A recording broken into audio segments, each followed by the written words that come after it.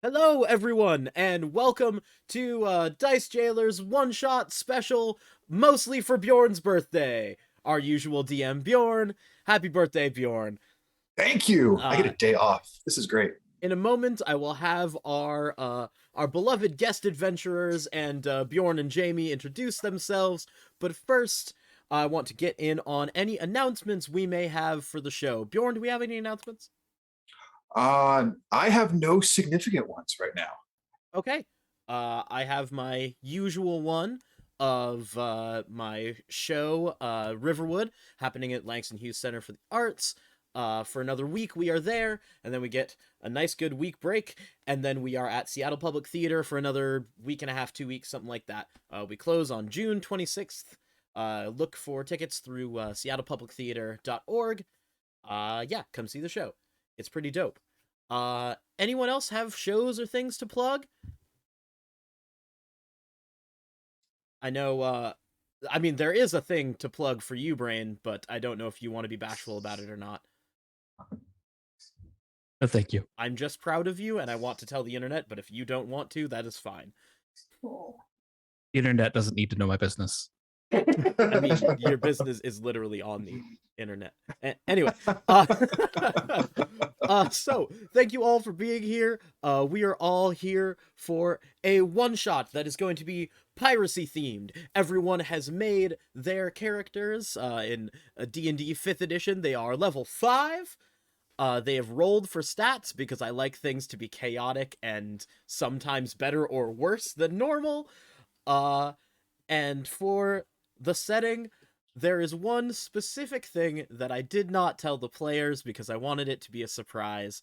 All I told them is that there would be piracy and there would be ships. I never told you what kind of ship.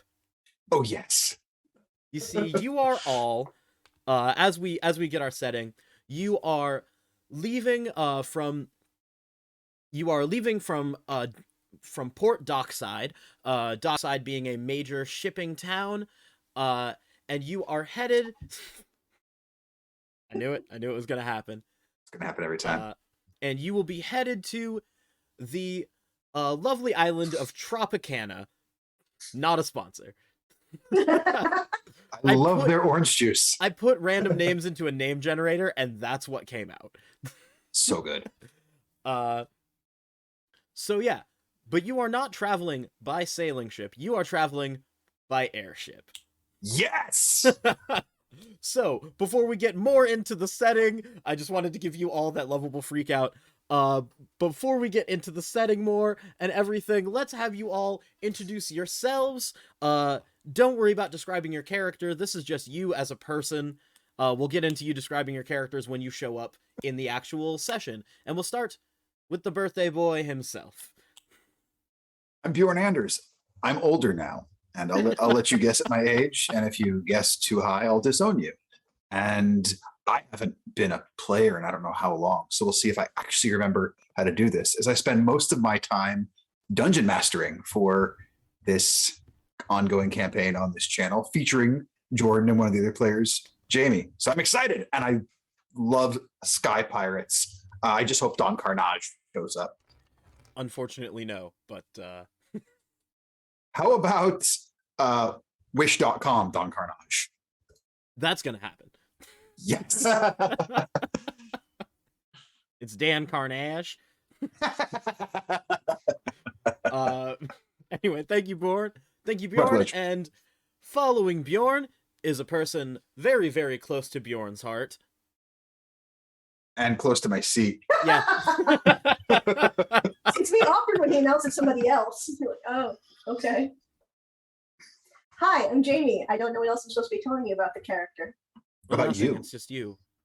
Me. We just want the people to know who you are. I'm married to Bjorn. I know. Oh, I can't reach into his frame because he's got the fancy blurring effects that I do not. So I want you all to know that his apartment is as messy as my apartment because it is the same apartment. I just it's nice at camera. And now we move on to the person I am currently sharing space with. Oh, hi. For apologies if you can hear all this echoing business. Yes, hi, I'm Dana. I use they, them pronouns. I like rolling dice whenever I can, and occasionally you may see me around town without headphones on. It's very unlikely. That's about all I got going on. Next, we'll move on to a good friend of mine who has just the greatest beard right now and plays the most beloved giant in a home campaign of mine. I'm assuming that's me. Yeah. I'm Brian. Hi. I don't play a giant, but I do have a lovely beard. I do. Yeah, I There are realized it multiple as I bearded said people it. on the stream. Yeah. I shaved, so This morning. yeah. Yep. True. Jamie's beard was more impressive than mine.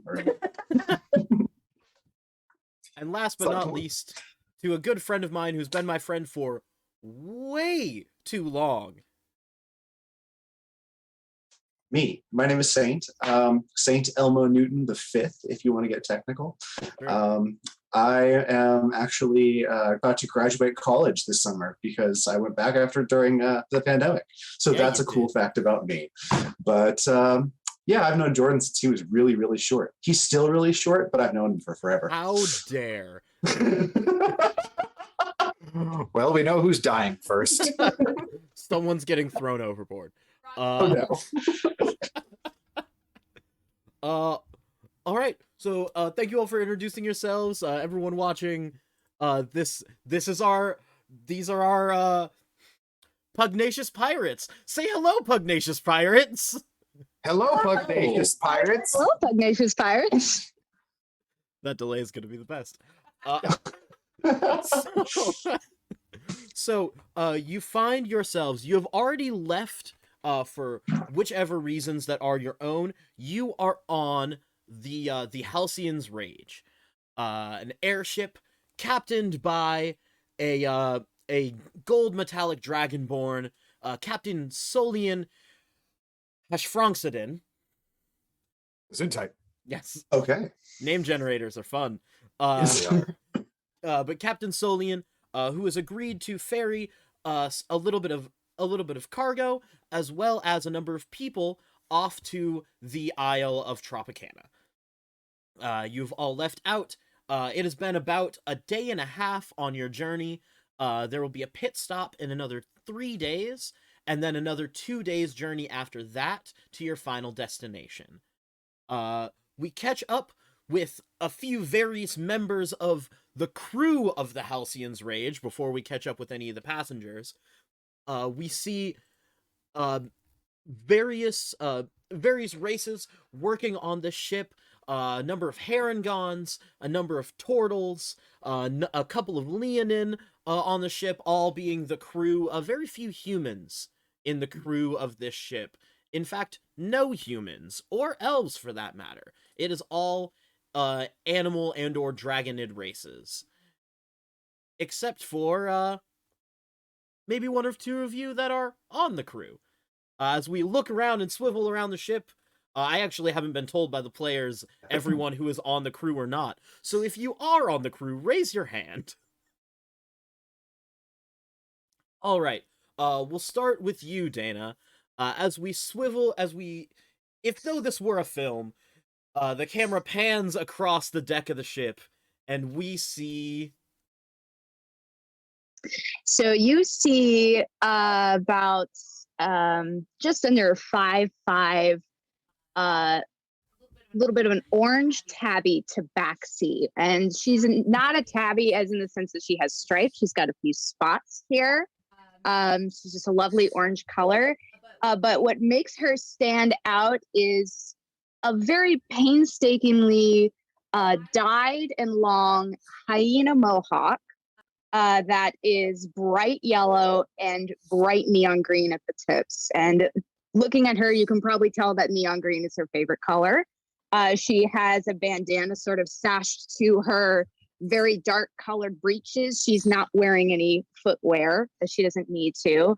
And she's wearing sort of one of those floofy Victorian shirts. It's black, but she tore off the sleeves.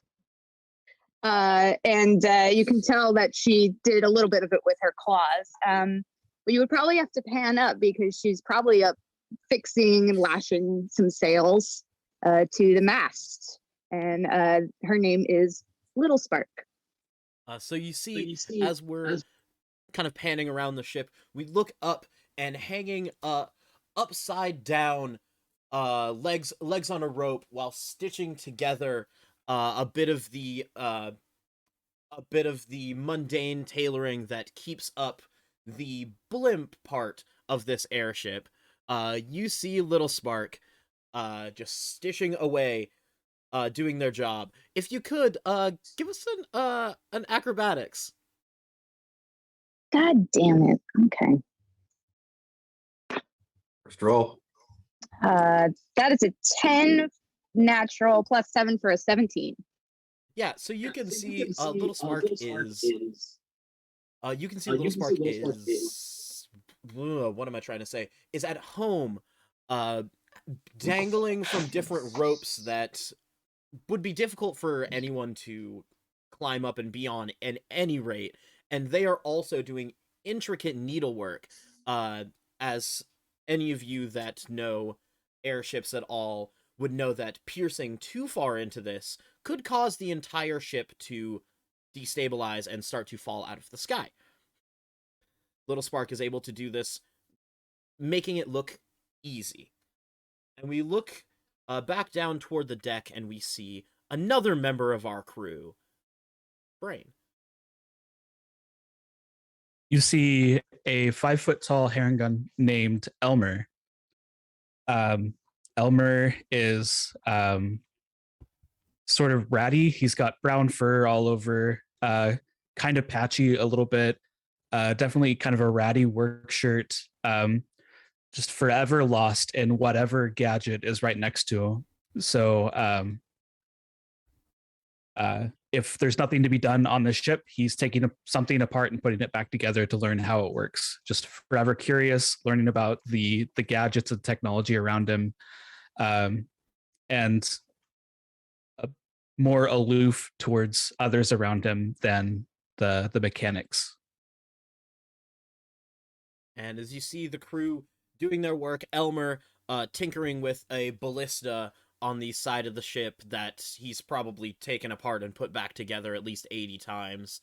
It's somewhat of a fidget spinner, taking this apart and putting it back together at this point, for Elmer. You see Captain Solian steps up on the prow, and you can get a good sight of their 6-foot tall gold dragonborn form. His scales kind of glistening in the sun. It's close to morning. With a long flowing, deep purple captain's coat, and some matching purple trousers that are cut about halfway across the thigh, just to give him more mobility. Or maybe it's because his thighs busted out of these. You're not quite sure. And he stands with one hand up on the ship's wheel and shouts out to the crew, "All right, everyone. Let's have a great day of flying today. Elmer, make sure you have that back together before we spot something that tries to shoot us out of the sky." Yeah, we'll see. All right. By the way, Elmer, are any of our passengers up yet? I have not noticed. Would you like me to go check? Please, go down below decks and see who's awake. Are you telling me the captain mans the helm like a ice cube driving around and it was a good day? I mean, right now it is a very good day. The I'm skies are not clear. arguing. The He's not side, had to use his AK. the side of the blimp, actually, the blimp part of the airship, right below where Little Spark is stitching, does have a small sign that says Captain Solian's a pimp. Amazing. I am So jealous that I am not part of this crew.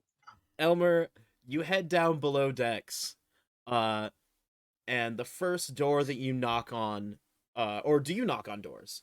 Or do you just listen? If there's a door knocker, I become obsessed with the door knocker and trying to figure out how to take it apart rather than actually using it to knock on the door. All of our passengers, I would like you to give me perception checks.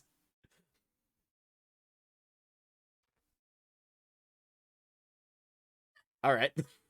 Great. Love it. 20. I mean, it's Not an actual natural. total of 4, but it was a natural 1. So We've got a 1, we've got a 10, we've got a dirty 20. Ooh. So I don't know if your character would be asleep still or not, but Bjorn, you hear nothing. yeah, I'm deep in meditation. Botticelli, they were up early, but they're meditating. Jamie and Saint, your characters, both hear not so much a knocking, but more the sound of like metal on metal, from where, because the way that your rooms have been situated is that there is a long hallway with one main door, and then your own cabins, aligning the walls. It's a very nice cordoned off section for the passengers to sleep. The crew's quarters, however, are just one large room that is also kind of the cargo space with a bunch of hammocks. Just to clarify real quick, when you say the long hallway with the main door, do each of the rooms have individual doors or Yes. are they open? Each of the rooms have their own individual doors as well. But you hear coming from like the main door that's the head of this hallway that goes to your room some metal on metal fiddling sounds. Is there like a peephole or a porthole or something that I can see out into the Yes. hallway? Yes. Okay, I was asleep, and I am going to, as quietly as possible, try to see what's happening. So give me a perception. Another one? Okay. Yeah. Because this is looking out your, so as you come up to your door, you pull up a sheet of fabric that is over this window in front of the door to give you some privacy, and you look out into the hallway. That's a 23. And you see a hallway. Okay. An empty hallway, the same as it has been since you boarded. Can I tell which direction the noise is coming from? Oh, you said Yeah. the beginning of the hallway. All right. As stealthily as possible, I am going to attempt to open the door and peek out. All right. Give me a stealth. Elmer, because you are doing a thing, give me a perception at disadvantage. I rolled a 23 again. Damn. 8. Yeah, Elmer, you notice nothing. But as you step out into the hallway, as you step out in the hallway very quietly, you can see through the big window in the door to the hallway. You can just see these 2 ears in the window, and then you hear the sound of metal on metal fiddling with something is louder than from behind your door. But you just see 2 Harengon ears that look a little familiar. Give me just not gonna say it. Give me an intelligence check. What is he gonna say? General intelligence. It's Captain Intelligence to you. Oh, butter. Looking at my character sheet, I think I might be ensign intelligence. Oh no. Yeah. Man, I like all these big rolls when it's not actually all that important. That is a dirty 20. Dirty 20. You recognize these ears right away as the eccentric Harengon member of the crew, Elmer, who you've never seen do any like actual work, but is always putting together and taking apart something. Okay. In which case I shut up and go back to bed. As far as your character, Saint, you haven't heard anything more than the metal on metal scratching of Elmer. taking apart something. Okay. But it's relatively quiet. It's more normal boat noise kind of Yeah. thing. You could write it off. Normal boat Well, noise. It is I in the won't- morning. Oh. And you know that food is served on the top deck unless the winds are too high. Well, in that case, if it's morning and breakfast time, I'm going to use that as an opportunity to start getting up and getting ready. But I'll write off the noise as probably nothing worth investigating. So you I get will. up, get ready. Do you start to head out to the top I, deck?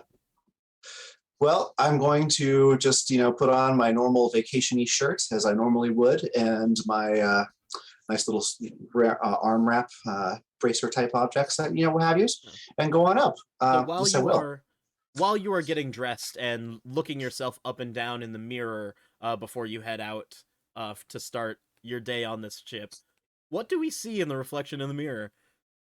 So this is a gentleman whose name is Dr. Fannius D. Goodlay. He is a surgeon who's on his way to a medical conference on the island of Tropicana. Because, as you know, all medical conferences are on tropical destinations. That's true. And so he's going to be in his lovely Hawaiian shirt the entire time, and probably some sort of nice short material, nothing that covers his legs too much. He doesn't like his legs covered. He likes to be able to be mobile. And in terms of his physical appearance, he has the long hair that you would expect of a normal soap opera doctor, like the Dr. Feelgood type. Like, that's him. He is the Fabio of doctors. And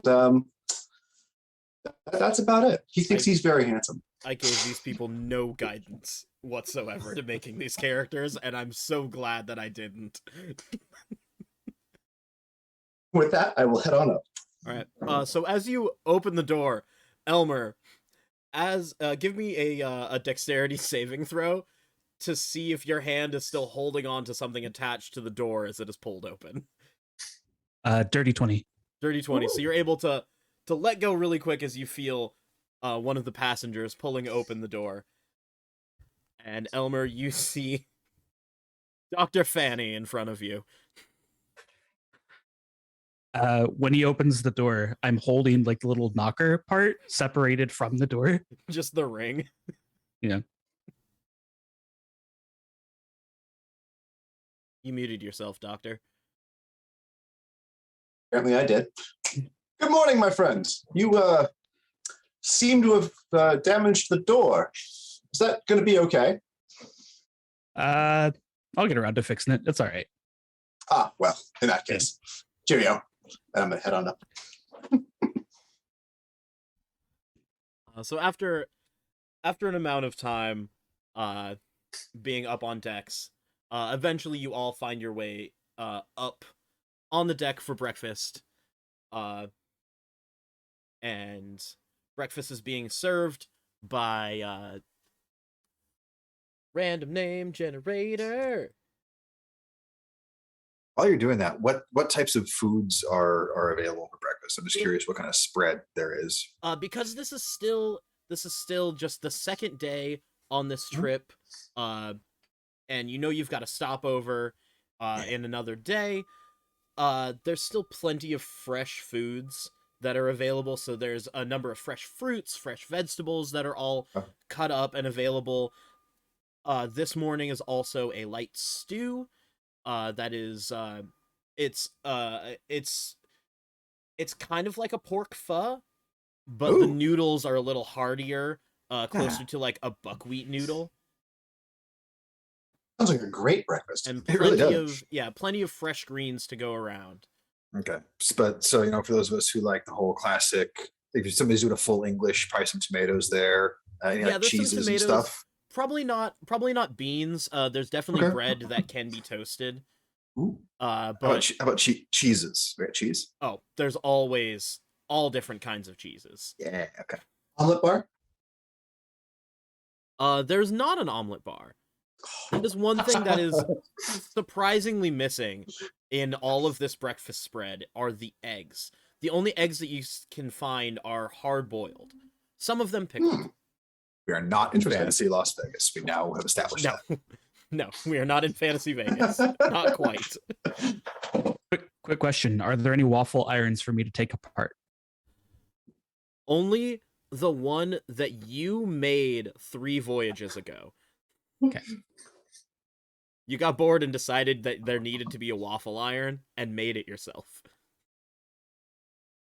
And as we look around the table, we finally get a full view of everyone that's here. So, Botticelli, if you could describe yourself. Yeah, so about a 6 foot tall turtle. As with many turtle, uses they them pronouns. As far as gender with turtle, you got to get real up close and personal if you're going to find anything out. So we don't worry about that. Clothes are very minimal, as again, a lot of our bathing suit bits are up inside our shells. So just sort of wears a simple sash around the midsection, couple ties on like the arms and legs that help, define the muscles a bit more. And then has a very intricate tattoo going down their right arm that slowly descends in sort of a skeletal pattern over the right hand.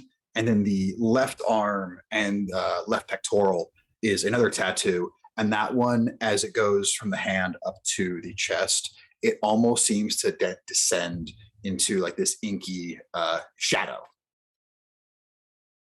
All right. So you are all together over breakfast. There is still a few members of the crew shift in and out from the table, eating and getting to their different jobs for the day. Lil Spark and Elmer, both of your jobs on the ship are very situational, where like Elmer, if something breaks, that's when you are called in. Lil Spark, if one of the sails or part of the rigging or part of the blimp structure itself is damaged, then you're called up. Otherwise, you are kept just kind of on call and here. If there's something incidental that needs to be done that isn't technically anyone's job, that also falls to you two. So like some of the cleaning, also if the passengers need anything for some reason, they go to you. Is there like a crow's nest or lookout type situation anywhere?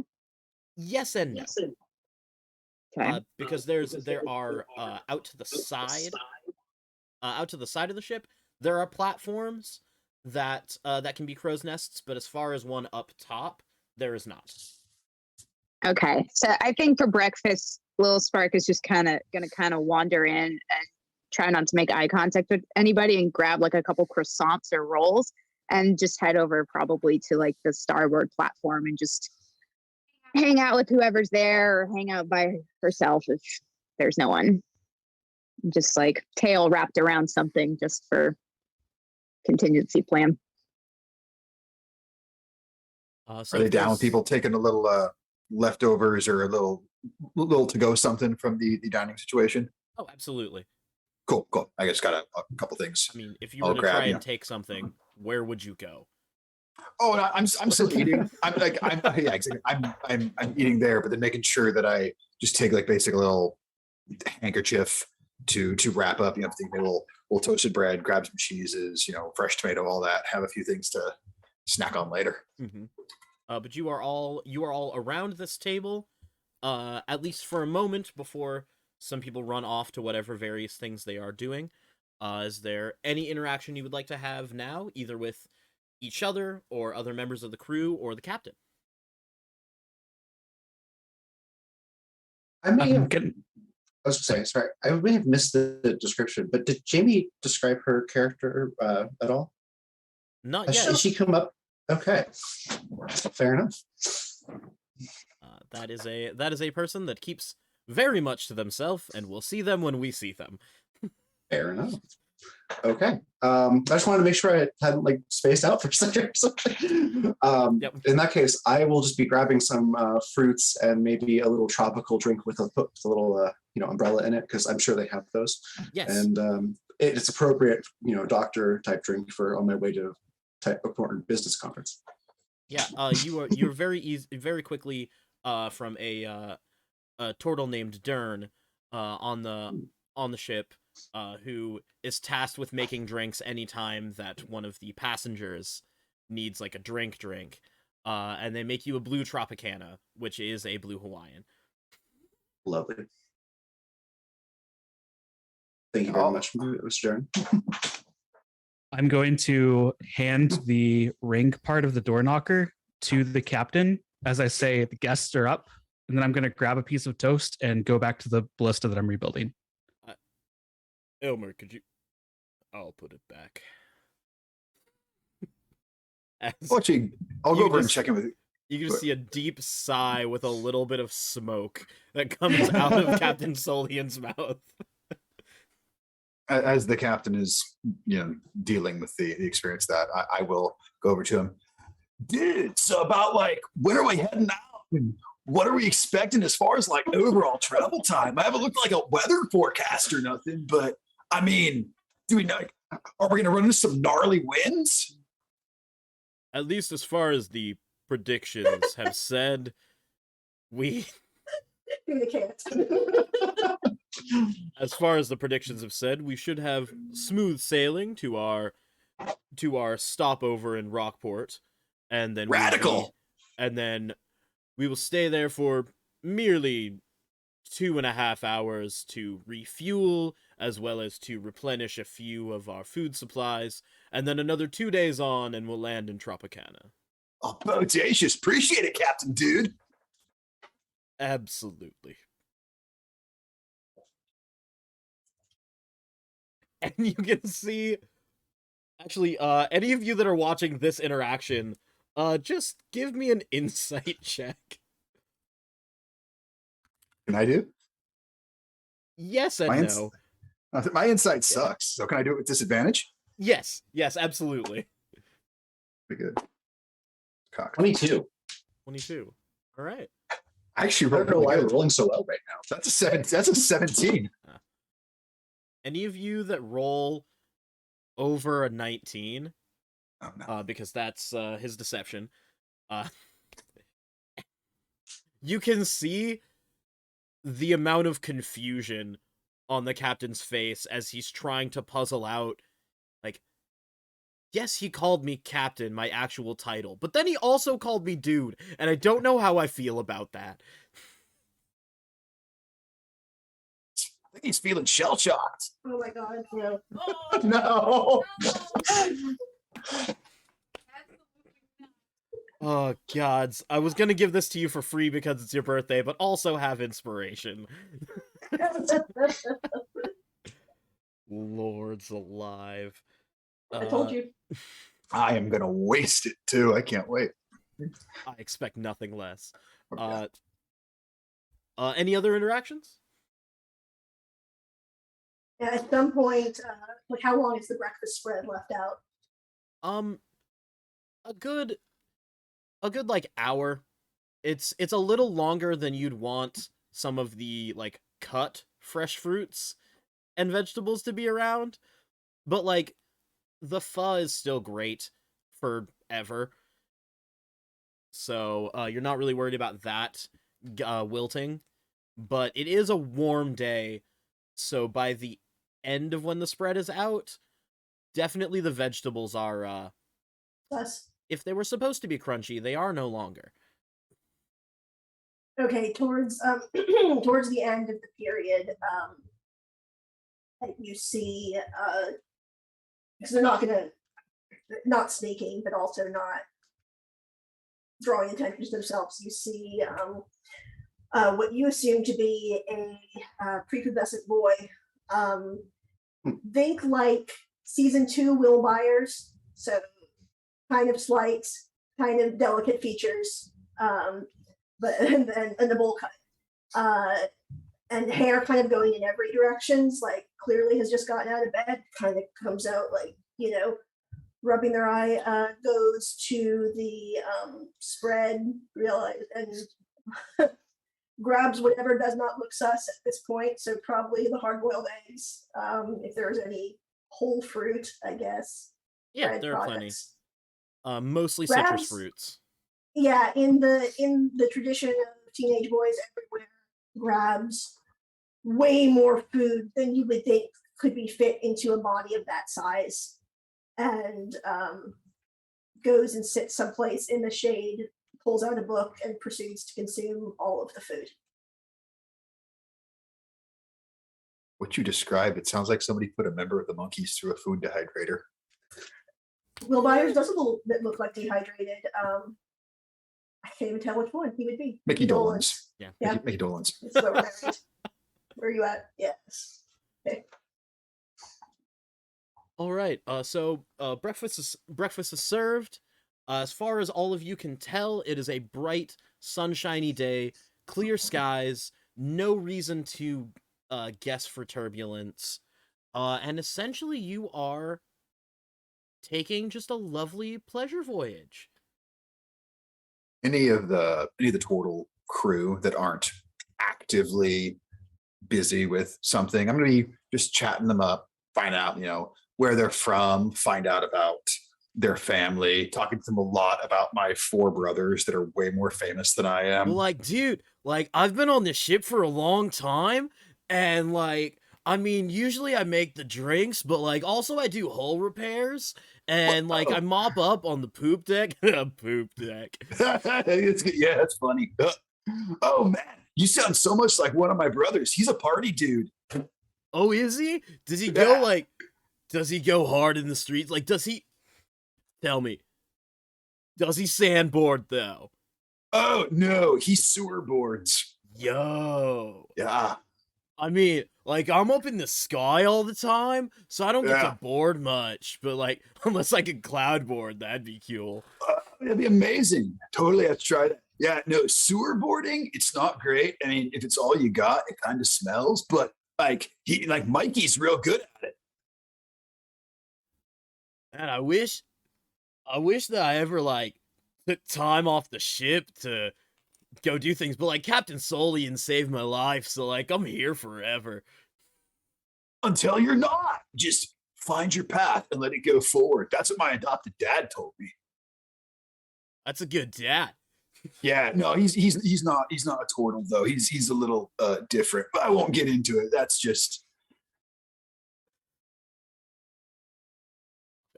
Love it. And this conversation goes on for too long. oh yes.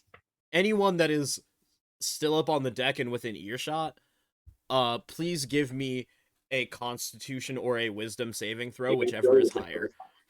I probably would have made my way towards the deck at this point. So. I want to be up in the top enjoying the sunshine. So let's see. Well, okay, 20, not natural. I don't know why I'm rolling this well. Because yeah, we're gonna get attacked by something horrible. Yeah, we're wasting the good rules again. Yeah. Yeah, it's Exactly You right. said, I you rolled a said 19. Constitution or Wisdom? Yep, Constitution or Wisdom, whichever is higher. It's a 17. I have a +3. Like, what the hell? I have an 11. So anyone that rolled under a 15, you take 1 point of bludgeoning damage, as you can't help but facepalm a little too hard at hearing these turtles just go on.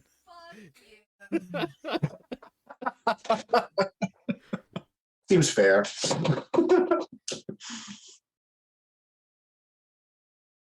Is there anything else that you would all like to do on this lovely airship? Is there anything out any of the where do I put this? Whatever magical mechanism that flies the ship, Mhm. is it visible at all, or is it? Yes, you can see out of the back of the ship, because you know that actually. Give me an intelligence check. If your character would have any kind of engineering background, you can add proficiency. There we go. It's a saving throw. That would have been awesome. Okay. What do we do? Roll, you bastard. What's up with the 13? 13. Yeah, you know that the airship, for the most part, is generally held aloft by this blimp that's up above. But a lot of the propulsion, as well as the control of actual height, because the balloon gives it its buoyancy, so like it's floating off the ground enough that a person with relative ease could actually push this thing on their own. But there are two Magitech cylinders in the back of the ship, two Magitech engines that are able to control the vertical and horizontal of this, but they would be insufficient power if something happened to the balloon. Cool. So my character, who I forgot to say is named Bob, but they have certainly not told any of you that, is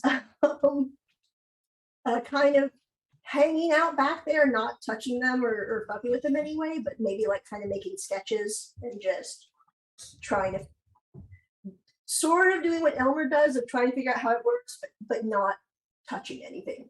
Just like, yeah. And Hypothesizing. hmm? Hypothesizing about the structure. Yeah. It's kind of, yeah, exactly. Like, and again, all of this is as quietly and obtrusively.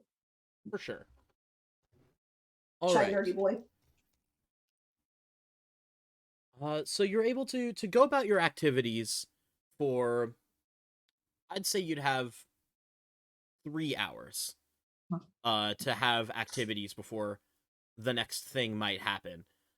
In that time, Lil Spark, you will heal that 1 point of damage.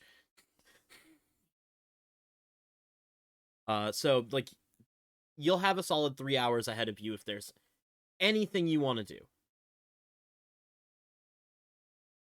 Not unless there's a ship's library. There's not. Okay. I'm going to try to, at some point, because I'm on vacation, and I'm going to be a very happy doctor to brag to any young women or Twinkie crewmates that are, very cute, and see if I could have like a Skytanic moment in the front where they lift me up. But like, Give me Skytanic.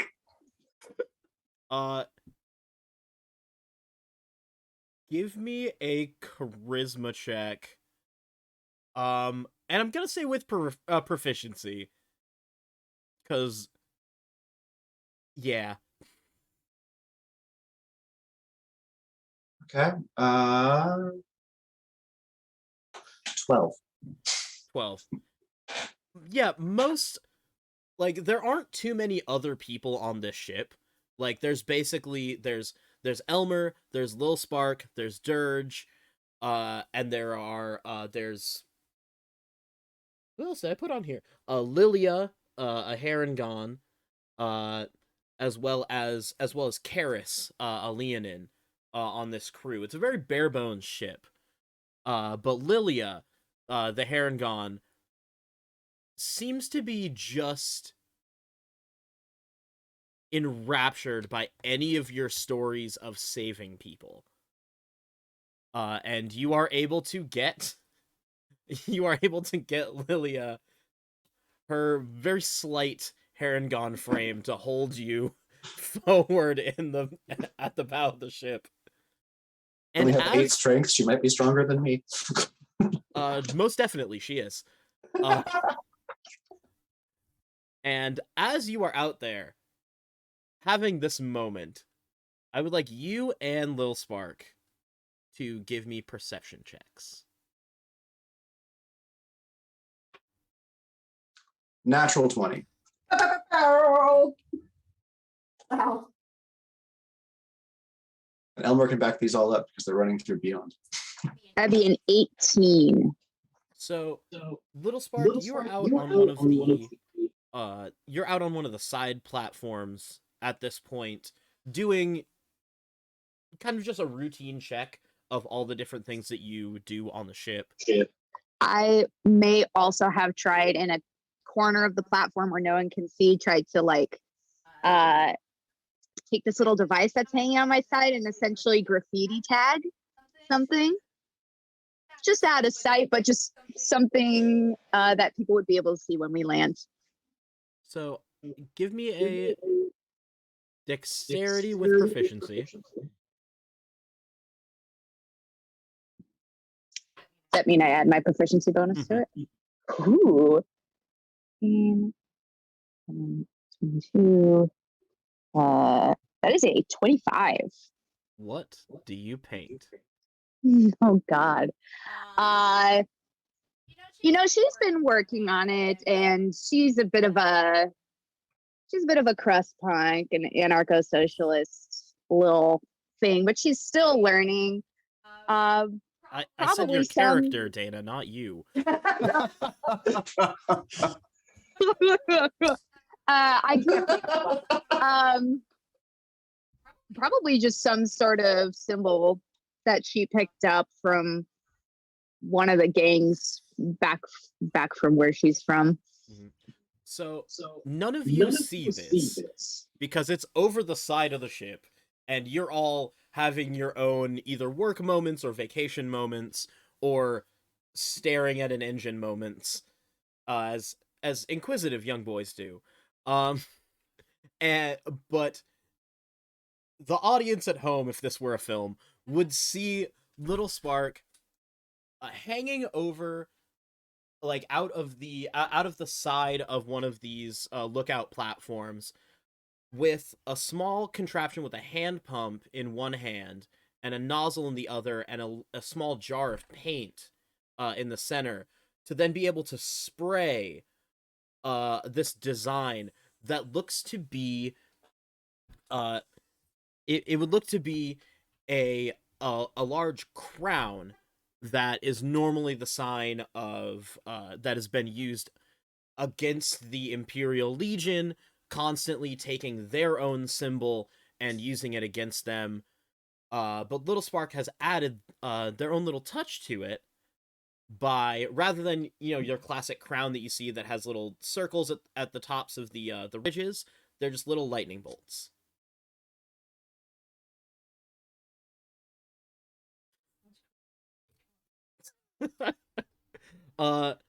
And Little Spark and Dr. Goodley, you Little Spark, right as you finish the last bit of shading on one of the lightning bolts, and Dr. Goodley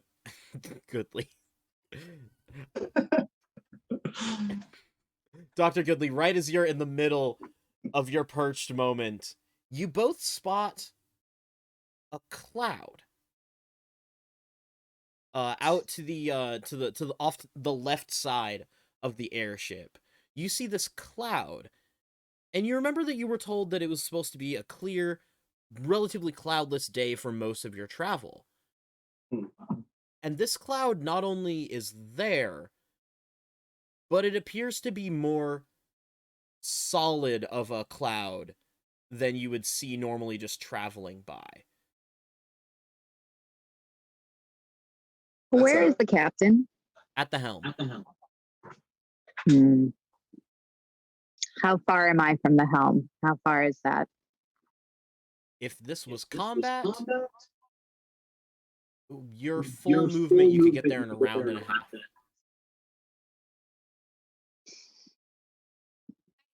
If I shout to him, do I know if he's going to hear me or not? It's possible.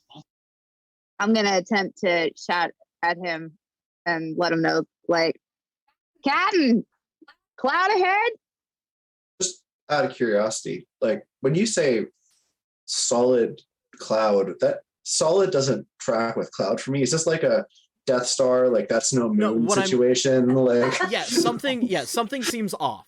This looks like a cloud, but it seems to be a cloud that the wisps of particulate that keep up the cloud, that you can see it, they seem to be staying together more than a normal cloud would.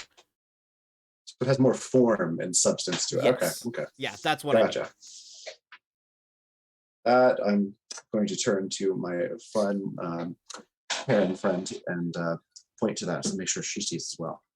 Wouldn't want her to be surprised. Let me roll for her. Oh, buddy. Well, it just looks like a cloud. Doesn't it look a bit more solid than a normal cloud, a bit more together and steady. Clouds are clouds. You're, Well, this is why I went to medical school and you didn't. I'm gonna go talk to the captain. As you walk away, she's. I don't know what clouds have to do with medicine. I was just gonna say. He thinks very highly of himself for learning about medicine. That's just Fair. I'm probably after I shatter this, I'm probably gonna stow away my spray paint, as I've called it, and make my way up to the helm as best I can. Is Yes. sorry, is there some equivalent of like a boiler room on the ship? Yes, it would be at the it'd be at the aft end, down below decks.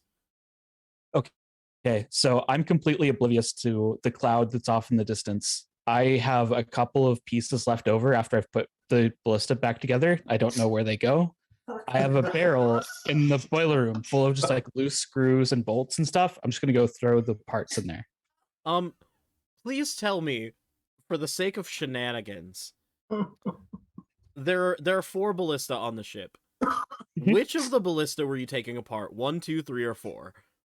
3. Hopefully not the one that points towards the cloud. We'll find the out. vital one. And you said 3, yeah? Yes. Yes. Always that extra written parts down. left over. I have that written down. I hate it. I love when they Could come I- with extra parts. Yeah, it's like IKEA. There's just they throw some extra ones just in case. Yeah. Yeah. Load bearing. That can mean anything. Yeah. It's an emotional support piece. It's my emotional support bolt. Yeah. Could I hear Little Spark yelling to the captain? You're up on the deck, so That would be like he was in Possibly. the front and or he was in the fore and I am in the aft, I believe. All right. Anybody who watched the last Pirate One Shot would already know that Jamie does not know the name of both parts. Like sure at all. don't. Give me a perception check. I'm gonna do one for the captain as well to see if we hear you. The captain certainly hears you. 19. 19. You also hear this. Wasting the good rolls. Yes. And as the captain hears this shout from Little Spark, the captain yells, "That's no cloud. No. Battle stations." And I would like everyone to roll initiative. Yes. That's a and crap don't- roll. don't I'm gonna tell me, use my inspiration. Yeah, don't tell me what it is until I ask. Let me get the initiative tracker up. It's a garbage I roll. have advantage on initiative. Yeah, you do. I'm just gonna roll once for all of them, because that's easier this way. Let's see.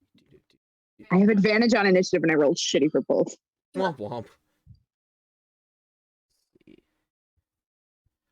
Wow. Wow. Okay, 25 to 20. 22. All right. 22. Oh, wow. Who's got the higher decks? I have an 18 dex. I have a 14 dex. All right, so we'll have Botticelli and then Elmer. All right. 20 to 15. 19. 15 to 10. 12. Oh no! Jamie, what did you get? 7. Oh! Oh my dear gods, Bob! Yep. Yep. My boy! I know. I know. That's my boy. No, my boy! I don't know why anything would target me since I'm a child, but whatever. So with your with all your rolls of initiative and the cloud's initiative being higher than all of yours, Rad. because the cloud That's crit, disconcerting. the cloud crit. Balls. So you are still a distance away from this cloud, but you're all ready and you are prepared, and this cloud, as soon as you start to jump to movement, the cloud starts to jump to movement as well. And the cloud starts to visibly head toward your ship. You believe that this cloud, at the speed that it starts to move towards you, you believe that you have a round to prepare before this ship will be, before this cloud will be near your ship. Or near enough your ship to influence it. It's the best way I can say it, because this is a cloud heading toward you. So that brings us, so you all have one round to kind of prepare, get wherever you want on the ship. Elmer, you have heard the call to battle station, so you, it'll take a turn, a full movement and action for you to get up topside, but you are able to get up topside. But we'll start with Botticelli. I am going to full on treasure planet this. I have rope in my inventory. Yep. So I'm going to take the rope and I'm going to tie it taut around my waist, along with an extra one that goes around the shoulder like a sash, make sure I'm good and secure.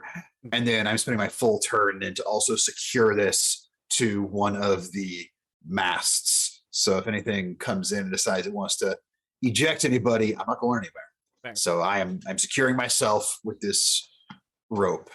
I should give you, as you're getting up to your combat, I should give you how the ship is actually out for a tactical reason. Cool. There is a math, 50-foot long by 30-foot wide center platform, and that's kind of the main body of the ship. And then Yep. there are stairs on both sides going up to smaller platforms at the aft and the fore. And those are a good like 30 by 30 squares. Okay. Are both of those And- platforms up to the top. I say, of all those platforms, which one does it kind of look like the cloud is most coming towards? Like, which would intercept it first? If the cloud were going to keep at its heading, it Yeah. would T-bone your ship. Cool. So I'm going to then go to where I think it's going to intercept, and then The where I'm ship- actually going to. Yeah. Yeah, the ship also, besides those raised platforms at the fore and the aft, on both sides, there are small wings that come out. They are 10 by 10 platforms on each side that both have railings that are lookouts. Okay.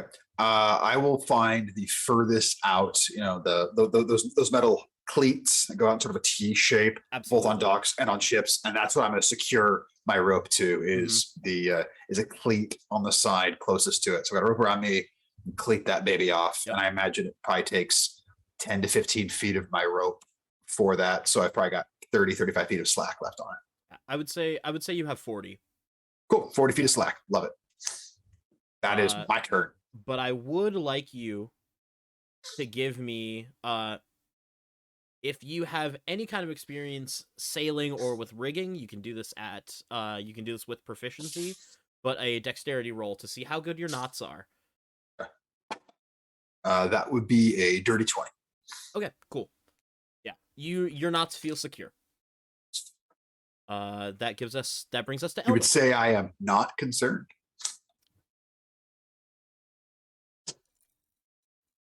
I'm just Having too I much I need a fun. little of this from this nondescript cup. It's water. Elmer. Water. Is there anything I'm able to do, or since it's taking my full action to get up? Yeah, it takes your move and your action to get up. But you Okay. could also just stay below decks. That is a choice you could make. No, I'm gonna go topside. All right. It'll take this full round of yours to be able to get up topside, but I will let you take a position on the ship top side as well, if you'd like to be on one of the side platforms, in the middle platform, or one of the fore aft platforms. Where are the ballistas on the ship? Which ballistas are facing the cloud? Ballistas 1 and 3. I'm going to intentionally run for 1 because I have no idea if 3 works. All right, you are at Ballista 1. So you would be at, if we were looking forward on the ship, you are at the front left corner of this platform to help visualization. Because I just went ballistas 1, 2, 3, and 4. All right, that brings us to the doctor. Oh, the doctor. Sorry, not what I heard. I think I'm near the front of the ship since I didn't actually get all the way to the captain. Yes, you'd be up on that front platform. Would I be near ballista number 1 then, hypothetically? Yeah, it would take your full movement, but yes. Okay, I'm not going to go all the way to the ballista. I'm assuming the crew will be manning those, and I don't have any training on how to use them. But I can set up some sort of, or go back towards the central area to kind of set up a triage area to help with anyone who gets injured. And that's what doctors do. So that's what this doctor will do. Fair. All right. Mm-hmm. That will bring us to the NPC crew of the ship. And we've got Dirge, who is going to join you in the center, preparing to get that triage center ready. And I already lost my list of names. But Lilia is going to head to ballista number 3 because she does not know anything's wrong with it. And then the name that I don't remember for the Leonin, he is going to stand directly in between ballistas 1 and 3 on the center platform, pull out a long sword and a shield, and just stand ready. He's going to ready an action to attack anything that comes, any enemy that comes near. And the captain is going to man the helm, making sure that if an impact happens, the ship won't spin out of control. Let's see. The captain is also going to shout out. Let's see. Nope, never mind. The captain's just gonna brace for impact. And that will bring us to Little Spark. So you said it might look like if the cloud continues on its trajectory that it's going to T-bone the ship. Yeah, so it would hit the platform that you are on. Oh, I was making my way down. Did I not make it? No, you didn't. What I mean is the platform that you were on.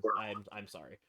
Oh, okay. So if I'm more towards the helm, I might head to where the Leonin is and just sort of put a little bit of space between us. And I'm gonna, actually before that, I'm gonna go sort of towards the side of the ship and unlash a quarterstaff that looks like it's made of a little bit of tarnished copper and it has some wraps around the middle. And I'm gonna pull that and sort of stand at the ready with the Leonin, just in a ready stance, kind of swaying back and forth a little bit as I do, like I'm trying to get into a dancing rhythm. All right, great. So you're there. You and this Leonin that I'm going to call Merrick, if I didn't call him Merrick earlier. I think that's the name I picked out, but I don't remember. So you and Merrick are standing at the ready at the side of the ship, watching at this cloud. Cloud? Bob. I am, okay, so I was towards the back. What? And this thing was coming from the wherever direction this thing is coming from, is there something that I can put between me and it, like any sort of cover or hiding? You could hide behind like the railing of the ship or maybe a mast. There are a couple of barrels and boxes on board, as well. Yeah, I think this is. I mean, I think I gave Mom's like 5 to 95 pounds or something, very slight. Yeah, so, like Kevin Hart sized. Pocket sized man. Yeah. Yeah, I said it. And, yeah. So no one is near them to hear this, but if you could, there is a stream of absolutely shocking cursing coming from this child's mouth, and they get behind whatever's going to give him the most cover, so maybe a barrel, and crouch down kind of behind it and not draw, whatever. Draw might be right. They get their short bow ready. Right. Prep an arrow, knock an arrow. That's what we're looking for. All right. Cool.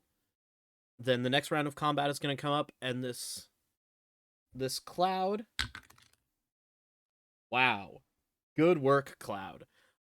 This Cloud is going to head up toward the ship like it's going to T-bone and be able to sidle up alongside, and because the Cloud roll garbage, you can all see as this Cloud gets closer that the Cloud is an illusion obscuring another airship.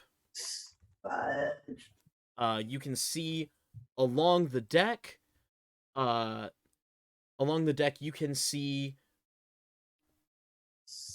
a human. Let's see, where are my notes for this? Let's see.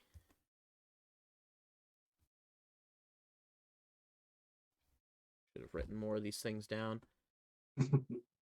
You can see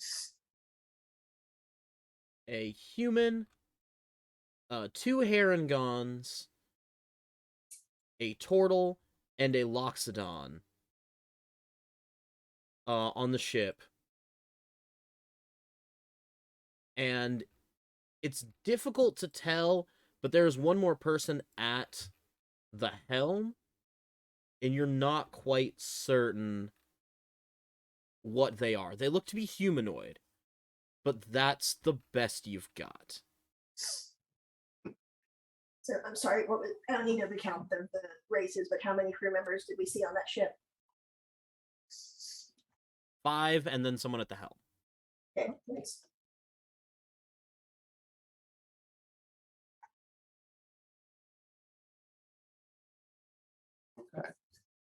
Does the helmsman look like a captain, so to speak, or just a helmsman, like specifically?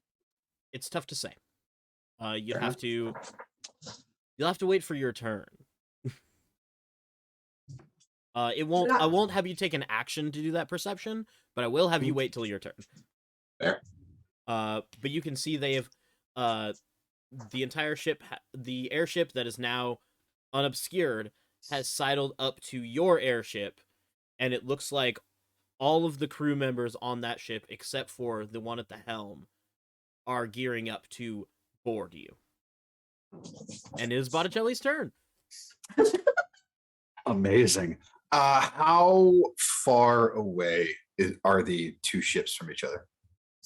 So these airships, because most airships are built close to identical designs, so the little wing-like platforms that are out on both sides, there's a 10-foot gap between those. Love it.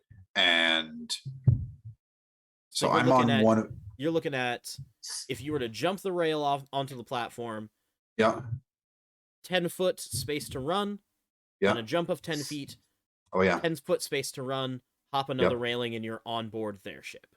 How far away is the closest crew member from me? Of theirs? Yeah. If you were up against the railing, Which I mean, railing platform or wherever that cleat would be. That cleat would have been attached to the railing, so I would Cool. say 30 feet. 30 feet. I'm Rock sorry, and roll. 20 feet, because the Loxodon is out on the platform. Really, rock and roll. So I am going to just fully sprint along this platform, do a flying leap across and try and get onto the platform where this Loxodon is, and it's about time to engage this MFer in some hand to shell combat. Yep. And with all of your nonsense, I'm gonna make you roll don't roll a 1 check, but that's it. So you want just an acrobatics check? I mean, yeah, but really it's just don't roll a 1. It's 21. You're able to make it, no problem. Rad. You are there on this 10 by 10 square with a little bit of extra, kind of making it rounded to look like a wing platform with a Loxodon. Beautiful. I'm going to just get into a fighting stance. It's like, oh, nice to meet you, dude. And I'm going to make 2 unarmed strikes. First one would be that's not great. A 15 to hit. 15 does not. Okay. Second one is a 21 to hit. Sure does. All right. So for the first one, can take 10 points of magical bludgeoning damage. All right. As this eldritch energy ripples through my tattoo and ignites both of my fists. Eldritch punch. That's right. Eldritch claw tattoo, baby. That's so cool. Love it. Yeah. And for my bonus action, I'm going to spend a key point. It's time for Flurry of Blows. All right. Flurry them blows, baby. All right. That is a 20 billion to hit. And Oh, shit. and that is a 16 to hit on the last one. The 16 does not hit. Okay. But the one that does hit, so go ahead. Ooh, nice. Take another 11 points of bludgeoning damage from that. And that Loxodon, I would like to make a Constitution saving throw, as I'm going to spend another key point and use Stunning Strike. Stunning Strike. You have wanted to use Stunning Strike on anything that any of us that have played in your last campaign for so long. It is the whole reason I'm a monk today. That's fair. What's your DC? It's a 14. 14. He rolled, Yeah. let's see, 9 plus 5. That is a 14 as well. He is not stunned. Oh, is what it is. I mean, he's a Loxodon. I had a feeling He's he would hardy. be He fine. did roll Yeah. low. Because, he's got a +5 to the save. It's all right. It's all right. But yeah. So yeah, Anything else for your turn? I know monks can do a million things. that's everything, man. That is action, bonus action, and movement right there. All right. That gets us to Elmer. Elmer, you are on one of the ballista.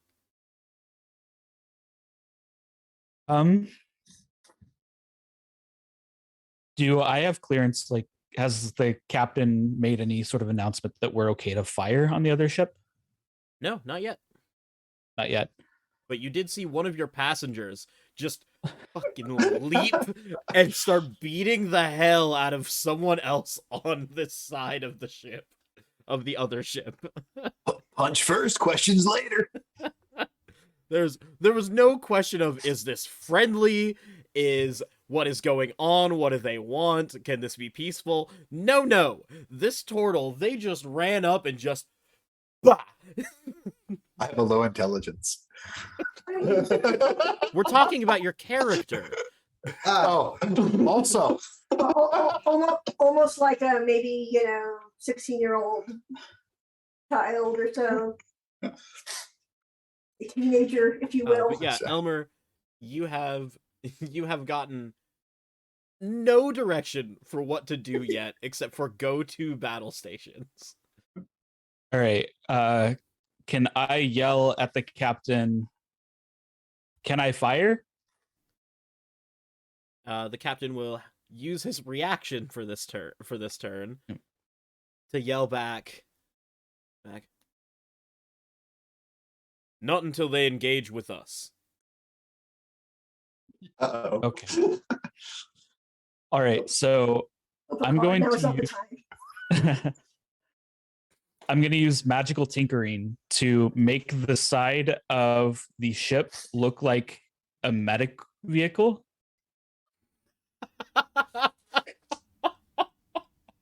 Okay, that's genius. Absolutely. If you have any specific details that you would like to describe, now is the time. I'm just picturing like a Vietnam War era like army green with the red cross on the side. So you see, all of you on the ship, you see Elmer. Which kind of tools do you use for this? I have a wrench that I pull out of my Right. pocket that I use like for all my spell casting. Yeah, so you see Elmer pull this wrench out of his pocket, and like it should be a normal crescent wrench, but the spiral where you can adjust it, rather than being just a spiral of metal, is a lapis that has been carved to still act as that screw. And you can see that lapis starts to shine as Elmer just takes his wrench and just taps it twice on the hull of the ship, and this beautiful wooden ship, this great, like, it looked to maybe be cherry wood, just so pretty, painstakingly stained and lacquered, shimmers, and then is just drab olive green all the way down the hull with a big red cross in the center of it that's inside a white circle. I feel at home. You do. I'm gonna say you have on any kind of medicine check while this is on the ship. I'm going to give you advantage on every medicine check while the ship is like this, because Thank you, Elmer. I can't not reward that. Anything else you'd like to do with your turn, Elmer? No, that's it. I'm gonna sit tight. And that brings us to our Dr. Good Doctor. I will, since I've reached kind of this center area and I've established that we don't currently have any injured, what have you, and I'm going to say I heard the captain, I'm going to guess, say not to fire yet. I'm going to go I'm going to walk up to the side of the hull, and you said there's a Loxodon who's on the platform, right? Yes, Our who turtle friend is looks- engaged. To your very, very medically trained eyes, this Loxodon looks, trying to think of the proper medical term, fucked up. Okay. You can see the bruises already forming on his body. You would consider him internally bloodied. So really engaged effectively. Good to know. Okay, He must be on a voyage because I see he packed his trunk. Yeah. really shelling out the jokes tonight, aren't you? Oh man, you're not even ready for half of it. I hate my life. That's my boy. I'm going to take this opportunity because you said I could to take a look at that guy behind the helm or person behind the helm. Yep. And do I think they look like a captain? Yeah, this won't take your perception, or this won't take your action, but give me a perception. 22. 22. This person not only looks like the captain, but you can tell they're trying to hide their form, but you can tell they are a Gith of some kind. Okay. You're not sure if they're a Githyanki or a Githzerai, but they are a Gith of some kind. Their ship. Okay. Cool. Okay. That's good to take note of. With that in mind, I am going to do what's the name of it? I'm going to use Insightful Fighting to take a good look at our Loxodon friend. Okay. So that's an insight check against his deception. Against his deception? Mhm. I'm 90% sure you do it. 16? You do it. Okay, well then I will take advantage on him going forward, and I'm going to hold an attack if that's okay. That I would like to absolutely. use if they engage. Okay, if An they do, attack- what kind of attack? if they do engage, I will be hurling daggers at this Lockstone. Love it. You only get the one dagger. Because held actions in 5th edition, it's just one attack, even if you have multiple attacks per attack action, because 5th edition is like that. Well, should that come to pass, I will have a dagger to throw at him. For sure. Mhm. Are we flavoring that your daggers are scalpels? Because I want to. I would love that. I wasn't sure Yes. if I could. 100%. They are now. 100%. Your daggers Then are you'll scalpels. notice. Then you'll notice that I just kind of lift up a hand up like this, and a scalpel appears in my hand as I'm ready to throw it. Love it. My scalpel. Please tell me you said scalpel before that happened. Scalpel. Scalpel.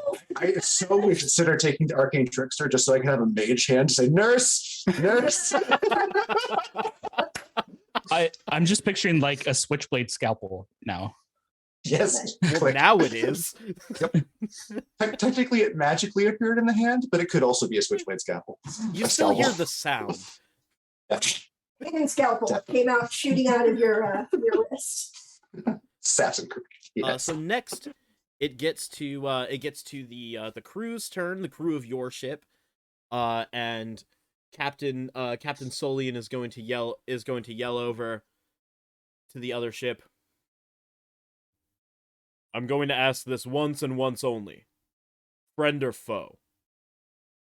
And you can see in his throat starts to glow a little red as he is holding a particular action.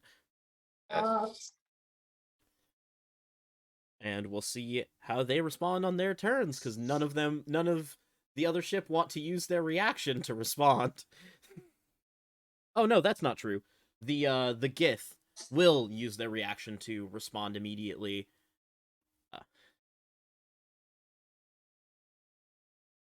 Give us your parcel, and we will leave peacefully.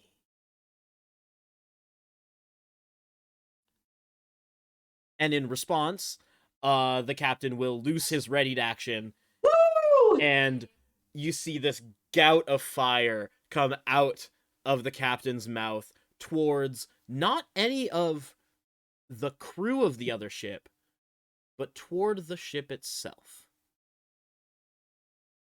On that gout of flame blasts across not only the hull, but also parts of the blimp holding the ship aloft of the opposing ship. Okay. And that ship will make a dexterity save that it surprisingly passes somehow, because dice are dice. How does a ship dodge a thing? Skillful steering. But it's still gonna take a solid amount of fire damage. And it is on fire because it is a wooden ship. Nice. Math? What is math? That's math. Remember, kids, trying to cut an odd number in half doesn't work unless you round. Let's go to Little Spark. Oh, actually, with the captain engaging, all of you with held actions, they would go off. So dagger toward which member of the crew? Because you would have enough range to hit the Loxodon regularly or any of the other members of the crew at disadvantage. Any of them with disadvantage? Yes. Or to clarify, they I could hit anyone with disadvantage, or I could hit the Loxodon with advantage. Not advantage, just a regular throw. Sorry. Oh, no, I have advantage because advantage. of your ability, yes. Then I'm going to attack him because that gives me sneak attack. Yeah. So that's 24 to hit. Yeah, it does. Then let's see. That's going to be 15 total damage. Or sorry, 20. Really? That's what it says on my thing. Well, 5 piercing plus 15 sneak attack. I think I rolled max. yeah. Great. Great. Cool. So Doctor, you throw your scalpel after this Loxodon has been pummeled by this teenage mutant ninja turtle. And your Thank you. scalpel flies and directly, not in the center of this Loxodon's skull, because that would be the hardest part of its skull, but right in between its trunk and its lips, where the skull is pretty weak besides the teeth themselves that shatter. You slip up the scalpel up into the head of this Loxodon, and this Loxodon starts to slump and fall over. And I will need a dexterity saving throw at advantage from our turtle to see if you are not fallen on. Alrighty. It's a dirty 20. Yeah, you're good. You're able to sidestep out of the way as this Loxodon's body tumbles towards you, over the railing, and off the side of the ship. Smell you later, dude. I've been seeing everything now that I've seen elephant fly. He's not flying, he's falling with style. Hmm. Well, no, he's Sucks just to be down falling. below. Yeah. I mean, currently you are over a mountain range, so Be a really bad day to be a mountain goat. Or an amazing day. Just like, Or an amazing day. Did you see what fell? It's a bad day. we all just took 2d4 psychic damage there. I meant as people, not as characters.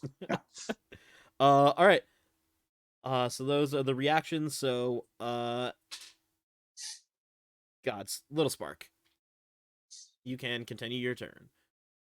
All right. From where I am, about how, like, the Leonin and I are kind of up against the railing, right? Facing Correct. the enemy ship. Can I gauge how far that distance is? That would be a 30-foot jump to go from railing to railing. Okay. If you want to take a small acrobatics check and try and hop over the railing onto the wing and then leap, it will be an easier and shorter jump. But you will have to acrobatics over the rail. Is there a slightly safer way to get there?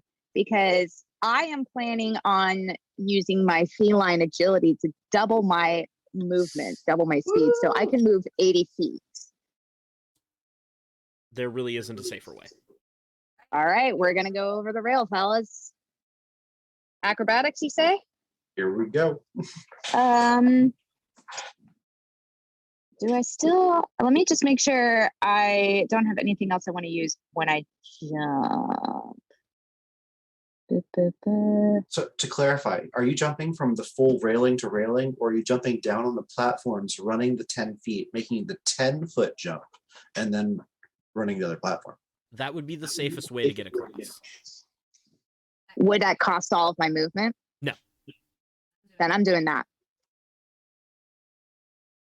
I'll do that so I can get over onto the deck of the other ship. How much movement do I have left to get to any of the enemy crew members? If you use your feline agility, you can get to anyone. Who's closer? The place that you'd get, you would land right in between two of the Herringons. I'm gonna take the Herringon to my left. And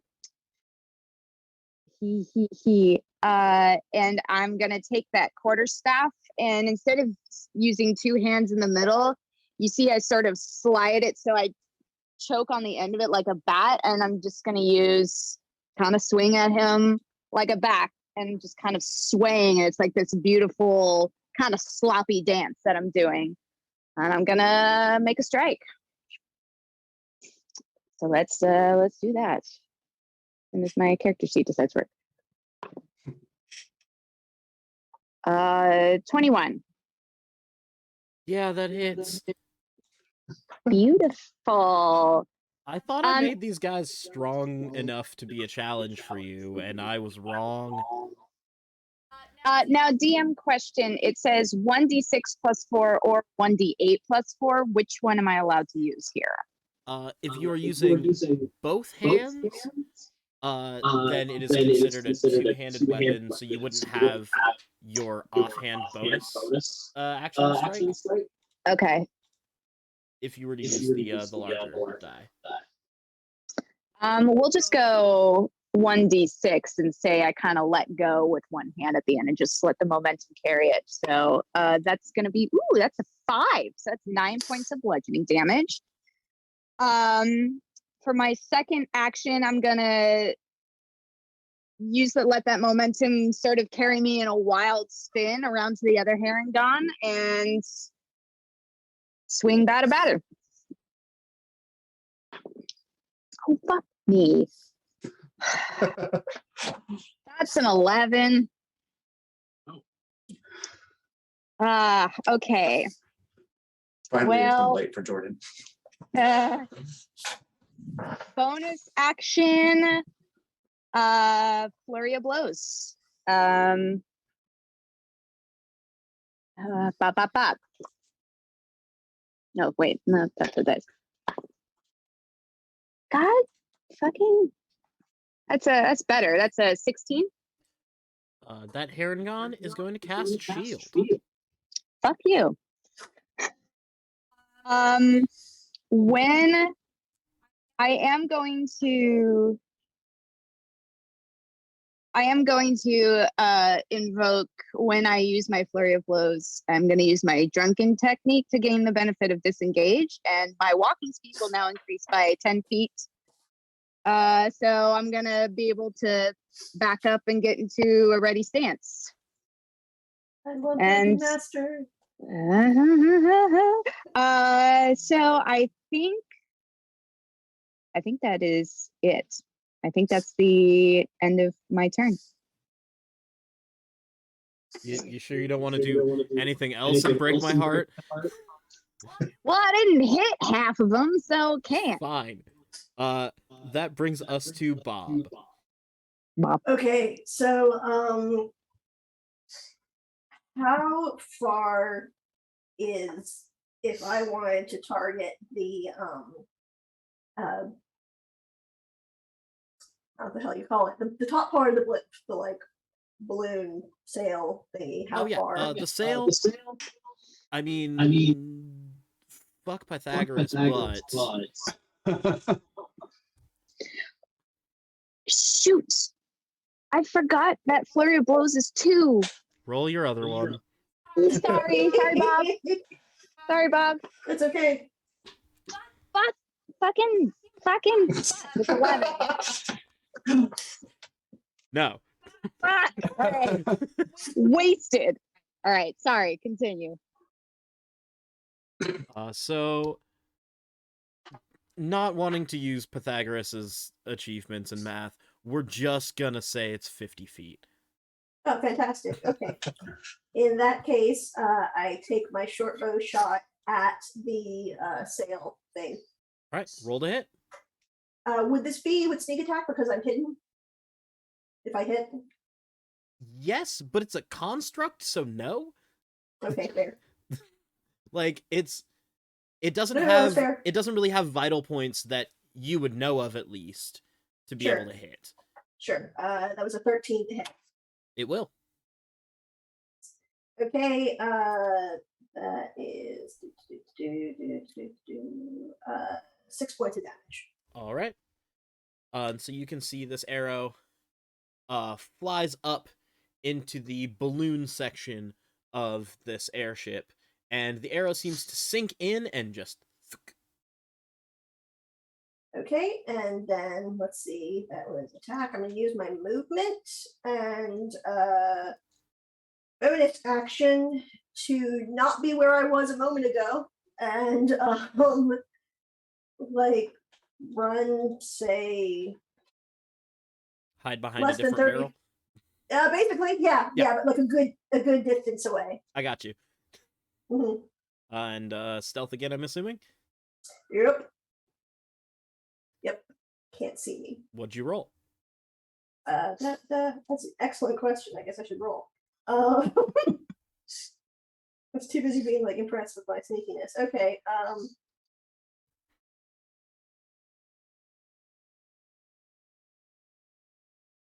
No. Yeah. Sorry, the bad rolls are coming now. That's an 11. Uh-oh. You are certainly behind a barrel. You're certainly behind a barrel. Now the other ship gets to go. I will What if they start. didn't? What if they didn't? Then this would be pleasant for you. So the you're going to see the captain step on something next to the helm. You're not 100% certain what it is. They're then going to walk over to the railing towards your airship. And he's going to pull up a flintlock pistol and level it at the captain and fire. And that is going to be... Dana, I'd like you to come look at this. That's 20. I crit on myself. I crit my pants. That is confirmed. And that's the D20 that you gave me. So the captain is going to take an amount of damage as this flintlock pistol in the hand of the Gith rings out and catches the captain unaware, who's still trying to hold on to the ship as best as he can after loosing this flame on the ship. And math. I'm just gonna let D&D Beyond do the math. Did he put this ship on cruise control? Is that what happened? I think He it put was. this I ship think on it is. cruise control. Maybe. You don't know. I know cruise control when I see it. I think I took apart the cruise control. So. It's possible. And then he's going to use an ability of his. Who of you would say is nearest to the captain right now? That'd either be me or Little Spark. 'Cause I'm No, on... toward Oh, Captain. that captain. Probably Yeah. me, I'm gonna guess, because I'm center deck. Unless someone else went to the rear. Yeah, because I guess you would be closest to Captain Solian, and you would be. I don't within actually know range. exactly where Bob is. That's true. It would either be you or Bob.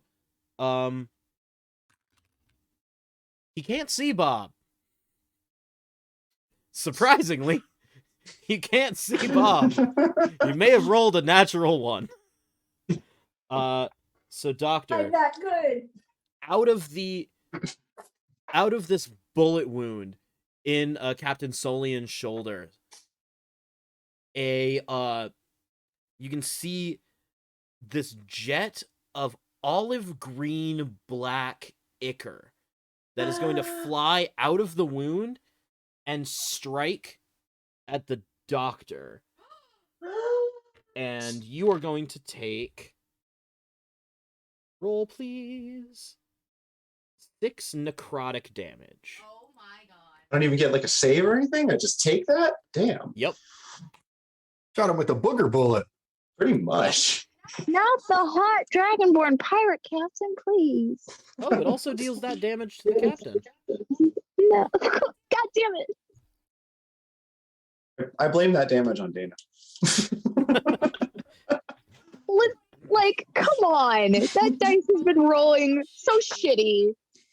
For how long now? I don't know. It's the same die that I threw across the room the other time that we were playing Dice Trailers. Oh, it was really bad. Cross the room. Yeah, because I rolled like 2 1s in a row. Yes, I threw it across the room. I will have you know. Yeah, it's still fine. It just crit. But the other It day, rolled bad. it didn't do good. It also rolled badly when you threw it because you went and found it and it had rolled bad. That is true. But Anyway, let's see. The rest of the crew of that ship, let's see. The Herringons, both of them are going to target Little Spark. And you can see that they're both going to, they do have spears across their backs, but they don't appear to be using them, as they both weave their hands together, and out of their hands in synchronous, both of them are going to cast Magic Missile at you. Oh. And so you are going to take... Hang on. Point of clarification. I can't deflect missiles with this, can You I? can't deflect magic missiles with this. Fuck off. What's the point of being a monk? The Exactly. first You cast a magic missile and throw it back. the first dart, actually both darts, because they rolled the same, deal 3 damage each, so it takes 6 force damage. As both of these Herringon deal, cast a magic missile at you, they will both then, with their bonus actions, they will hop, using their rabbit hop, and they both of them will hop, first 10 feet just kind of splitting away from you, and then they will both go use their movements to go up to the fore and the aft platforms on their own ship. The Loxodon has fallen and continues to fall, Hi. and then the human on their ship will pull out. The human on their ship has a shield in one hand, a long sword across their hip, as well as a pistol at their hip, Hi. and they are going to. Let's see, who would make sense.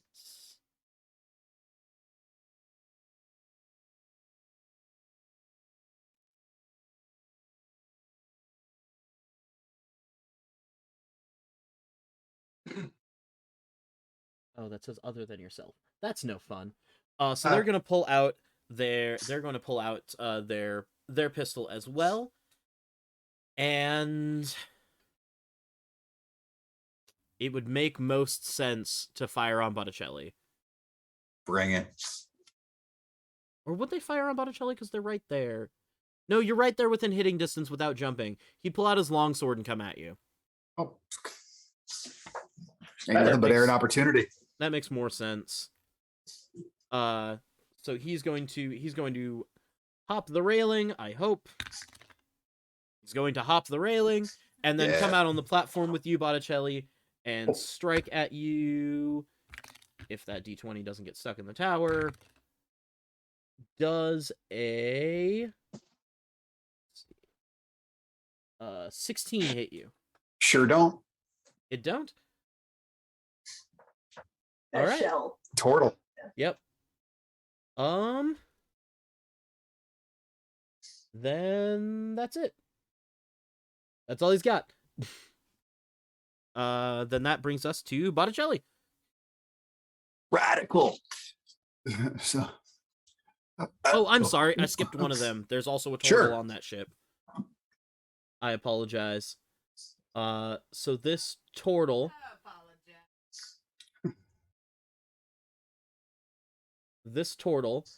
you're going to see that's already sitting on the that's already at the edge of the railing. They are going to this turtle is going to it looks like they're just retreating into their shell. Mhm. But as they start to pull their limbs in, their shell starts to glow and crack and shatter into this almost visible void of space with points of stars within them that seem to make a constellation. Oh, balls. Okay. And then this constellation you're going to see looks to be an archer, and this constellation in a void is going to knock a starry arrow and fire it at Botticelli. Oh, That's cool. Beautiful. They thought I was going Super Saiyan for a moment. I was like, oh, cool. Yeah. A little bit. Let's see, and that is going to be a dirty 20 to hit. sweet, that'll hit. I'm gonna deflect some missiles on this. Can deflect missiles deflect magical? Let me Bolts. find out right now. Because I think they Features. have to be physical. Right here it says under. Because this is a ranged spell attack, not just a ranged attack. Well, if I look at my reactions under deflect missiles, it says. It's specifically a ranged weapon attack. This is Yep, a ranged so- spell attack. Unfortunately, you cannot deflect missiles this. Oh, that'd have been cool though. That would have been Basically, very like cool. mind bullets. Yeah. Yeah. That's And you will telekinesis take style. 11 radiant damage Okay. as this bolt of starshine hits you. And now it is your turn. Starshine. Yours says hello. I knew that was gonna happen, and I set it up anyway. Yeah. And is now Good. your turn. All right. So this went up in my face. Dude, you gotta be careful you point that thing. It's sharp. I got a brother who uses 2 of those. Anyhow, check this out. And for my bonus action, I extend my fists into claws, and then the tattoo that's over one hand, you watch as extending outward is this like spectral eldritch hand that closes into a fist, and it does it on the other one as well. And I will activate my eldritch claw tattoo, and I will make 2 attacks on this chump stain. All right. So the first one is a 25 to hit. Sure does. Second one is a dirty 20. They both hit. Excellent. So on the first hit, take, and I'm going to give you these types of damage different in case they do anything different. I'll tell you, they won't. Okay, so that's 8 plus, so 11 damage total on the first hit. Okay. And then 11 plus, oh wow. And then 17 points of damage from the second hit. On that second hit, you're gonna Yeah. see his eyes flare purple. Okay, And he is going to reduce the damage somewhat. cool.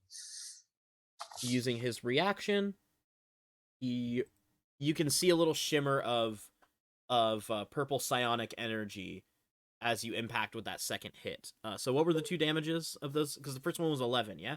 First one was 11. The second one was 17. Okay. It was bludgeoning damage and force damage combined. Yeah, the types of damage for this guy don't matter. Okay. But he can do a thing to reduce damage every once in a while. All right. That brings us to Elmer. All right. So I see our captain go down, and in a fit of blind rage, I yell, "Oh, Captain, my Captain." And I try to finish what he started, and I aim Scorching Ray at the blimp All right. of their ship. Yeah, roll your hits to hit. Okay, so it's 3 rays. Here's the first. Yep. 8, Yep. I'll tell you, you've got to beat a 15. 12, and 20. Woo! Only one of your rays is able to strike true. All right. And that's 8 damage for that ray. All right. And you can see with that the first 2 rays fly off sideways, one of them almost hitting the Gith that just shot your captain. And one of them is able to strike true on the balloon, and you can see there's flames now. And you know from working on an airship that there are layers of protection on this balloon. Because you don't really do the work with fixing the balloon itself that much, you're not sure exactly how these protections work. But you do know that these balloons, they can take a few hits before going down, but they are still a relatively vulnerable part of the ship. Yeah. Anything you'd like to do with a bonus action, or Um, no, no, I'm good. all right? That will bring us to Doctor Good Doctor. Okay. So I have a question just to start off real quick. I only personally get one attack per turn, but my item lets me make 2 ranged attacks with daggers. Is that still? It says I make an attack with each dagger that I summon. Does that both daggers count as the one action? For Okay, that wanna item, make- yes, it would. Just want to double check. Would you call I'm- these a bracer of flying scalpels? Yes, it is. For Then those I of just you at want home, I did let all the party members pick a rare and an uncommon magic item before while equipping themselves for this campaign. that's my rare item, and here comes my uncommon. I'm going to reach into my pocket and say, Jonathan, it's time for you to help me. And I'm going to look over about 30 feet away to the other side of the the ship, and you will see the form of an orc chieftain appear on the deck. Yes. Well So- chosen. I use my orc stone to summon an orc, and he Yep. will be around to help us for 10 minutes. I saved his life, and he bounded to me. There it So, is. There is an orc chieftain. Unlike most orcs, this orc chieftain does have some voluminous hair atop his head. That Jonathan, it looks like he puts too much product in it. You say he's got a pompadour? Almost. Like, it's not quite full pompadour, but it's close. Um, Steve from Stranger Things. yeah. There's just Nice. too Yeah. much moose is happening. Yeah. So much moose you should call him Bullwinkle. A little bit. And you can also see, right as he's summoned, he looks off into the distance as though he is monologuing to himself. there goes Jonathan. So I don't think I have to specifically give him an order for him to act, but he won't just stand there otherwise. But I'm not going to do that other than shouting, Jonathan, have at them! But I'm going to use my movement action to run all the way up towards the captain, and then I'm going to use my bonus action to use action surge and dash to the captain if I need to. You Where won't need I to, will be- You won't need to action surge to get up there. Okay, Your Then in regular that movement will case- be enough. perfect. Then can I use my bonus action to whip out my medical kit for my next action or for my next turn? Yeah, sure, why not? Okay, I'll be prepping my medical tools for my next turn. All right, and the captain isn't down, by the way. He's just very injured. Yes, and I am going to help. The captain is not down, but he has been shot grievously.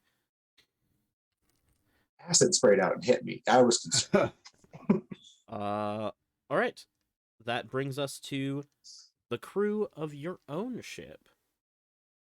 And the Leonin that is on your ship is going to take like 2 steps back and then leap the entire distance from ship to ship because Strong Boy and jumping calculation, he can just do that. Because, ooh, athletics. The athletics on this guy. And then he is going to then action surge to be able to take the rest of his movement to get up to that Gith that shot the captain. And he's going to take a swing at him, attempting to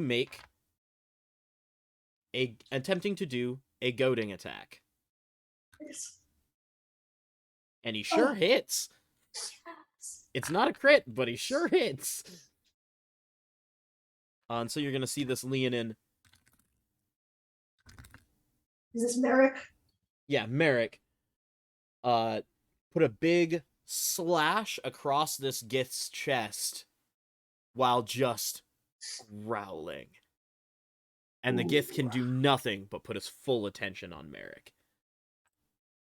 Well done. And that brings us to, and you'll notice that Lilia, a non-combatant, has ran below decks. Smart girl. She ain't here to fight. That brings us to Little Spark. So the Herringons that did their little twin act there, about, you said they landed each on platforms Yep. on the opposite sides of each other. Yep. About how far, and am I right in the middle, or am I closer to one than the other? You, we consider you in the middle of them, Okay. and you'd be able to use. your regular movement. You'd be able to use your regular movement to get to one of them. You'd have to feline agility to get to one and then the other. That's gone until I spend an entire turn staying still. So I am just going to. I'm going to pick the one on my right, and about how far is it to this fucker? I don't know, let's say 60. Really? Oh my god. You can make me burn all my key points, huh? It's the only defense I have against monks. Oh gosh.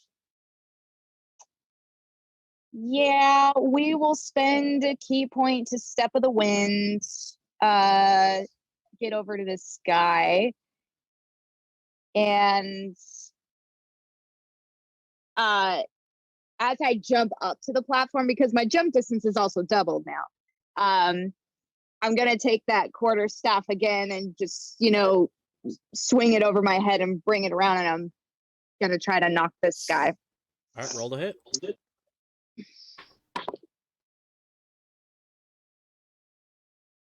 That looks Uh-oh. great.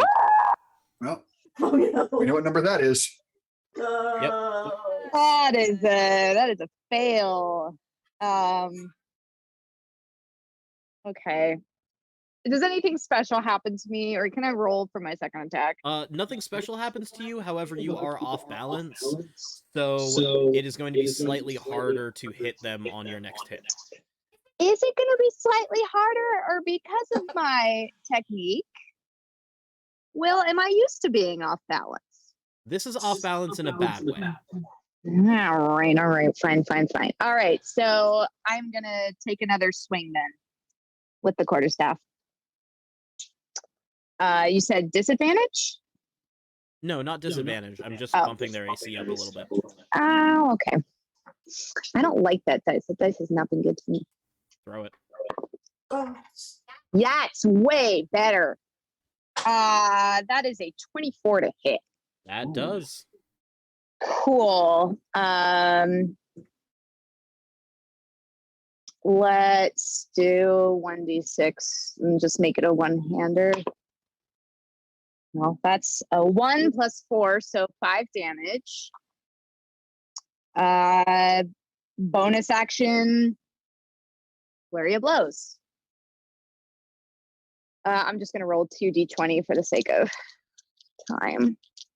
For both these. Yikes. Neither of those are good. One is a 9 and the other is a 15. Do either of those hit? The 15 does. Cool. Or it doesn't, because he's going to cast shield. My motherfucker. Fine. All right. That's all I can do. Spellcaster's going to cast spells. I don't know what to tell you. All right, that brings us to Bob. Okay. So I am the captain gift dude has like 2 people up in his face, or just who's up in his face, if anyone? I think just Merrick. Yeah, it's just Merrick. Okay. Okay, oh, that's okay. And then everyone else is basically, can I get a clean shot at the captain without compromising Merrick? Oh, yeah. Absolutely. Okay. You're right? and it's not really because they're in good positions or anything. It's just because you know how to shoot. Yeah. Okay, I'm actually gonna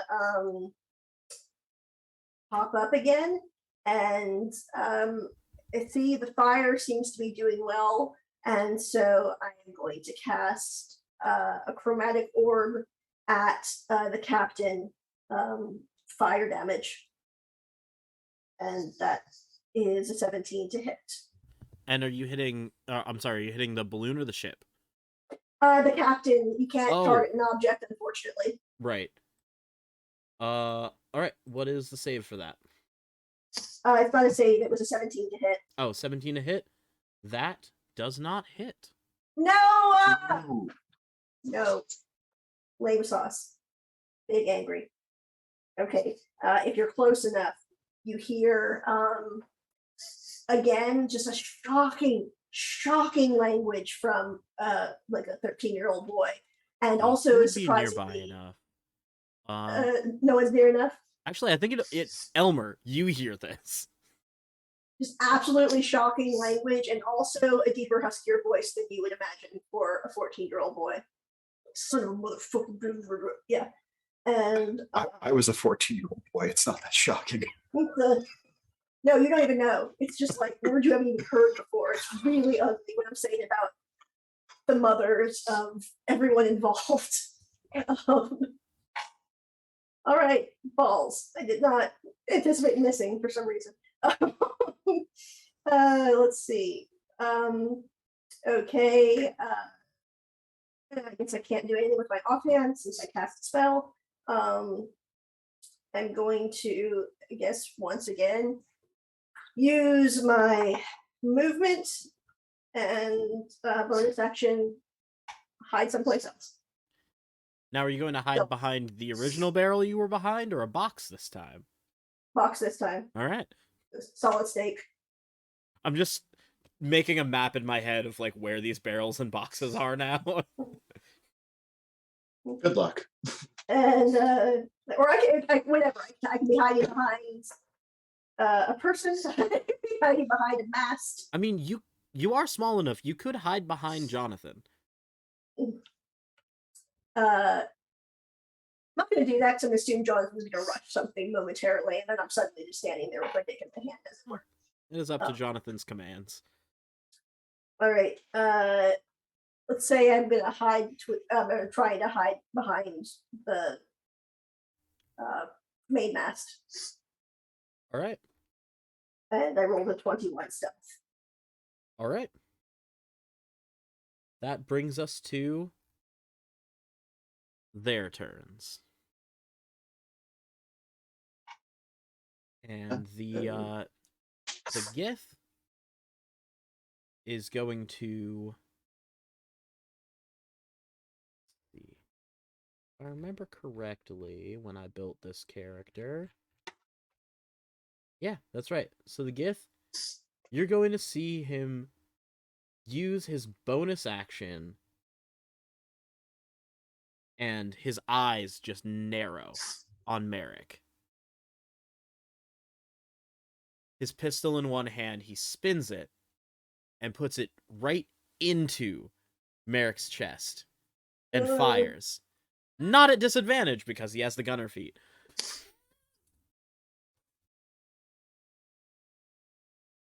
Let's see. Rolling. Man, I really wish it exploded him with fire. It's gonna be awesome. That would have been cool. That would have been very cool. I think And he that is not a exploded crit. Merrick with bullet. That is not a crit, but it does hit Merrick. And Merrick is going to take...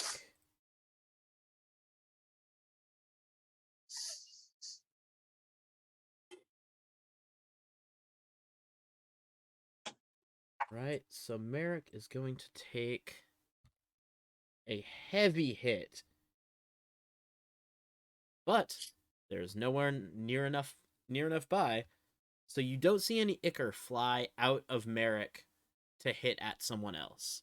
But you do hear this pistol go off, and you can see a hole, like, directly in Merrick's chest start to bleed down.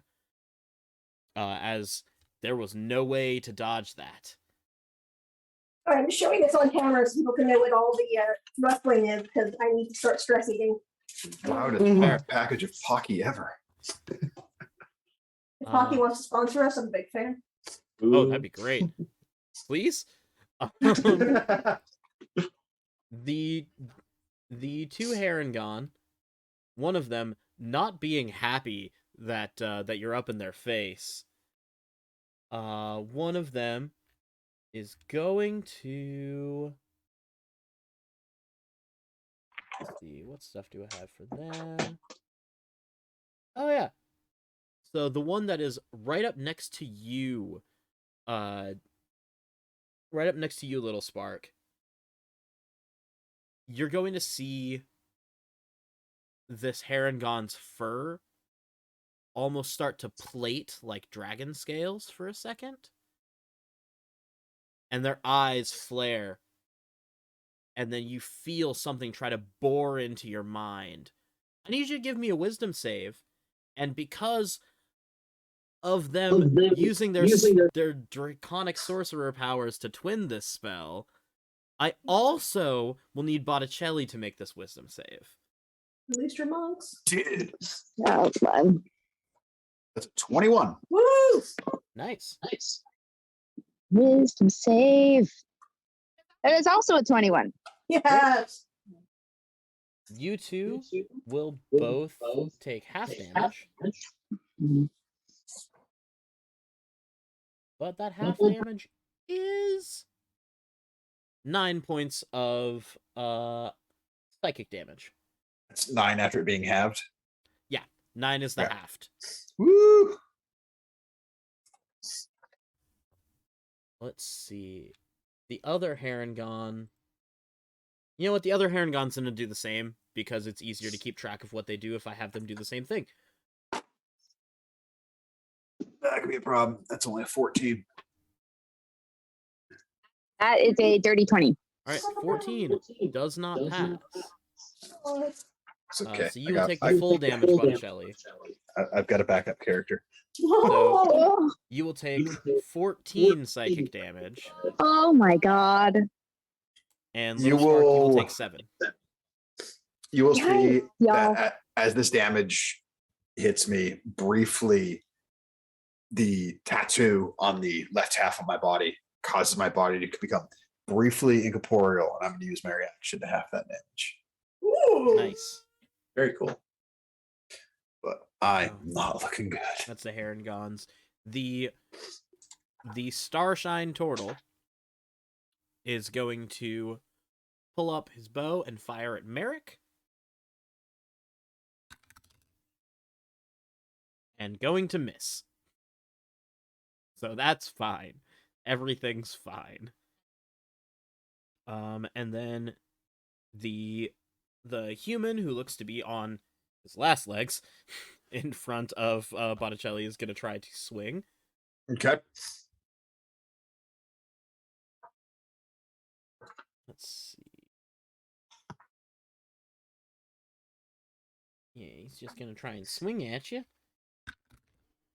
Does a 19 hit? That will hit, unfortunately. All right. That 19, because he hit you, he is also going to put a little bit of psionic energy into this attack to hit you a little harder. Okay. So you're going to take not much slashing damage. Actually, all right, 7 slashing damage. Okay. And then 2 psychic damage. Or I'm sorry, force I'm- damage. I am barely standing. And that brings There's us a to, medical station on our boat. that brings us to Botticelli's turn. Rock on. Well, first thing we're going to do is he tried to kill me, so I'm going to have to return the favor. Yeah, get after it. First swing. We have established that a 24 hits. Yep, it sure does. So go ahead and take, let's see, 6 plus. So that's 11 points of damage from the first hit. All right. So, what kind of strike is the first hit? Straight to the throat. Okay.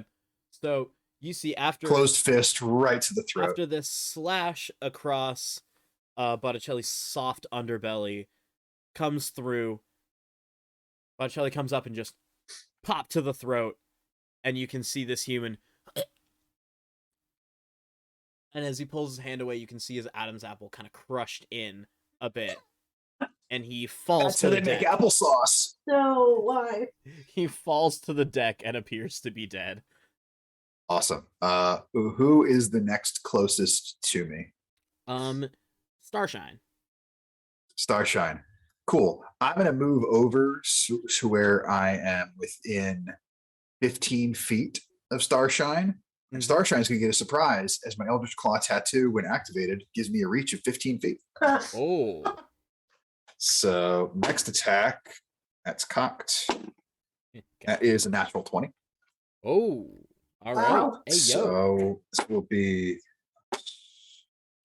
4 is 7, so 12 plus 14 plus. So 15 points of damage from the first hit. All right.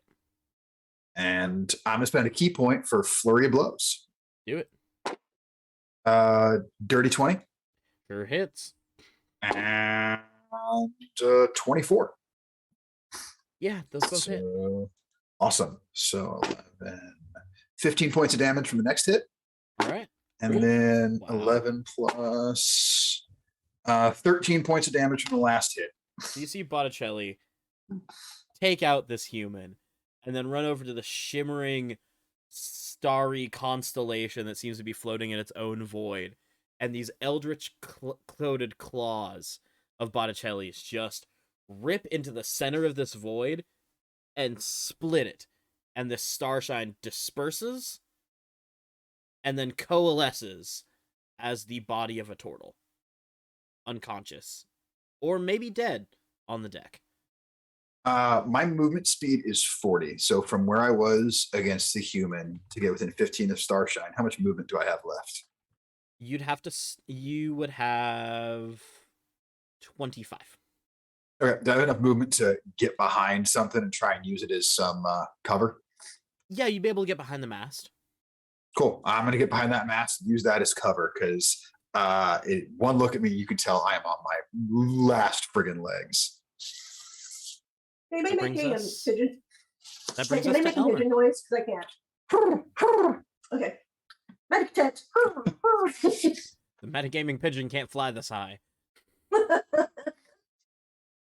Metagaming Albatross. Still too high. What's the closest person on the other ship to me? Like, what's the closest enemy to me? The Harengon that is in melee combat with Little Spark. How far would they be? From where you are, still behind the ballista, I'd say with angles 50 feet, maybe 60 feet. Okay. Angles are weird. But yeah, somewhere between 50 and 60 feet. If that matters for a spell, let me know, and I'll make a more concrete judgment. No, I was going to see about moving over there, but I can't do that one turn. Oh yeah, you'd have to either jump the full 30 feet just across and then run up a little bit, or Yeah. like and then across the wings and then Yeah. How far am I from their captain? It would be a bit further, I'd say 75, 80 feet. Okay, I'm going to firebolt cantrip at their captain. What is the save on that?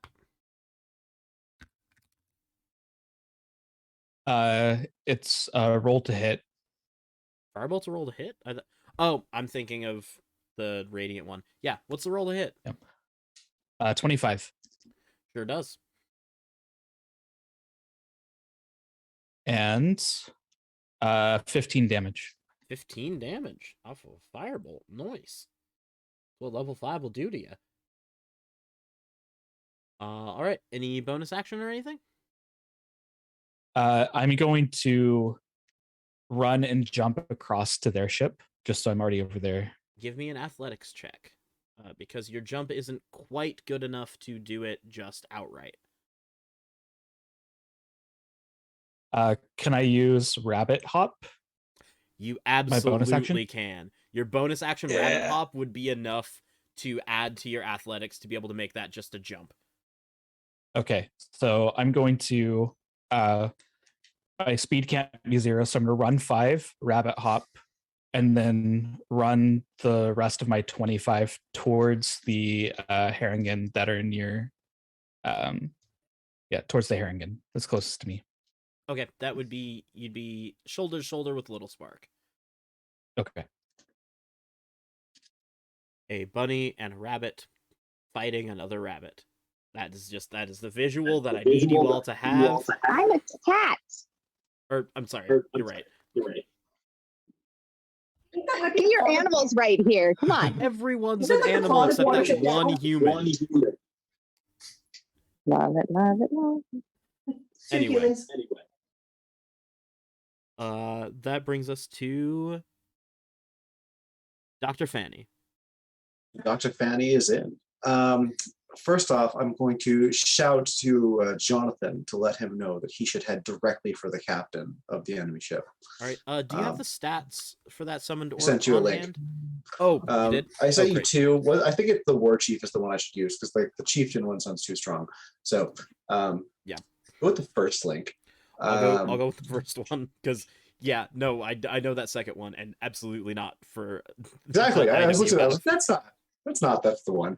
Okay, yeah. So we'll have him go run over there, and if you think he can make it, we'll do an attack for him.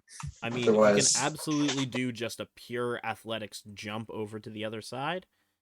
Movement. Oh, I tried to summon him all the way over there on the enemy ship. What's the I distance can of summon him that within summon? 30 feet. From where you were?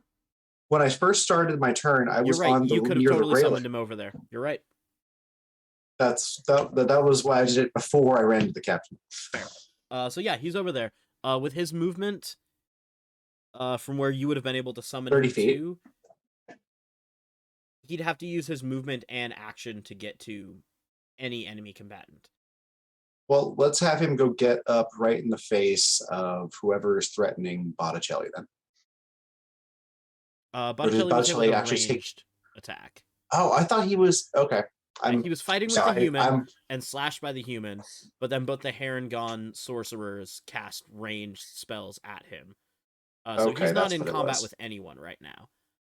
I apologize. I have trouble maintaining large pictures in my head. I totally get Uh, you. That's why I have a little picture drawn on a piece of paper. That helps. And okay, is Little Spark being directly threatened by anyone? Mm-hmm. Then that is who we will be threatening back. All right. He won't be able to make an attack this turn, but he absolutely can. I would also He's there. let He's him, present. I would also let him, along with the movement action, use his battle cry if you would like.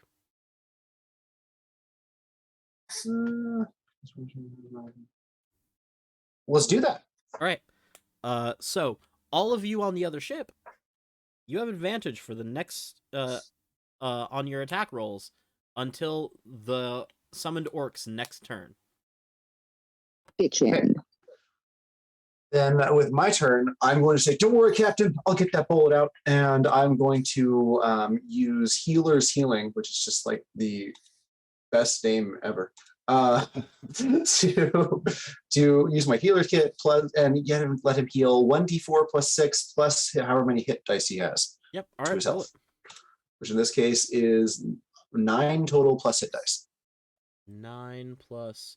Now, is it a roll of one of his hit die or his total hit dice?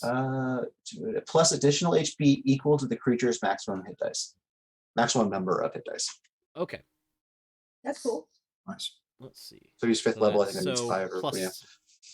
So what did you roll to heal again? Just cleared that. I think it was 9. 9. We'll go yeah. with 9. So you start to get to work. You're able to very easily pop out the projectile and bandage the wound and staunch a good amount of the bleeding.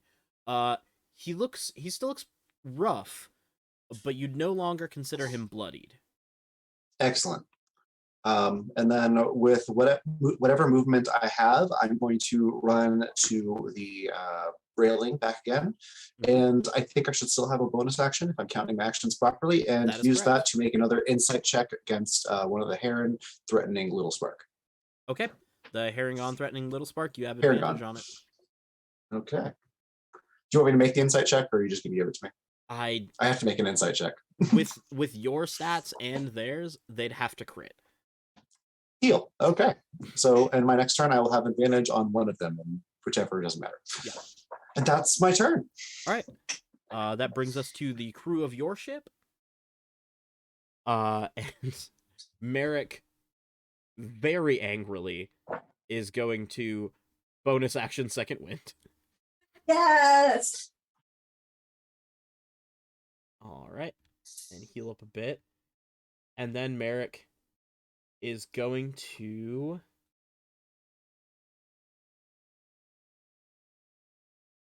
see how many other things. Is going to make another slash at Gith. With advantage. With advantage. Merrick. Oh, buddy. Like double crit fail? What Not a happens? double crit fail, but like after the bonus is a 13 and a 10. Oh, that sucks. Our boy is not doing great, but he's still there. He gets shot pretty point blank. That hurts. He did. He just got straight up shot. That can be Let's see. distracting. These two Herringon that are still there are going to be very unhappy. And the Herringon that has everybody up in their face is going to cast a big ol' web. So I need everyone that is in melee with that Herringon, as well as Botticelli, because it just will barely hit. No, wait, no, Botticelli, you'd be out of range of this. Yes. But so roll for your orc, as well as Lil Spark, and Elmer.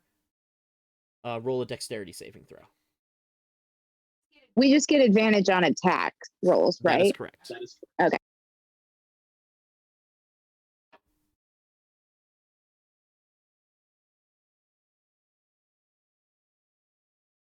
Dex save is going to be a 26. The orc has a dex save of 10. Okay, the orc is restrained.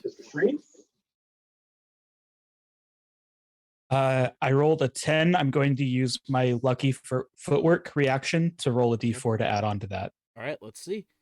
Can you get to 14? 13 total. Nope. Ah. So Elmer and the orc are restrained. Elmer and Jonathan are restrained. However, Little Spark is free of the webs. That Herringon is then going to bonus action rabbit hop and is going to hop 10 feet away without provoking any attacks of opportunity, and then run to their full movement towards the other side of the ship. So they're not quite up on the other deck, but they are on the mid deck, within 20 feet of Botticelli. But they had to get away somehow. The other Herringon is going to... Let's see, what is that other Herringon going to do? How many sorcery points do they have left? Not enough to do the fun thing. So that Herringon is Ooh. going to...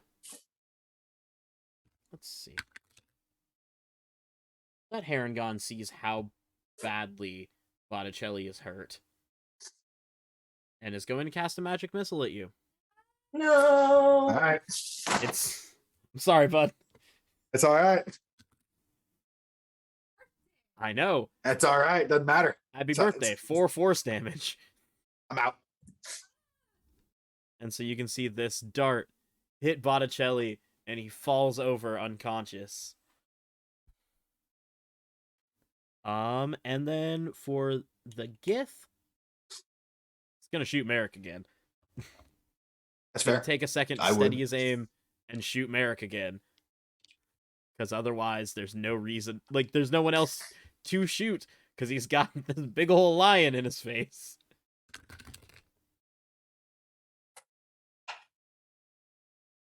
That's 20. So Merrick's unconscious. I'm not gonna go through narrating that. It's a crit. Yikes. Merrick's unconscious. But not outright dead. So that's good. But Not Merrick, dead yet.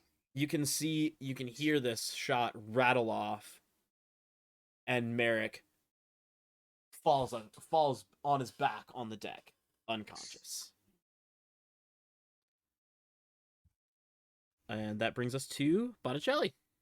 Yeah. So yeah, as Saving throw, Botticelli was falling into unconsciousness, he realized that maybe he should have untethered that damn rope from himself, so it didn't completely give away where he was hiding. This Yeah.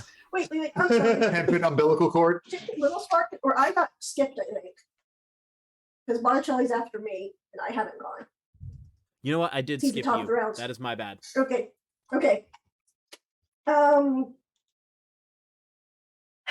Well, I was going to take a shot at the captain. Do so.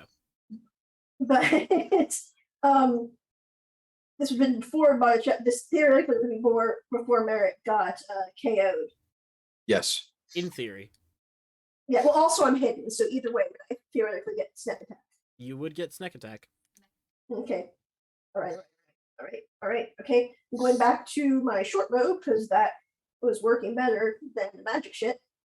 And that is a 19 to hit. 19 will hit. Okay. So that is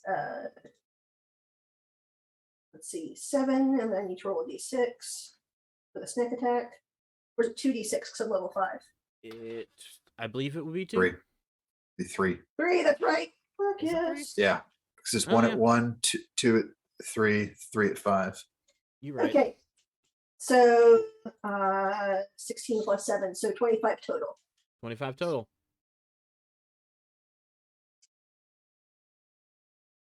Everything that I said still happens. No, I didn't think it would take him out. I just wanted the advantage. But yeah, so when he takes that shot, he real hurt. But Yeah, I wasn't gonna try to undo what happened to Merrick, but yeah, no, he's still Uh, yeah. Merrick's still no, been no. blasted, but yeah. Okay, so that was my attack. Bonus action. This is gonna shock you. I'm gonna I inside a barrel. yeah. Or underneath the box. I'd like solid snake, and then I'll just stay underneath the box. I like that move. It's a solid move. Fair. It is. Oh! Yeah, maybe. So you have to confuse yourself behind the first place that I was hidden. Yeah. Just, and back to there now. All right. Dive out of the way. Now that brings us to Botticelli. Now I'll make a death save. Admiral. That's a 10. That's one That's success. a success. Huzzah! All right, Elmer. I would like to not be in the web anymore, please. Yeah, I bet you wouldn't. So to get out of the web, being restrained, you got to make a strength save, or a strength check against the spell save. Hmm. Yeah. This death save brought to you by Pizza Time. I don't have good strength. Is there any way like I can use a Maybe cantrip to like close. burn myself out? Nope. No. Are we sure about that? Yep. Okay. But I love you for asking. Okay. Nat 20, so 19 with my -1. Yeah, you are able to break out of these webs. You are no longer restrained, but it does take your action to do so. Okay.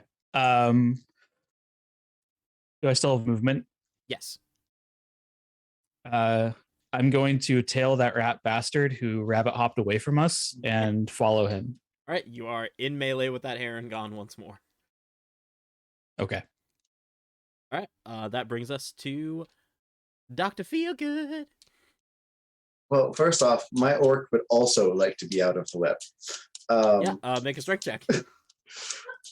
Okay.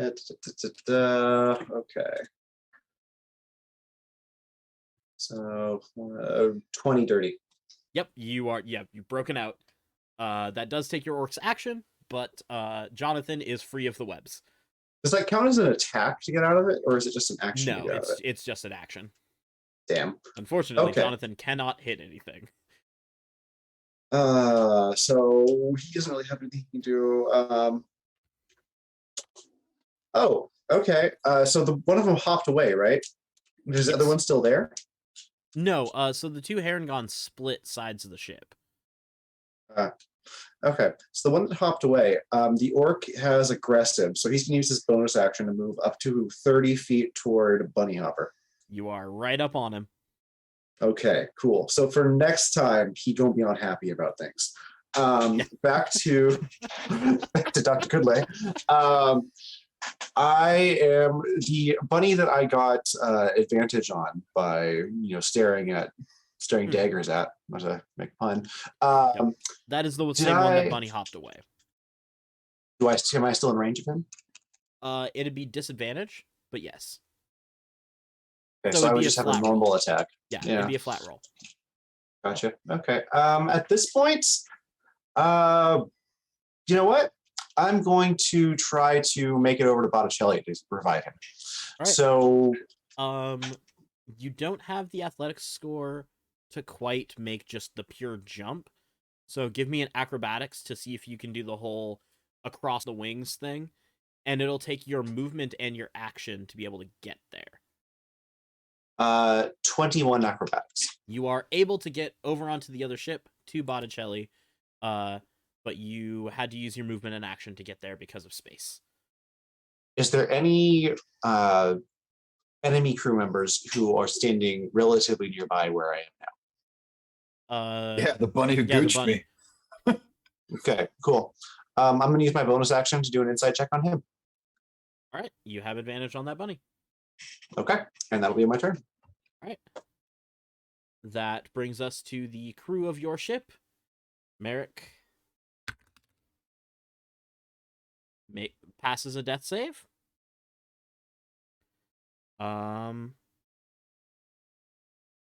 Let's see, and Dirge really doesn't do anything on the ship combatant-wise either. And the captain... George was the medic turtle, right? Yes. Who had... Still on standby. Mhm. On medic standby. Because he's not jumping over to that other ship, I'll tell you that right now. He has probably neither smart. the athletics nor the acrobatics. He ain't going. But the captain, after being patched up, pulls out a pistol of his own, steadies his aim, and fires back at the gift captain.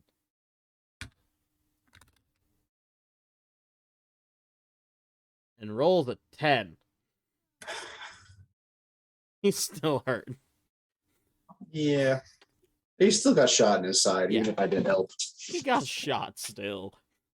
So that brings us to Little Spark. All right. So after that one Herringon bunny hopped away from me, who's closer to me? Which bunny is closer? The one that hopped away from me? The one that hopped away? And the one that Elmer is currently engaged with? And the orc. And the orc. How far away is the other Herringon? The one that the doctor is closer to? It would... No, the doctor is also close to the one closest to the... Oh. Yeah. Where is the other Herringon? On the same part of the ship as the Gith. So you were on this part of the ship. The other one, bunny hopped and went out this way. When the two How far Herringons is that? split, they went...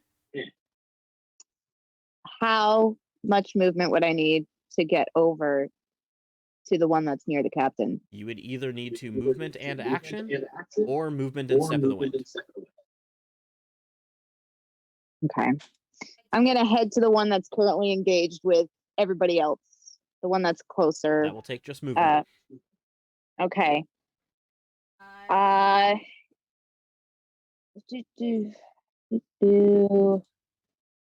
Sorry, everything is moving slow. And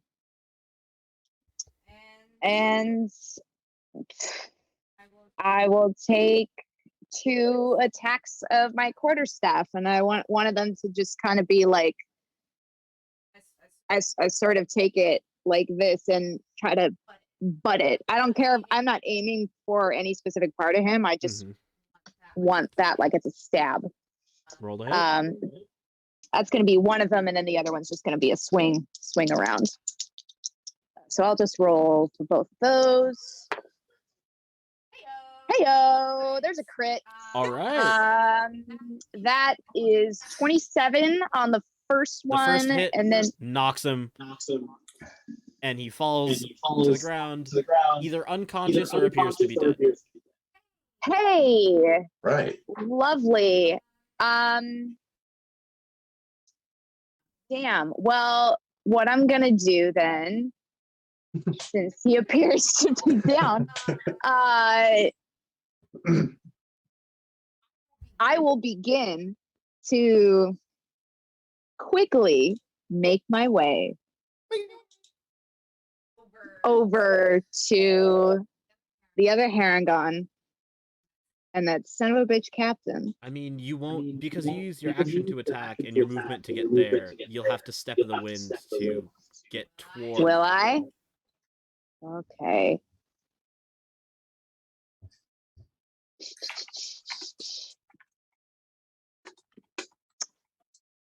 I think I'm gonna do it. I'll do it. I'll burn a key point to step of the wind and head on over there.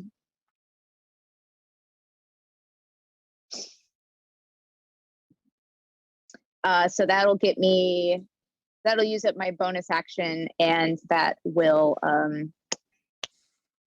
yeah. All right, great. That brings us. How far does that get me though? You are up to the other Harangon. All right. Up. I'm like, who's Bob? Okay. Da-da-da. So we got one Aragon still standing and the captain. Mm-hmm. Okay. And is someone actually in melee with the captain now? No. Doesn't matter because I'm hidden. I'm bored of doing the same thing. What else can I do? You picked an archer rogue. I don't know what to tell you. Yeah, that's kind of what they do. They're actually not an archer. They just have a short bow, and it's like I'm not getting up in the business of. Yeah. I Let's didn't try make throwing your some character. daggers. I know. I can throw daggers. That just doesn't do as much damage. Okay. And actually, they're arcane tricksters. That's why I'm like, does I have anything that? Oh, I could have been doing this whole time. Shit. All right. Anyway, doing awesome. I am going to after all that, I'm going to attack the captain with my short bow. Roll the hit. That's a 19. 19 hits. Okay, and is it snack attack because I'm hidden? It is. Okay, so 7 plus.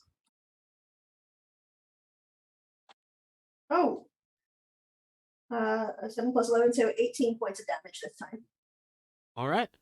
So you shoot your arrow and it lodges deep within the stomach of this Gith, and he pukes out a bit of this deep olive green black ichor, almost the same color that you saw shoot from the captain into the doctor when he first got shot.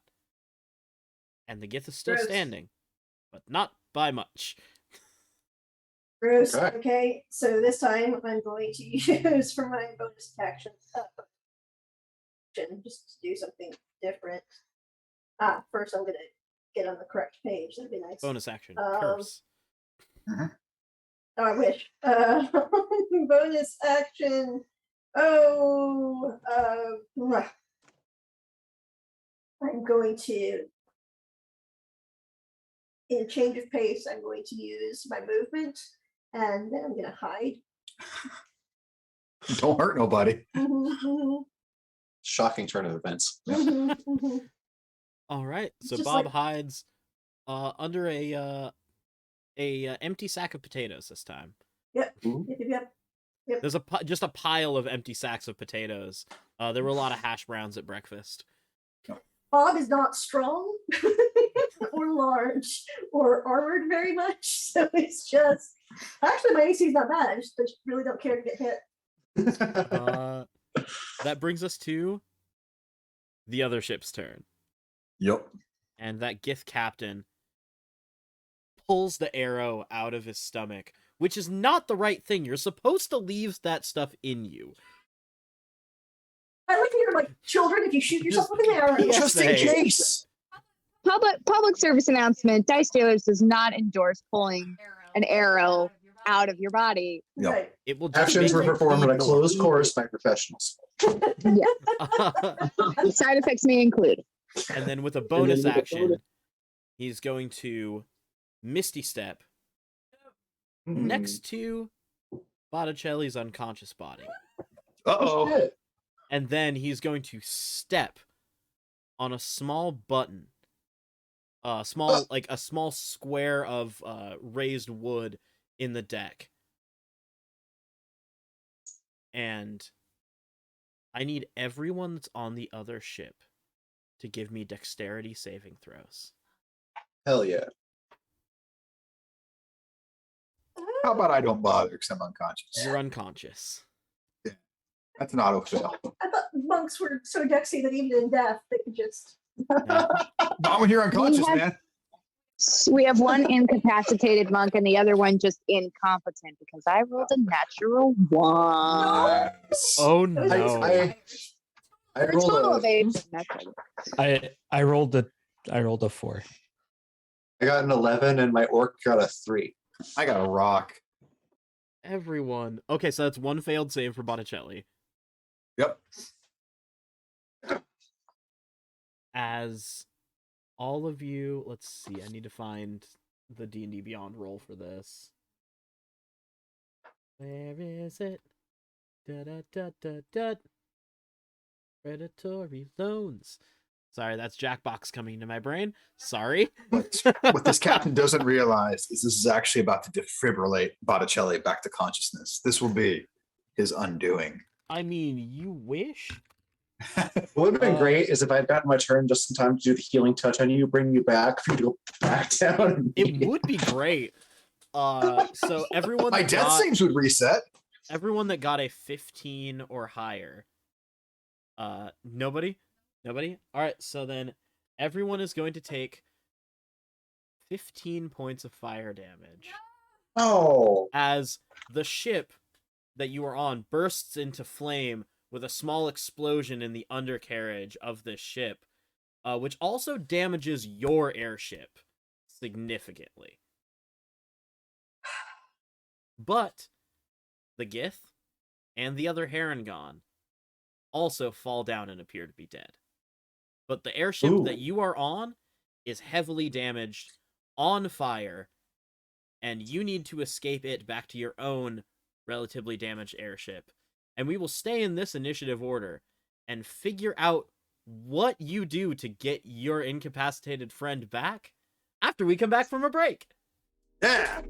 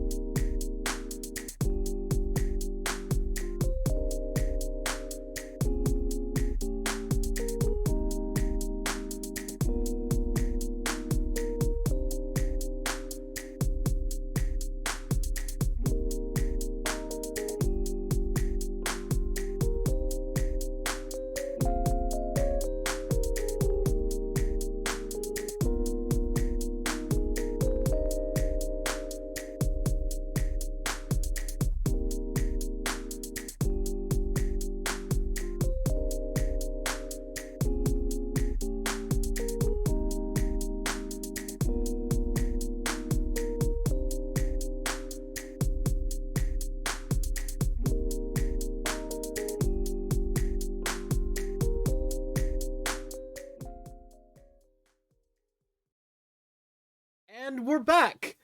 Yes. Back on this crazy airship death race that Oh, none of the yeah. players knew was going to be airship related. Almost brought sea vehicles. I'm so glad I didn't. I would have told you that sea vehicles transfer over to sky vehicles. I'm not evil. So anyway, That you're was on a the burning Maricopa. sky ship. Nice transition. So we're Is this gonna a go, metaphor for my life? I mean, maybe. Happy birthday. So we're still in initiative order. The skyship is burning Mhm. that you are on.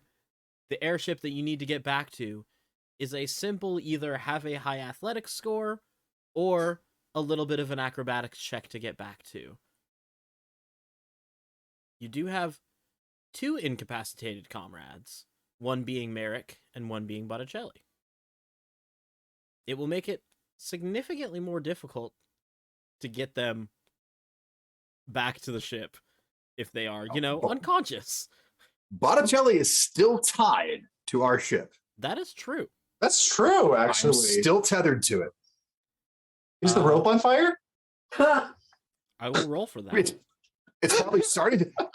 It's hempen rope. It's going to take it a hot second. Hot second to actually burn through. So, But over the rounds, it will get weaker. oh sure. But it'll take some time. Uh-huh. But it brings us around to the top of the non-enemy initiative order, which is Botticelli's death save. Here we go. That's a fail. It's not a 1, but that's two, a fail. It's 2 failed death saves for Botticelli. Yep. Oh. That brings us to Elmer. And my moment here with you. Before I do anything, what was the damage that we took from that? I don't remember, 15. honestly. 15, 14, 15? something like that. It was 15. Okay. All right. All right.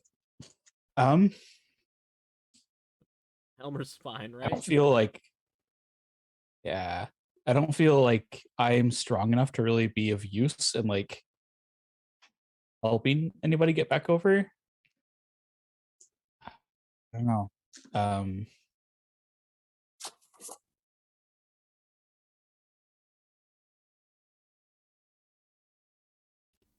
Did we decide whether or not the rope was still intact?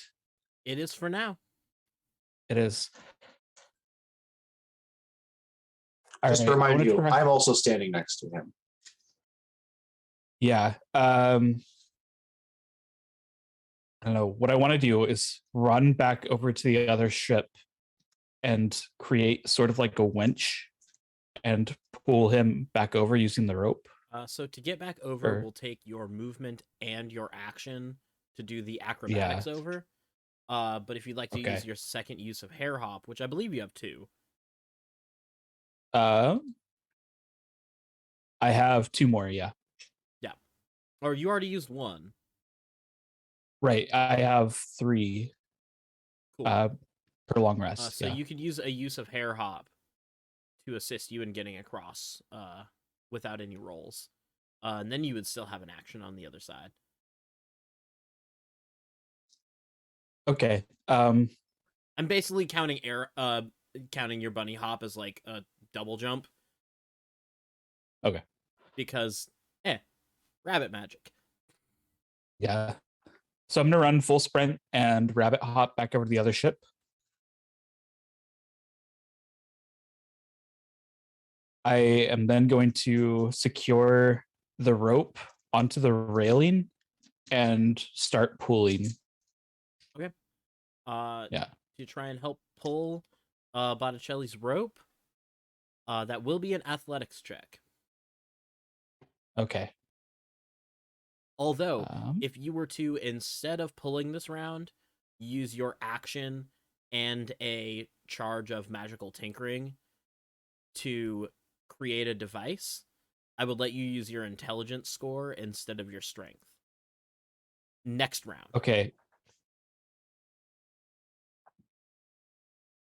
Yeah, my intelligence is much better than my athletics, so I'm gonna do that. So use a charge Yeah. of magical tinkering, and you Yeah.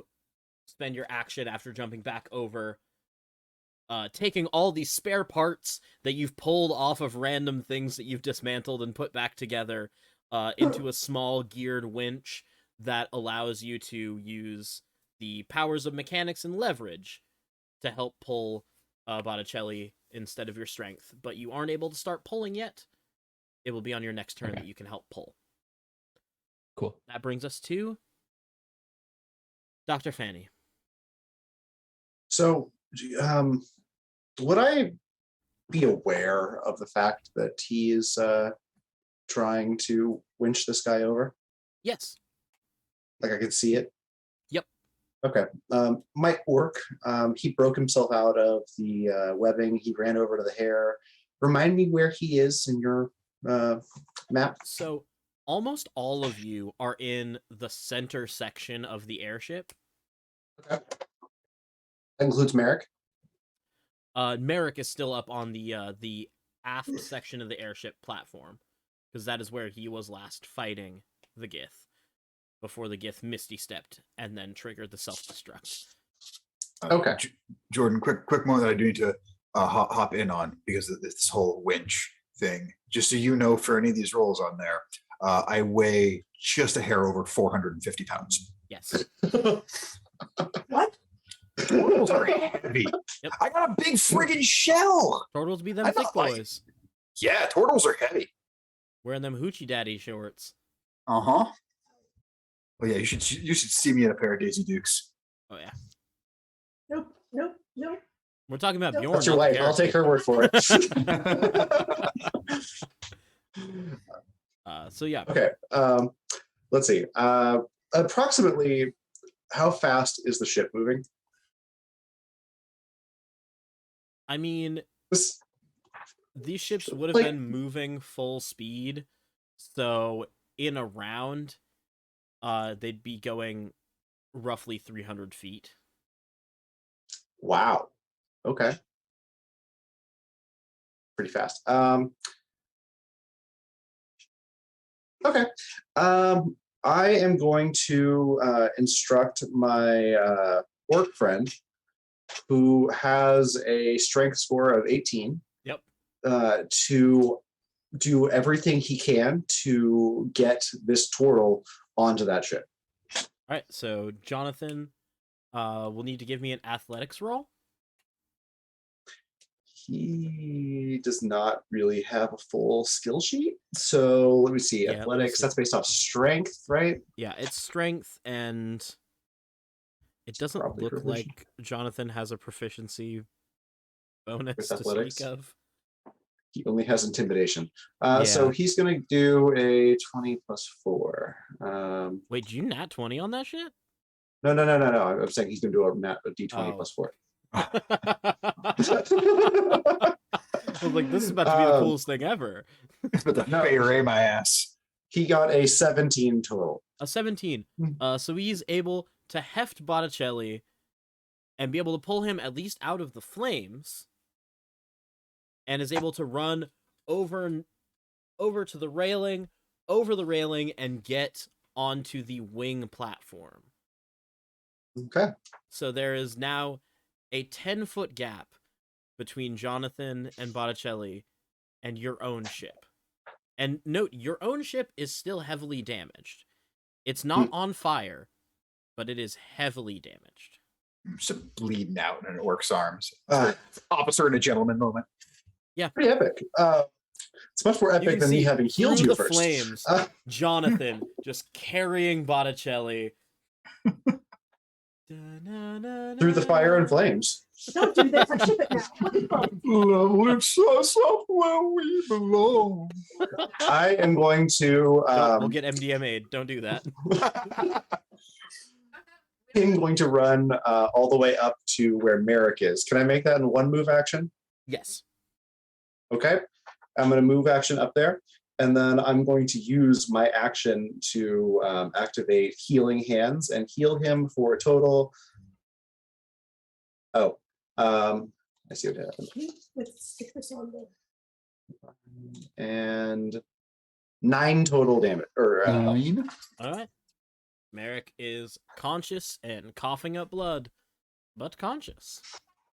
And then, as I'm going to say, it's really time to get off the ship. And can so I can't help him get up with a bonus action or something, can I? No, you cannot. Well, last thought then. Let me double check something.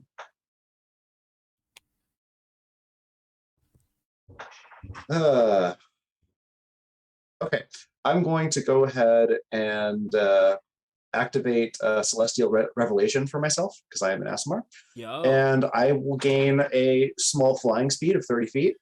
And I'm going to use that in my coming turn.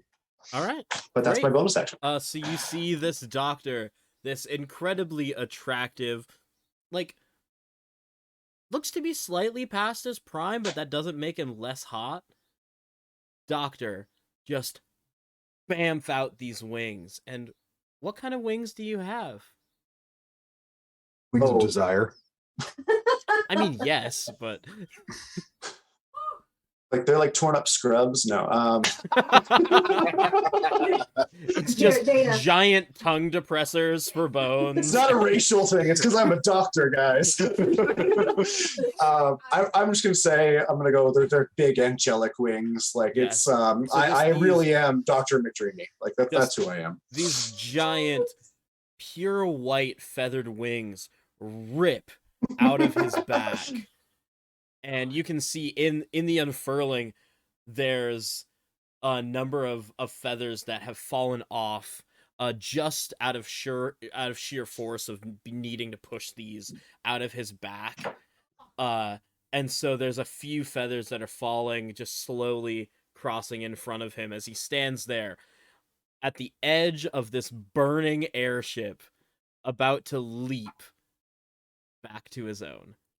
I can only imagine Merrick's view right now. Like I just saved his life and I sprout these giant angelic wings and I'm Oh, yeah. like, save yourself, bye. I mean, it's basically, if you watched anime in the 90s, it's that scene of Escaflowne where the main character first pulls out his wings. Yeah. That was the reference I didn't expect. I loved Escaflowne, man. All right, that brings us to Merrick's turn. And Merrick is going to use half of his movement to get up, and his movement and action to run through the fire and get onto the winged platform with Jonathan and Botticelli. Because he can't What's quite left make of that me? full jump after making his full stand-up. Now let's see if the decision to heal Merrick and not Botticelli pays off. Well, first we have Little Spark. Ooh, that's a good point. How much movement would it require for me to get from where I am to the edge of the ship before jumping? Before jumping, 30. And with jumping? The jump is another 30. All right. Let me. And now you can athletics jump to just try and jump. Or I can step of the wind and double my jump and then distance. just do it. Yeah. Yep. All right. That's nearly all my key points. So, yeah, that's what I'm going to do. I was going to try to stabilize somebody, do what I could, but it seems like everybody else is already doing that. And I have like no strength. So I'm just going to be like, all right, boing. And monks go. Just remember that our sky ship is dressed up like a World War II medic wagon. It is. It still is. Oh yeah, so you get bonus on healing once everybody's back on. Yeah, when everyone's Great. on the ship. Yeah. That brings us to Bob, who is safely aboard the non-burning sky ship. Bob, you don't happen to have a ranged healing ability, do you? Nope. All right. Baby. What would you like to do, Bob? All right. Tell me what these ballista are. It's ballista on the side of the ships, right? Yes. Okay. So if I'm remembering what the hell a ballista is, It's a correct? giant crossbow. Basically. But does the crossbow have a rope at the end of it, or is it just a giant crossbow? You would have to load a harpoon bolt, which they Oh. are there, but it What? does, unless you are a member of the crew, it does take an action to load them. Yeah, what I'm doing, so that's not gonna work. All right, I am. Also, it would deal damage, so you cannot harpoon Botticelli to bring him back over, because no, that no, would no. kill him. I'll save you. Bang. No, I was thinking like if it had a rope on the end of it, I could like harpoon into the mast, and then that would be like something that people could use to get across. I mean, that would work, but you'd have to use an action to load the harpoon bolt. I think instead of doing that, I am just going to take the help action and help Elmer with the winch thing he created. Is that cool? Yeah, that's great. All right, Elmer has the help action. That brings us to the top of initiative, which is the exploding ship. Botticelli, Yeah. because you are in Jonathan's arms, Yes. you will share Jonathan's dexterity saving throw. He's also between me and it, so can I use him as a shield? Potentially. Cool. There is a second set of charges in the ship that go Now, off. we are on that wing, and there's Everyone- everybody else yeah. behind us. So all Everyone of you that who didn't is- heal me can suck it right now. Everyone that is on the ship still needs to make a dexterity saving throw.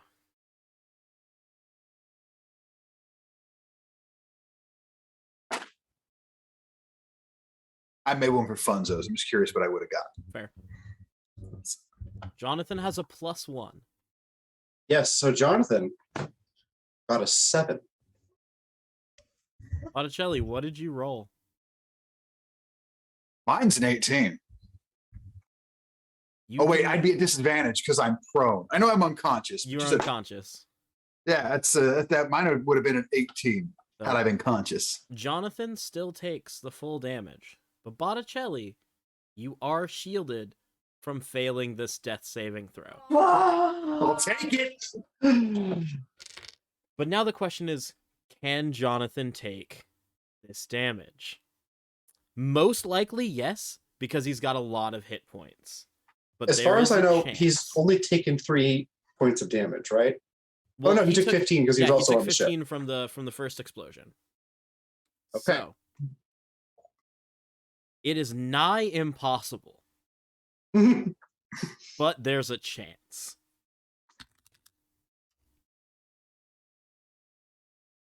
It is not enough damage to knock Jonathan unconscious. Off of that first dice roll, I know that for certain. I would have had to roll max the entire time. So, because I rolled a 2 on that D8, Jonathan is still conscious. We'll leave it at that. Okay. It is Botticelli's turn. How much damage did everybody else take? I think it's just me. Yeah, it's just On the you ship. on the ship. Oh, so I should still roll the rest of it. I did make my save, though, I think, unless 25 does not beat. I'm Uh, sure the 25 you made. It does beat it, so you will take 10 damage. That's the half of the damage that I rolled. Damn. Down to 5. Oh man, it must suck to have 5 hit points. Oh, No. Botticelli, in the arms of an orc summoned by an angel, Oh yeah. roll a death saving throw. If this is a 9 or lower, it's the end of a turtle, baby. stop smiling. What's wrong with you?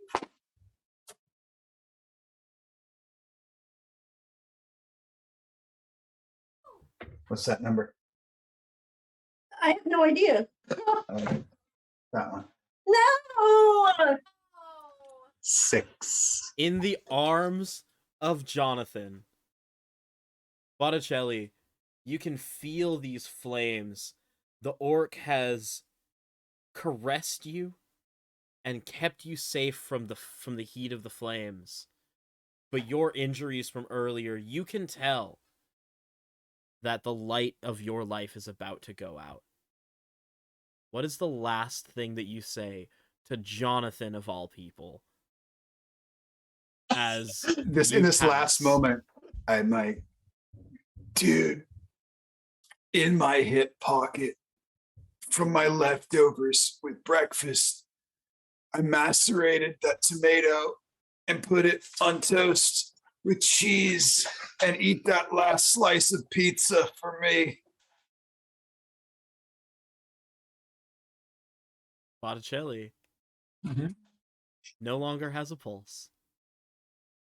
Elmer, it is your turn. Ah!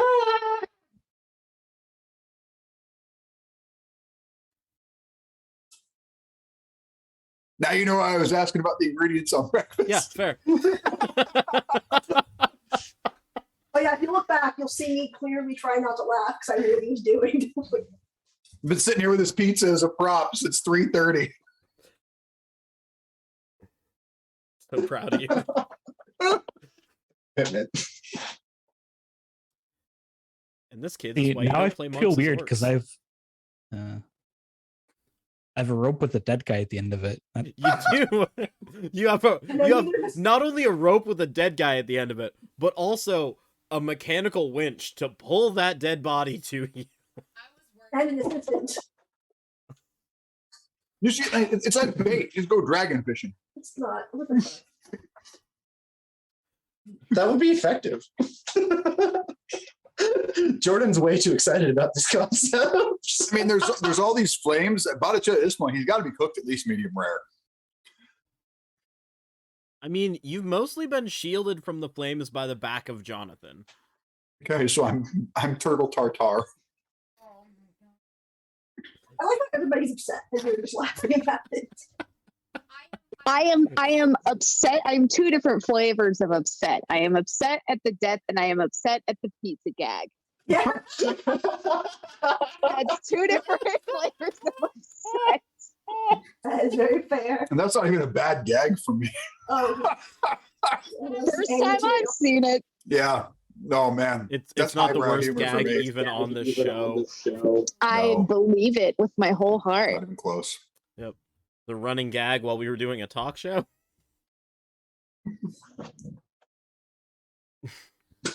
Anyway, Wow. Elmer, what would you like to do?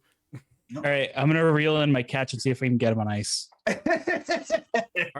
Give me an intelligence check with proficiency at advantage.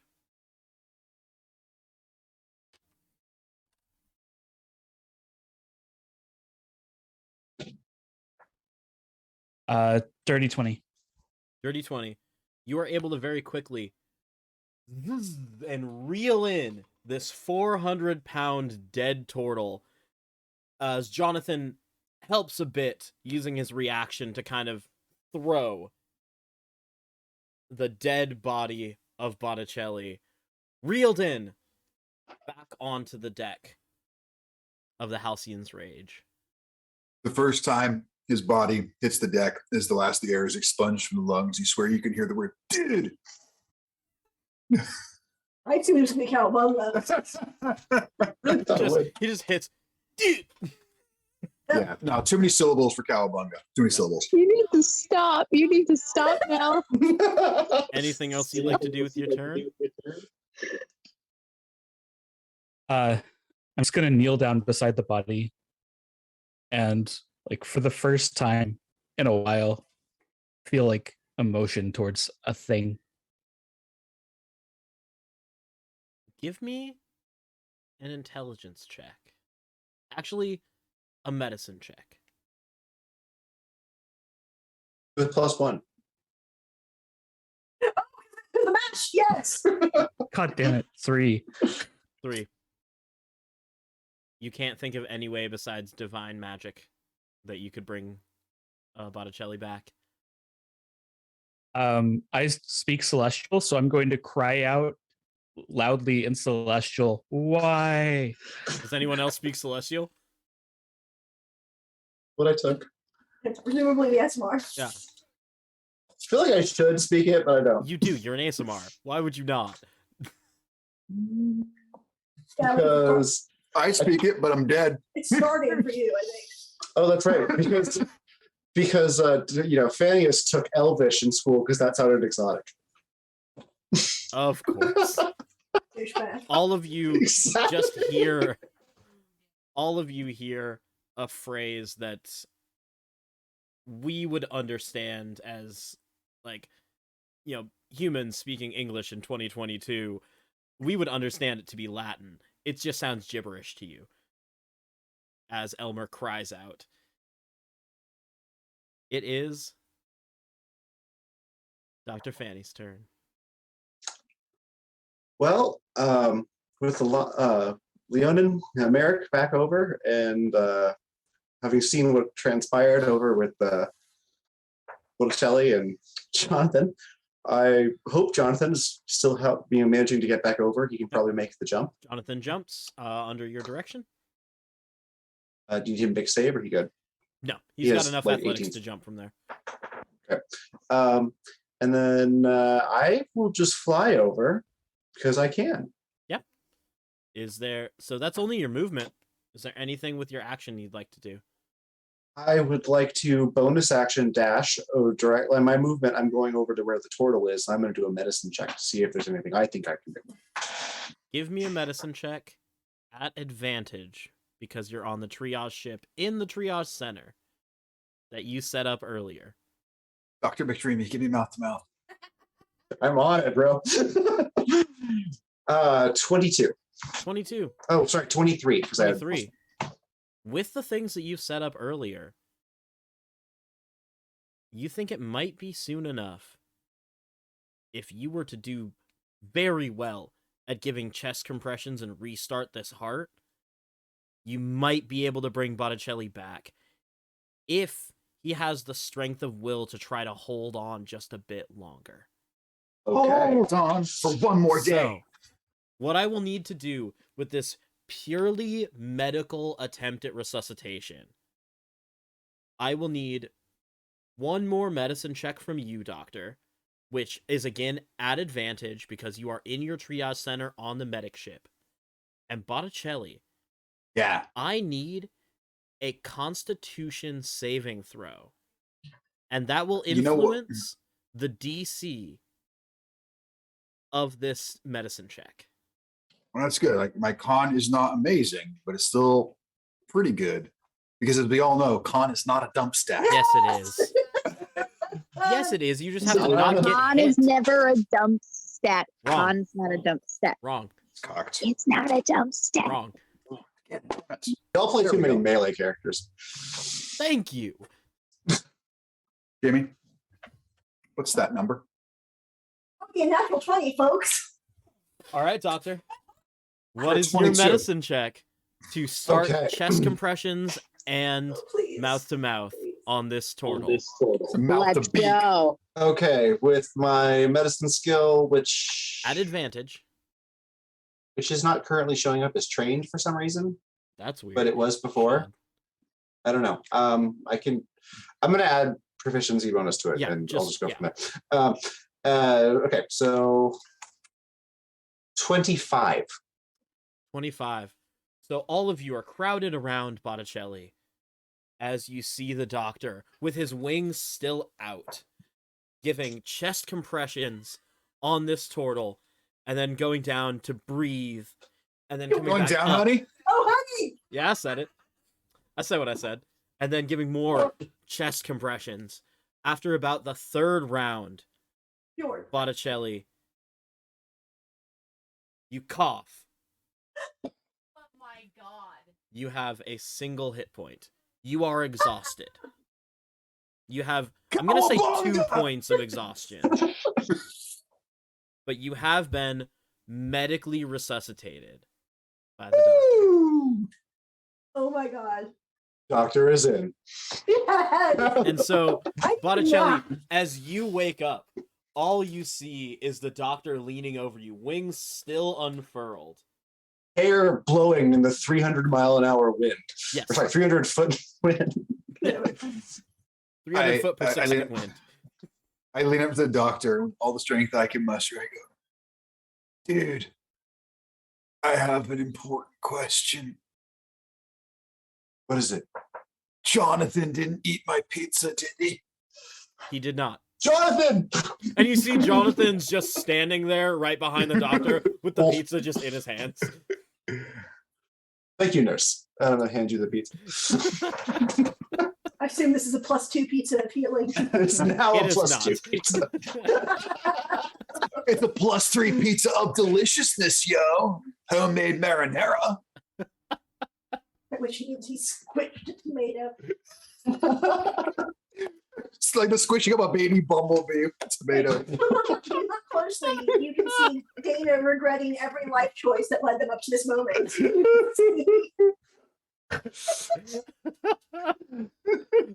Okay. The best is, in order to avoid the echo, we're doing the whole mute and not mute thing for those of us that are watching.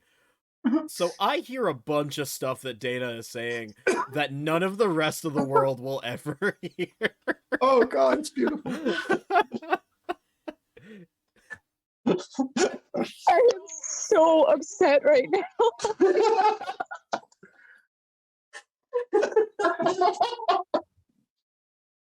Oh, What just happened? you're like, this is welcomes my life. Just like every week. You think just this one session of me and Botticelli is bad? You should try playing a campaign that I DM. Oh, where psychic damage. my players have to deal with this shit every It's so bad. single session. So bad. Oh, yeah. if only.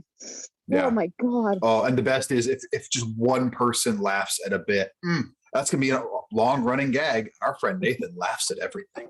Yeah, those bits stay forever. That's true. So you have gotten everyone back to the ship alive.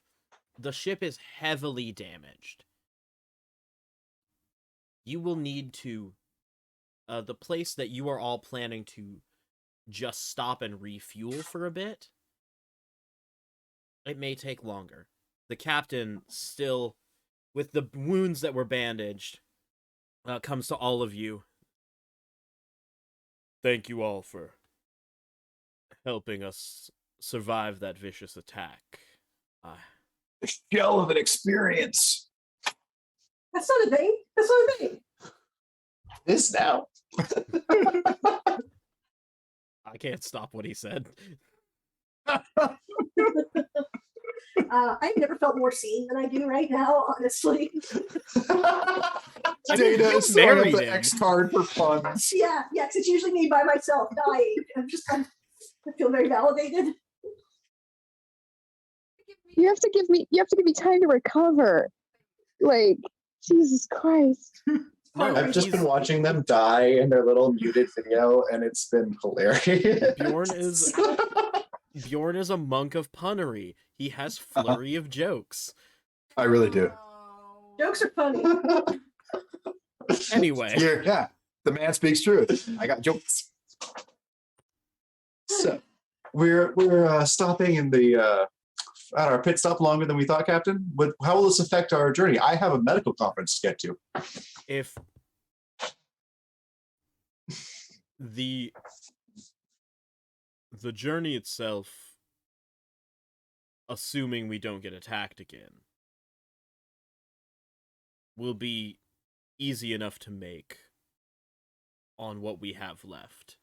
We will have to stop to still resupply on food.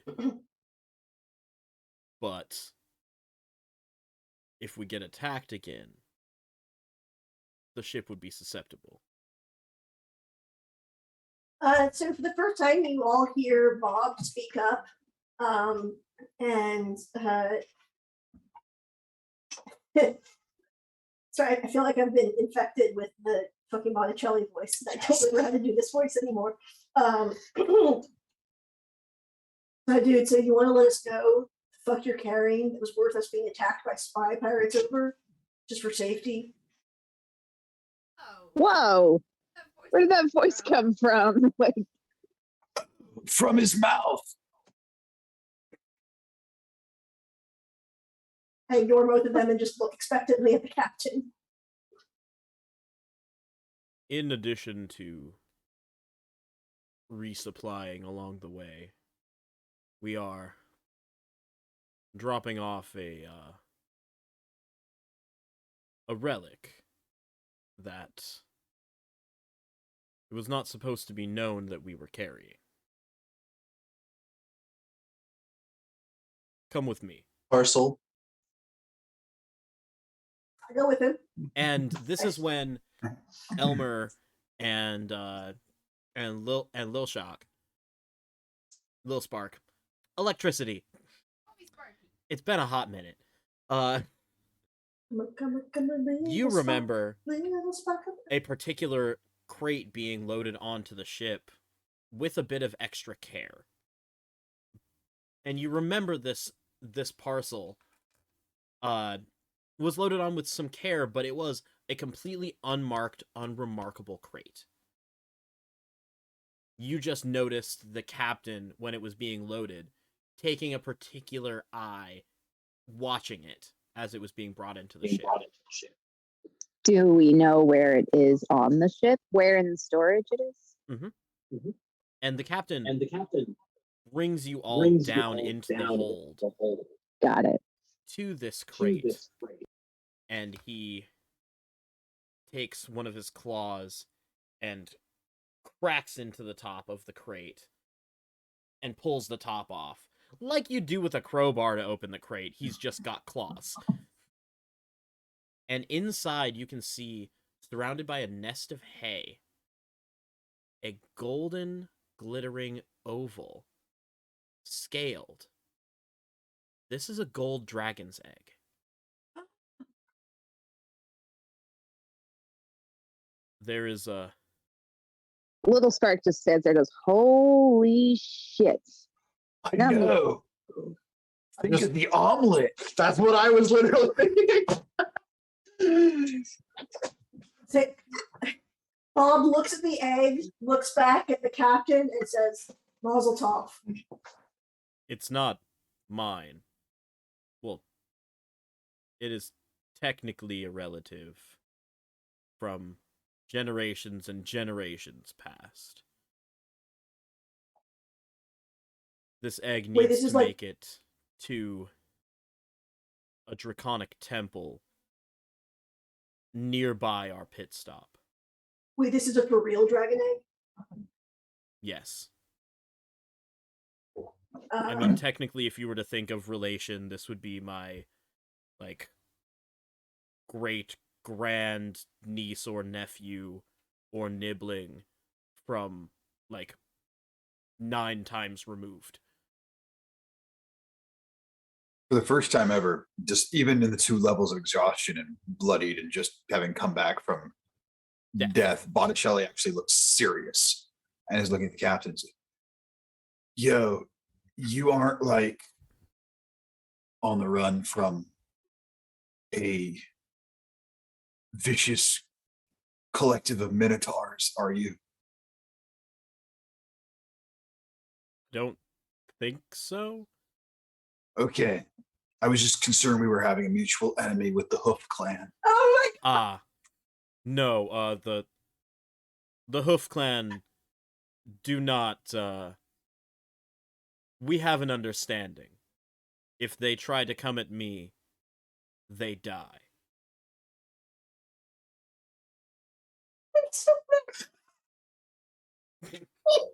Yeah, lore, baby! Lore for a one-shot! Weren't ready for that, were ya? Jamie's turn to lose it. This is just ridiculous. What'd you This expect? was I'm at a the- Ninja Turtle. This was the, secondary reason for us taking this trip. The point was to make it as secretive as possible on as mundane of a trip as possible. And I am sorry that this endangered your lives. Yeah, most bogus. All right. Is there anywhere we can stop? You said we can make it to the place. Like, how long is it? We will get there tomorrow afternoon. Okay. Did any of the, this is out of character, did any of our crew die, or we all No. made it, right? Cool. The Right. only combatant was Merrick, who was able to make it across, and through the medical stylings of our doctor and the triage center, has survived. Very very hurt. Not as hurt as Botticelli, but very hurt. But still made it across. Okay, so now,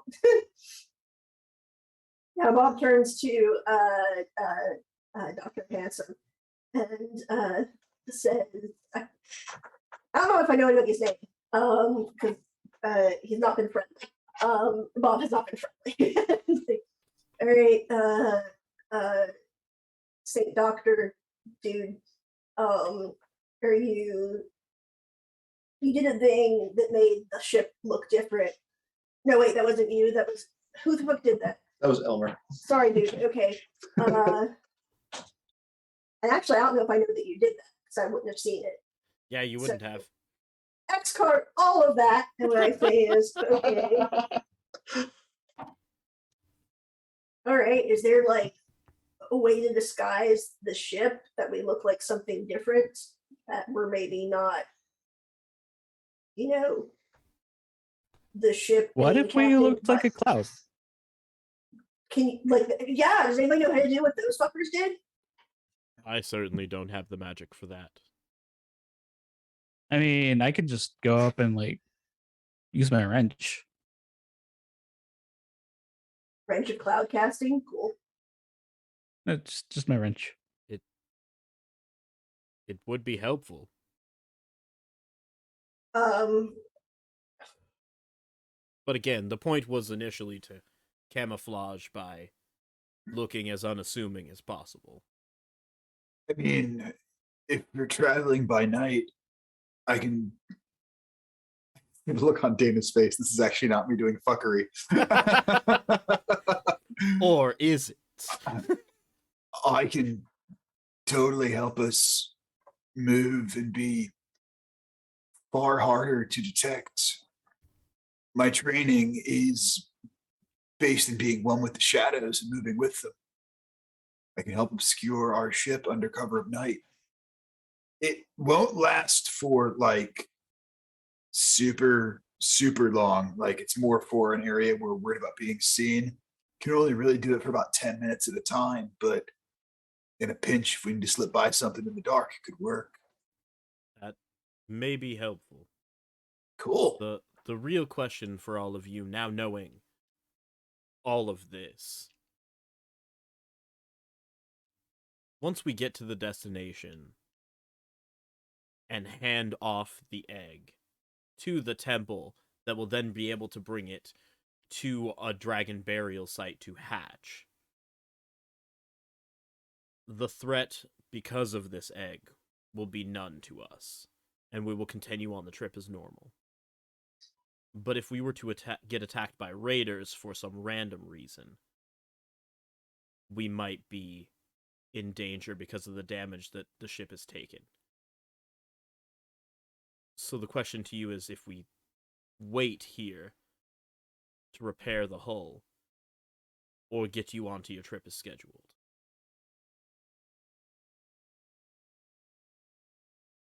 I'm gonna need time to make repairs. But I would rather take the time. I'm going to need time to stop bleeding internally. It doesn't really matter when I get to Tropicana. If I miss my conference, I miss my conference. There'll always be another one next year. And we will take the extra day once we are able to land. For now, I will get back to the helm, keep my eyes on the horizon, and hopefully you all can rest. So as I'm actually fine, but I have absolutely no medical training. It's shocking. The boy who hid behind barrels is fine. Also hid in a barrel, let's be fair. And under a Okay. potato sack. You seem to be acting like this is shameful instead of smarter than the rest of you. This is very confusing. Um, is there anything? Oh, here, final main character. I seem to be the only person who didn't get the shit kicked out of me. Like, Oh, I'm sorry. Do you need us to fix that? Like, I don't want you to feel bad. You don't have to be a bitch about it, man. I'm just saying. I don't know if you've noticed, but I'm like 13, so I thought I'd stay over here and not get pummeled. language, child. Fuck off. That's you. Anyway, I'm offering to Hey, you fuck off. Don't talk to the captain like that. All right. No one gets to swear at the captain but me. Neither Right, do you. Apologies. Yeah, but you like me. That's fine. Look, I'm gonna go and make sure we don't crash into a mountain peak. And he starts to go back up to the top deck. So I turn to the other two after some muttering about, you hear something about like scaly dip. I turn to the two crew person down here and be like, dude, I'm saying I don't know if there's much. My skill set is mostly like, hiding and sniping shit. But if there's anything I can do to help, because I would, prefer not to fucking die. Is there anything I can do to be helpful, like with fixing or I don't know, tending the wounded? How good are you at seeing things? How's your eyesight? Pretty good. Can't see in the dark or anything, but Maybe you help the captain take watch at some point. while I work with him, he's a dick. Yeah, you are. And you're going to get a taste of what it's like to actually work on a ship. I'm like a child, you're super mean. If you can't dish it out as much, like if you can't take it as much as you can dish it out, then I'm not eating what you're serving. So, you want to help? That's how you help.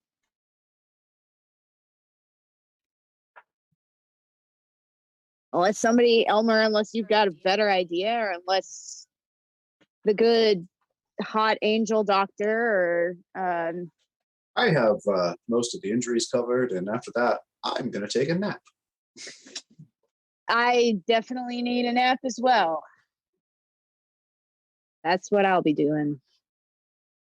Before I limp off to quarters, I'm going to briefly stop by Lil Spark and, yo, you got some real skill with the staff. Remind me of a brother of mine. I'd say. Your only brother? I mean, thanks. No, I have 4 brothers. Oh, dude, really? Yeah, yeah. They're far more famous than I. So, Wait, what are their names? What are their names? What are their I mean, there's Leo. There's Dawn. There's Mikey, and there's the angry one. Like, I never call him by his name, so it really pisses him off. It's funny. And then your cousin Casey.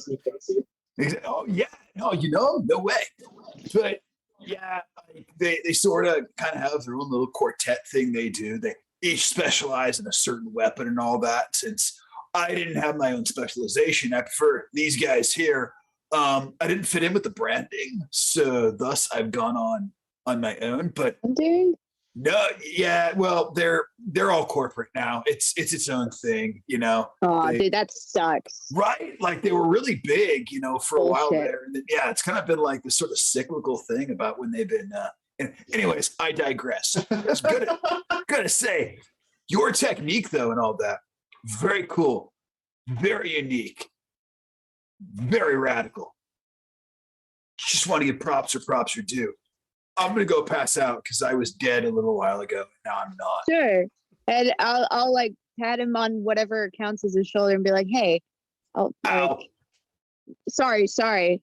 No, it's fine. I like immediately draw my hand away from them, like, No, I know. I understand the sentiment. Literally everything hurts. well, thank you for coming back from the dead. And honestly, like, super impressive out there today, bro. bro. Radical. Cool. I'm gonna go pass out too. All right. So those of you, some of you need to sleep and heal. Uh-huh. But traveling through Yes. the night, is there anything in particular you all would like to do? I mean, between Uh-huh. the two different doctors on deck, everyone will be able to get a proper long rest. Botticelli, you will still have 1 point of exhaustion upon waking Sure up will. because you were dead. Yep. But everyone else, you will be able to get healed up, long rest style, depending on what happens through the night.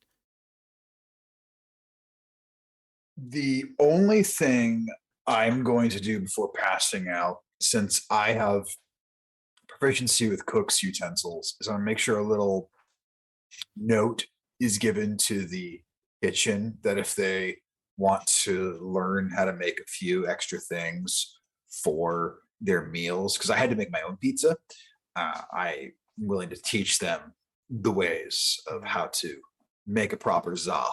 Did you leave a recipe? Absolutely not. All right.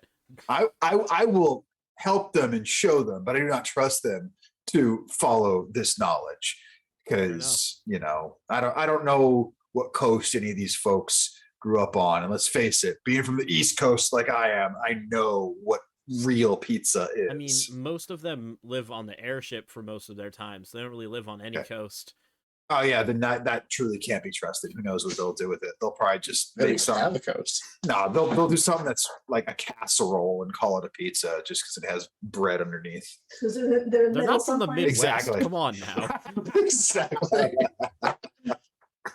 And And now we brain had gets one broken. carton of cottage cheese. Is there anything else anyone would like to do through the night? The I just captain had a is the captain is used Clarification. to staying up.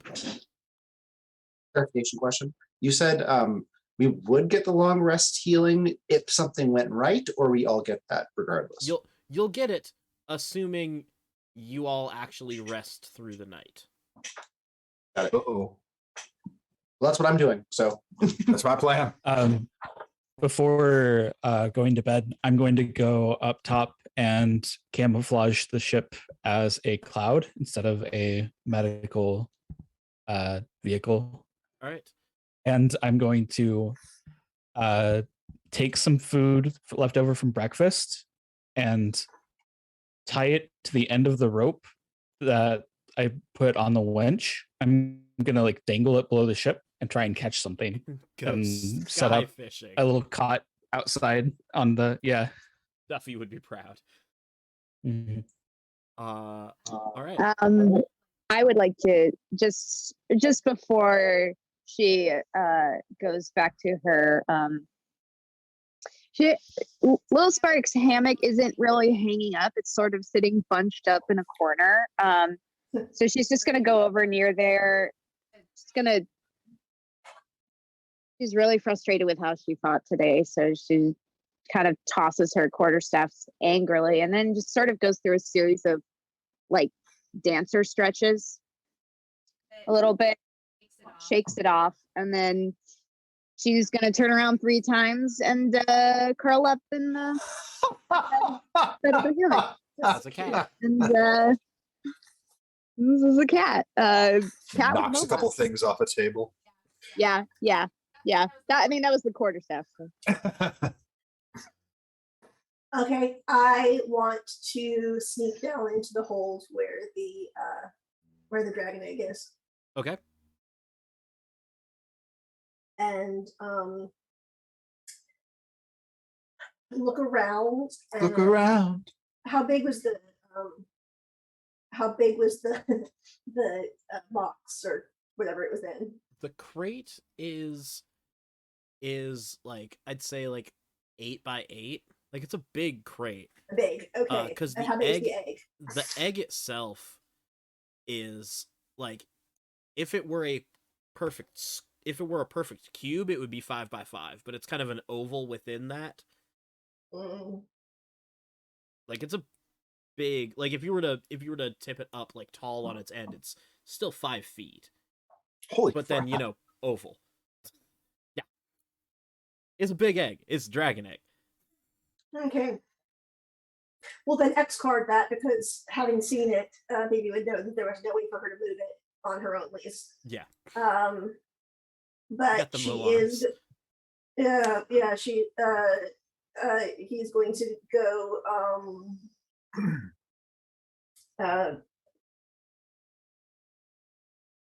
Kind of just wants to poke around down there, not trying to take anything, but just trying to figure out like, okay, if something happens, is there a good hiding place? Give me an investigation check. Okay.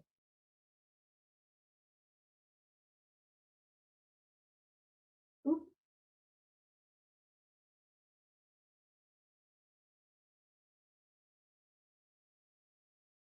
Sweet. That is a 22. All right. Going through stuff in the hold, you find that there are a lot of like different goods to be offloaded and sold at different places, as well as just a bunch of food, just a lot of food. But you also find with that roll a number of relatively similar crates to that dragon egg, as well as crates of a size that like would fit a dragon egg if the dragon egg was the size of a football, that are there and empty. And you kind of assume like there are decoy crates. This is some thorough attempting to be stealthy, where like even if someone figured out and snuck on, they would have a difficult time finding the exact crate that had the egg. Okay, given that, I am going to. I'm going to think that of everything that I could think of that I had to try to get through to get at something that I wanted, and do it to one of the crates. Like maybe there's rope around it, maybe there's extra nails holding it closed, maybe there's. Are you doing it to the actual crate or one of the fake ones? Fake ones. All right, give me a big old deception check. My charisma is not good, so this is all of a 7. Okay. But you're able to take one of the dummy crates and make it seem like it is secured on purpose. Yeah, everything I can fucking make up. So, like, Right. I might put cat props down around it. I don't fucking know. It's like. Yep. All right, and yeah, and since I'm down there, I'm also like, is there a good place for me to hide if shit goes sideways? You can find plenty of hiding spaces down here. Okay. Right, and then I go to my room and go to sleep. All right. So the captain sails on through the night. Oh, one more thing. Sorry, one more thing. I'm just X card a little bit that this happened before we all went to bed, whatever. It'd be like, Just one more thing. yeah. Oh, okay. Be like, hey, do those ballistas fucking work? Because I ain't seen anybody using them. Who are you asking? Elmer, because he seems to fix shit. 3 of them work. Might work. Okay. I think I took a look at one, thinking I'm going to offer to learn how to use it, realize that I do not have the strength to do so. Just go, okay. And to bed. All right.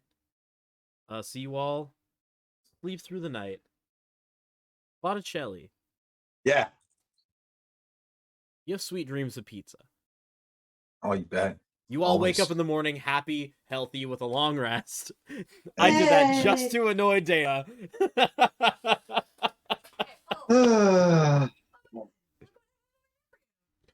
Oh, it's a bird. Jordan, you're number 1. So you wake up in the morning. Did you get one of these? Because did. I got a matching pair. The things we do to mess with people. It's glorious. Glorious. So you wake up in the morning, a bit bruised. And I step a bit outside, battered. take a bit deep breath. You done? Can't help it. Fair. So breakfast is served as usual, although you can see Merrick, who didn't seem to have been injured as grievously as Botticelli, has a crutch.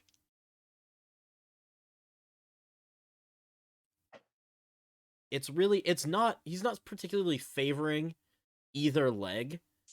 He's using the crutch as a cane. It's just the closest to a cane that they have on deck. As you can see, it just takes a bit extra effort for him to get around today. Because he was gut shot twice.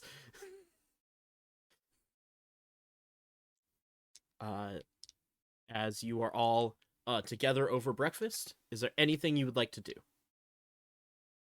I would like to observe Botticelli making pizza and have one. All right. Botticelli, I would also like a slice of pizza when that's done. give me a culinary roll, Culinary. which is a new skill that we're adding. It is wisdom, and you are proficient. Yep. And it's gonna be at disadvantage because it's a skill check, and I still is a have a skill level check. of exhaustion. But Oh, excuse me. okay. It's badass. Those are two good rolls. You said plus proficiency? You are proficient in making pizza.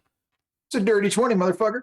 All right, so you see Botticelli, even though you can see him like stare off in the distance for a second, kind of forgetting where he is because he, Yep. died yesterday.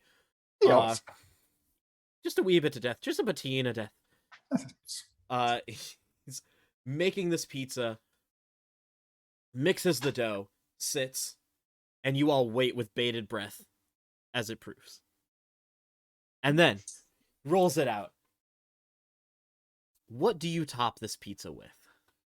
So we're going pure and proper because I'm realizing there are individuals on this ship who have never had pizza. And if you're going to introduce somebody to it, you can't throw all sorts of toppings on there.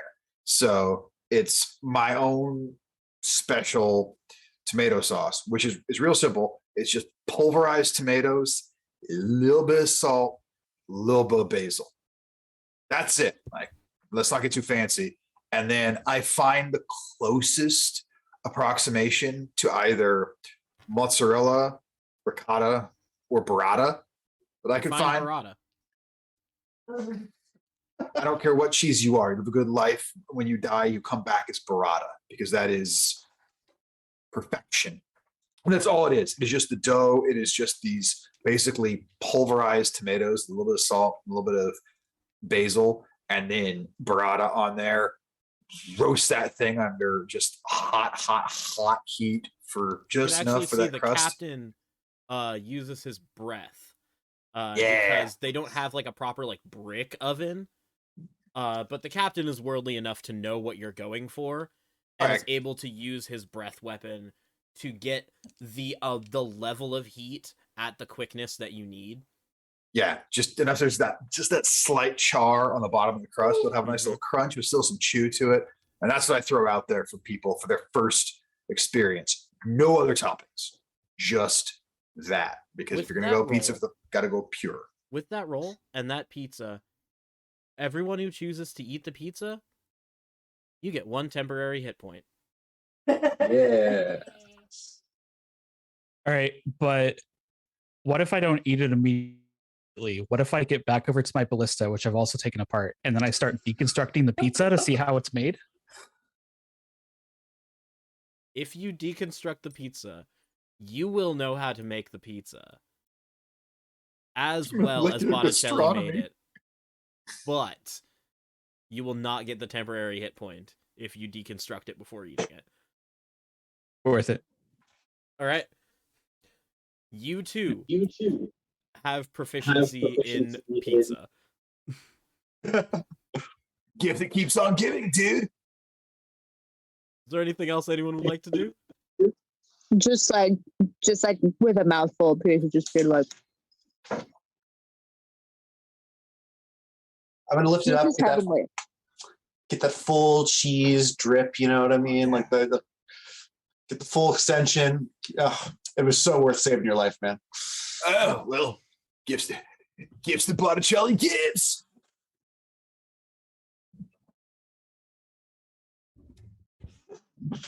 Oh Lord. I'm gonna say that Bob has once again. Oh, you've noticed one difference from yesterday, or a couple differences from yesterday. A of all, he gets up earlier as opposed to rolling out of bed at like kind of the last possible minute to get breakfast. Previously, he had a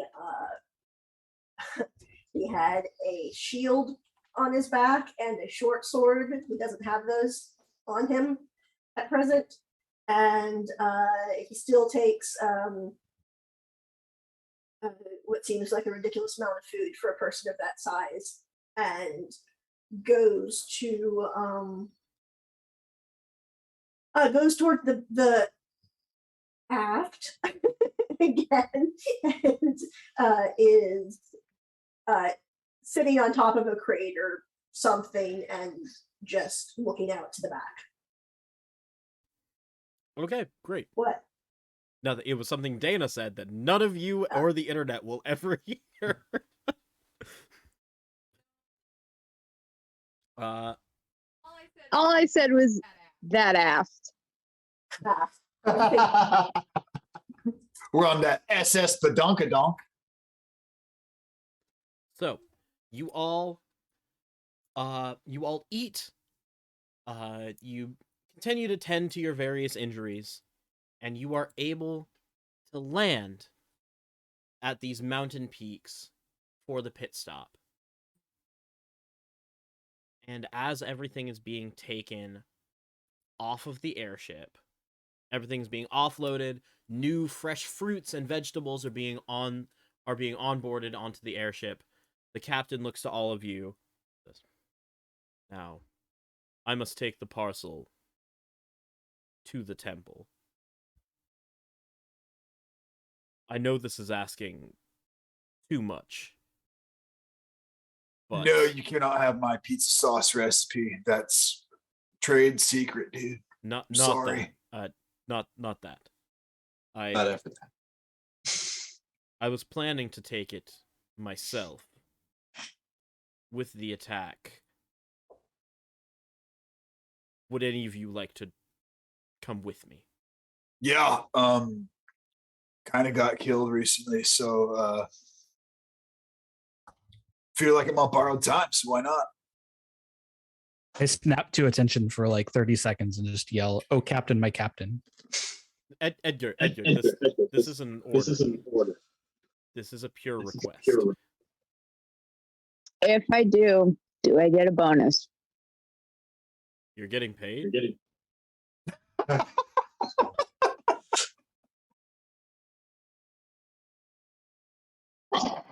Doing the good work. Yeah. But I'll join him. Yeah, that's fine. That's fine. Totally Yo. fine. Totally fine. Little spark. If we do this afterwards, you, the captain, the whole crew, I will introduce all of you to a thing we have back home called a pizza party. Son of a bitch. She's unpaid and Yeah. That sweetens the pot. So, What the fuck was that? sweetens the pot. She's like a young adult, maybe an older teenager. You don't know. I just course like it's that gonna gamer feel- sound. What happened? Yeah. Let's do it. I'll go. And I'll grab my quarterstaff. So you grab your supplies and you head up this mountain peak. Because again, you were flying far above like sea level. Far above most of the ground. And you didn't come down to dock. You just flew up to a mountain peak and docked at a spot there. There are stone bridges connecting these mountain spires as you head up and up this path, and you can see it looks to be maybe 500 feet in the distance, still going up a solid incline. Not enough to tire you out. I mean, Botticelli, you're feeling it a little bit because you're exhausted from dying. Yep. And you can see in the distance across this path a large temple. It doesn't specifically look to be toward any deity. It appears to be a temple specifically to gold dragons.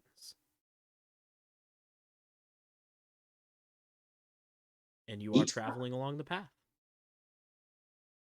I'm going to ask the captain. So, as far as this travel we're doing, about how long do we think it's going to take? And are we like trying to stay out of sight of stuff? What's the plan here, my man? I mean, there is only this one path up to the temple. Sure. I mean, if we want to stay out of sight, that would be helpful. But I don't. I mean, we'd see something coming. So there's like no real cover of any sort or anything along this whole path. Not really. Okay, I will not bother casting past that or trace. You've got small edges of like the sides of some of these bridges and like a few rocks, but you're on Cool. like a 15-foot wide path, maybe a 20-foot wide path Okay, across rad, love it. mountain peaks and then bridges connecting peaks to peaks. You are on the tops of a spine of mountains. Gotcha. Very cool. I just want to make sure that to find out whether or not So that or trace you would be to- useful, but path no. without a trace would still totally happen. It would work. but we're I don't know still how helpful wide it's gonna out. be. Yeah. It's the whole thing where someone's like, I rolled a natural 20 on stealth. Like you're in the middle of a giant room with no cover. They still see you. Yeah. Yeah. Yeah, like maybe Bob is small enough to hide behind a thing. But Bob that'd be can hide about behind a it. molecule. That's true. 5'2" is not that short. I thought your would stealth like skill. to, like, if we're arranging ourselves sort of along the path, like, how wide is the path again? Sorry. It varies between 15 and 20 feet wide. Okay, so And the captain has the egg in a large backpack that is then covered in a blanket. He has a 5 foot tall backpack. cool. It's like Kronk. You know those with, giant Eve on the back. bullshit hiking You know those- packs? That's exactly what I was thinking. He's not like one of those really tall, like Yeah, if it's scaled for Dragonborn, then sure. Yeah, it might work. So I'm just gonna, if we keep him in the middle, I'm just gonna take point on like the in front of him off to the right a little bit and have somebody on the other side of me. Keeping everyone within 30 feet of me. And I have my quarterstaff slung around my back in like a harness, a holster of some kind, close to my ear, just in case. I'm gonna, as far as we're going, I'm gonna let actual crew members be the ones to flank the captain. So I'm gonna suggest to the doctor if The crew members, Uh-huh. besides Elmer and Lekat, yeah, are staying to finish outfitting the ship and repair the ship as much as they can in this stopover. okay.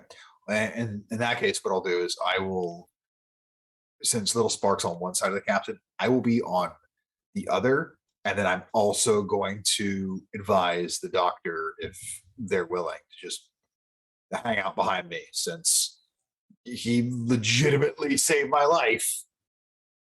I'm gonna watch out for him to, return the favor if need be. Just making sure. happy to patch you up if anything happens along the way. Just making sure. Like, Everybody Christians, remembers to dude. take their long rest, yeah? oh Yes. yes, I'd like all of you to give me perception checks. I will do mine at disadvantage.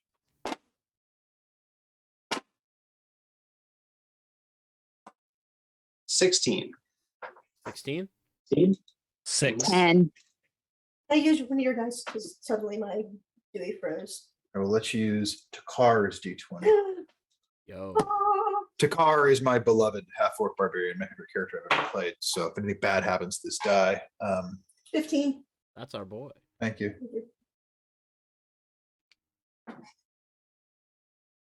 Because some I'm not of even you, gonna bother to tell you what I rolled. It was that bad. because of some of you rolled above the DC of 15,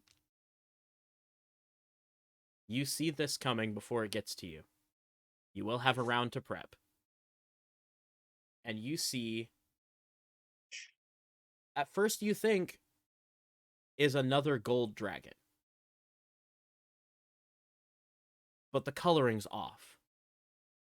It's too yellow. Okay, sorry. Yeah, Bjorn already knows the stat block. And you see, Question for the DM. yeah, Even though I didn't do so well on my perception check, would my quarterstaff start ringing? absolutely. All right. So I'm gonna take it out and tell people to prep. But you hear this sort of like low hum, like there's like a tuning fork has been hit. And if those who can see the quarterstaff on my back notice it's vibrating ever so slightly. So I'm gonna pull it out and be like, And you see coming around one of the peaks is this big yellow topaz dragon. And on its back, you see a jet black dragonborn on its back. Before we roll initiative, Yep. would I have enough time to do, since we were warned to give things as shit coming, do something as a bonus action? Yeah, you'll do it in, because you'll get a round, you'll get a full crap. round of oh shit before the fight Love it. starts. So Perfect. we will do that. We'll have initiative, we'll have the oh shit round, Yes. and then we'll have the fight start. So Thank everyone, you, please Little spark. roll initiative. Oh, I have a question for the DM real quick. Yes. What the fuck?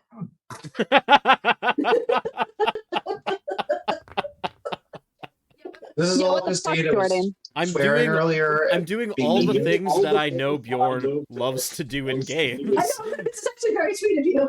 All right, come on, quarterstaff, don't fail me now. I rolled like crap on initiative, but I don't care. All right. 25 to 20. Yeah, baby. Oh, much better this time. 21. Also 21. Okay. Let's go, monks. I am not a monk, but I am Dexter. Let's see. We got Lil Spark and Bob. What are your dexes, or would you like to do rollies? My dex is +4, so it might. My dex is also +4. Rollies! Rollies! Please! Is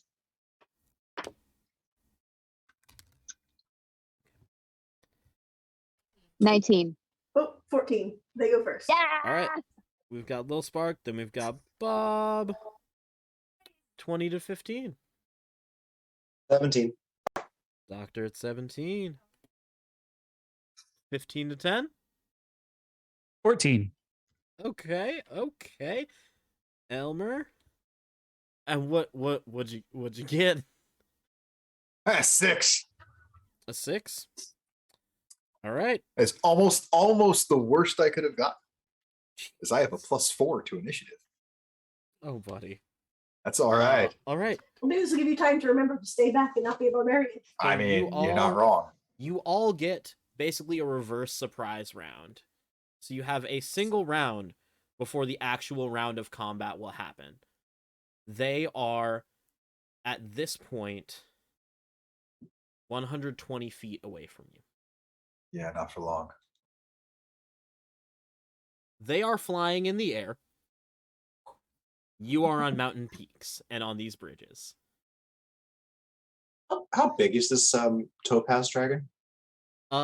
Give me an intelligence check. Because your character would at least be inquisitive enough to roughly know. Only a 10. Only a 10? Mhm.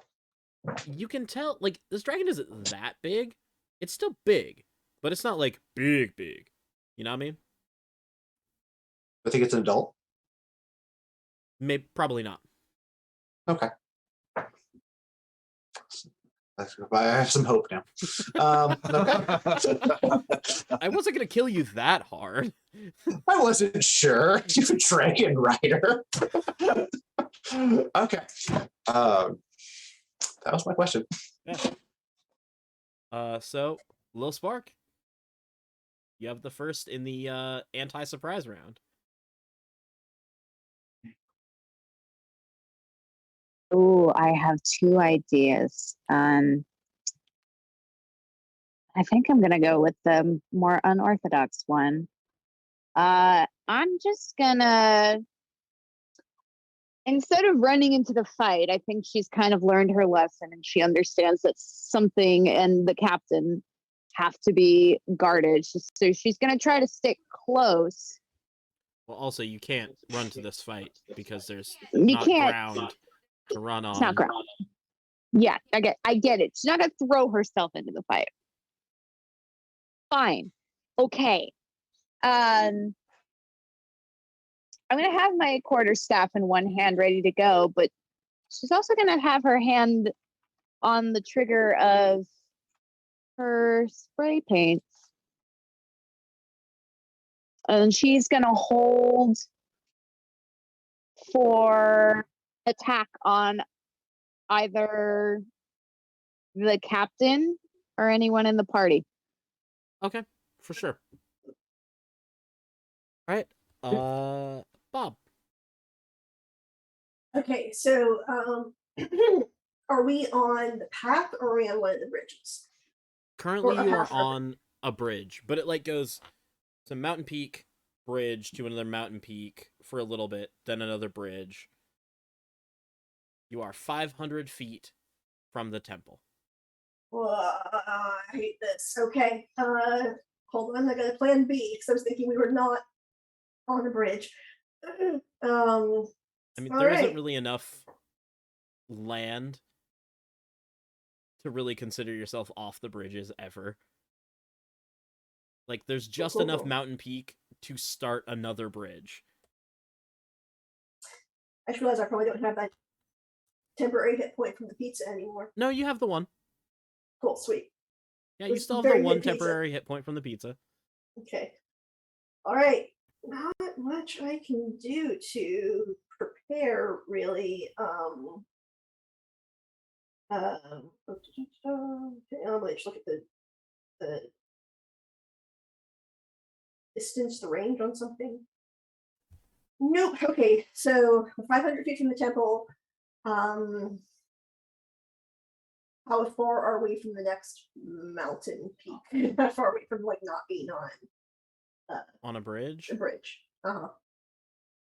I'd say 50 feet, but there really isn't much difference between mountain peak and bridge. Okay. All right. Like, these bridges are here specifically for people that can't just hop from peak to peak. You can hop from peak to peak. Oh, dragons that can fly.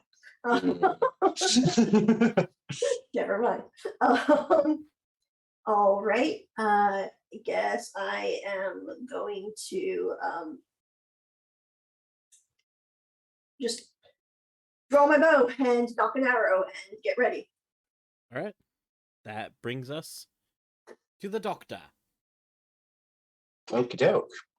So,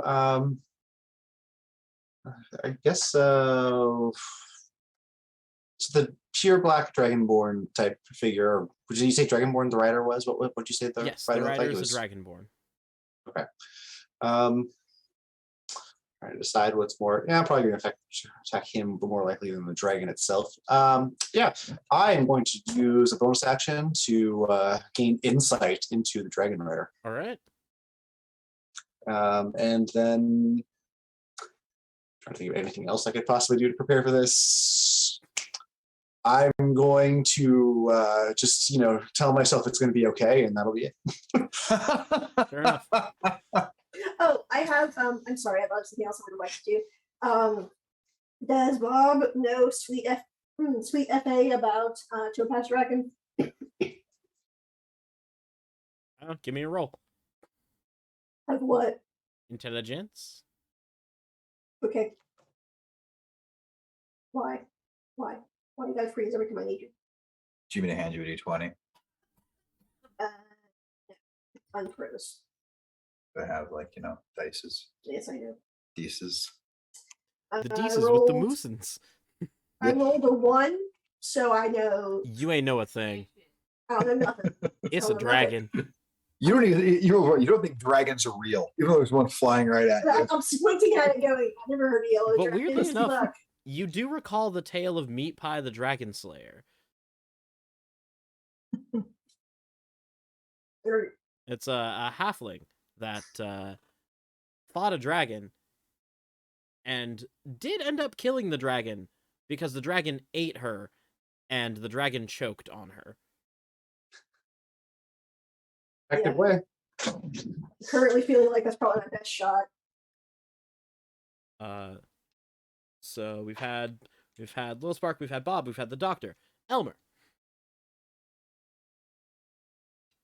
I'm going to use magical tinkering on the crate holding the egg Okay. to make it blend in with wherever it's sitting, whether that's the bridge or mountain peak. All right. It looks like rocks It looks like rocks. with a little bit of snow on it. Snow. All right. Yeah, Anything I else? think that's it for me. All right. And last but not least, Lil Dead Boy. Love it. So bonus action, I'm just going to stretch out my shoulders and then just do the Henry Cavill load my fists action and activate the Eldritch Claw tattoo. Mm-hmm. Move slightly away from everyone sort of as much as I can. And then I'm going to cast Minor Illusion to create just the imagery of a blank space on the bridge where I'm going to make it look like I'm diving underneath the bridge and out of sight, but I'm actually diving into my illusion itself to be in a spot where ideally this dragon can't see me. All right. All right. What's the DC on your minor illusion?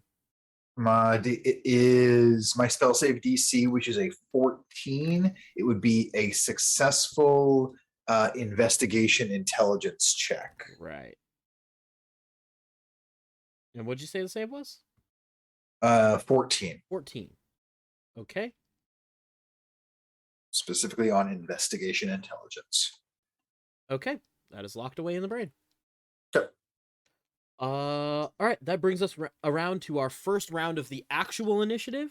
The enemies Jesus. are now 60 feet away from you, still flying in the air. Little Spark.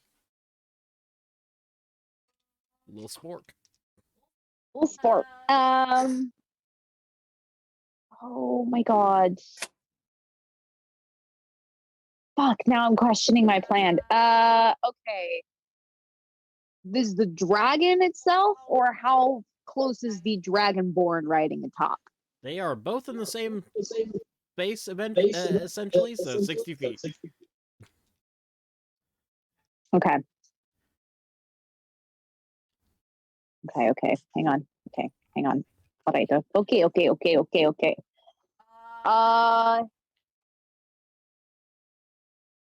Gonna burn a key point. Step of the winds. I'm going to attempt to board the dragon. Oh, yes. Okay. So that's gonna take. I don't know. I have 80 feet, but my jump distance is also doubled. Right. Yeah. You are able to make it up onto the back of the dragon. Whether or not it shakes you off on its turn, we'll see. Oh, that's fine. Was that just my movement? Or did that count as my action? Since you use Step in the Wind, that would be your movement and a bonus action. And a bonus action. For my action, where in relation to the Dragonborn am I? You're both on the dragon's back. Right, but am I facing him or am I behind him? Why does that matter? It matters. It Why does that matter? Does that matter? Tell me first. Why does that matter? Does that matter? It matters because it's gonna depend on how I attack the Dragonborn. I mean, he saw you do this, so he's looking Sure. at you. I don't get sneak attack damage. Just tell me whether or not I'm facing him or You behind landed him. on the dragon he's riding on's back. He's gonna turn He's to gonna look at turn you. to look at you. Cool. I'm gonna spray him in the fucking face with Yeah. my neon green spray paint. See, like you said you were a cat and you were going to spray them. That wasn't the first thing I thought of. Dead. I am dead. I am deceased.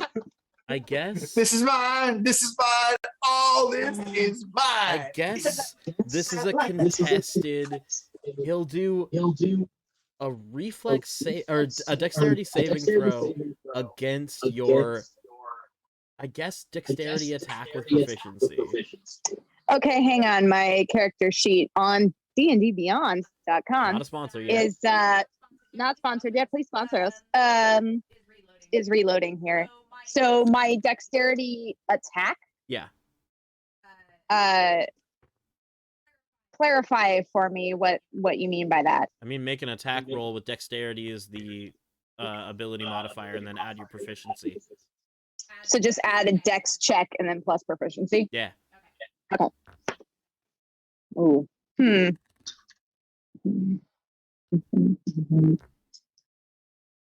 That's a cool 14.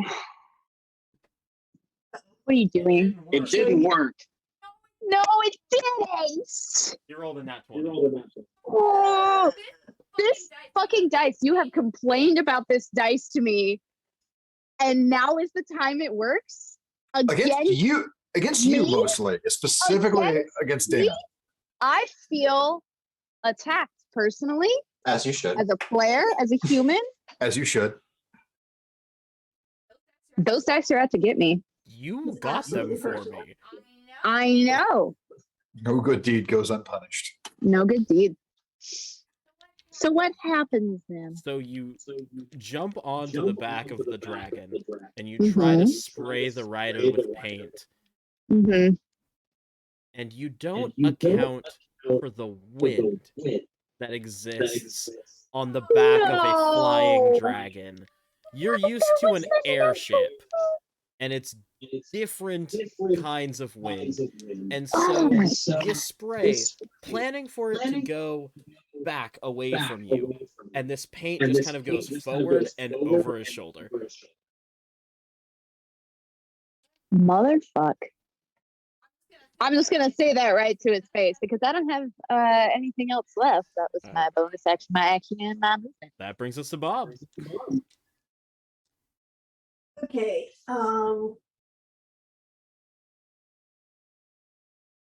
Crap. Okay. Sorry, I was looking at something. I'm like, yeah, I can note that says melee attack. I can't do that. I am going to. I am going to look at. I'm going to take a shot at the Dragonborn. Roll to hit. Everything is awesome. That's not when I'm picking things and don't have really. Oh, Yes! yes. That'd be a nat 20 to hit, which is a 27. All right. You do. Heyo. People are firing at the Dragonborn since little Spark is right up in there. Wouldn't that be an ally within 5 feet? That is. Sure would. It sure would. Oh, cool. D&D Beyond automatically doubles the dice for you. That's cool. That's real cool. That's great. That's wonderful. Sneak attack crit. 2d6 plus 4 So then do I double the sneak attack dice or no? You do. You double all dice. Well, why? Okay. Get out of here! Get off my island!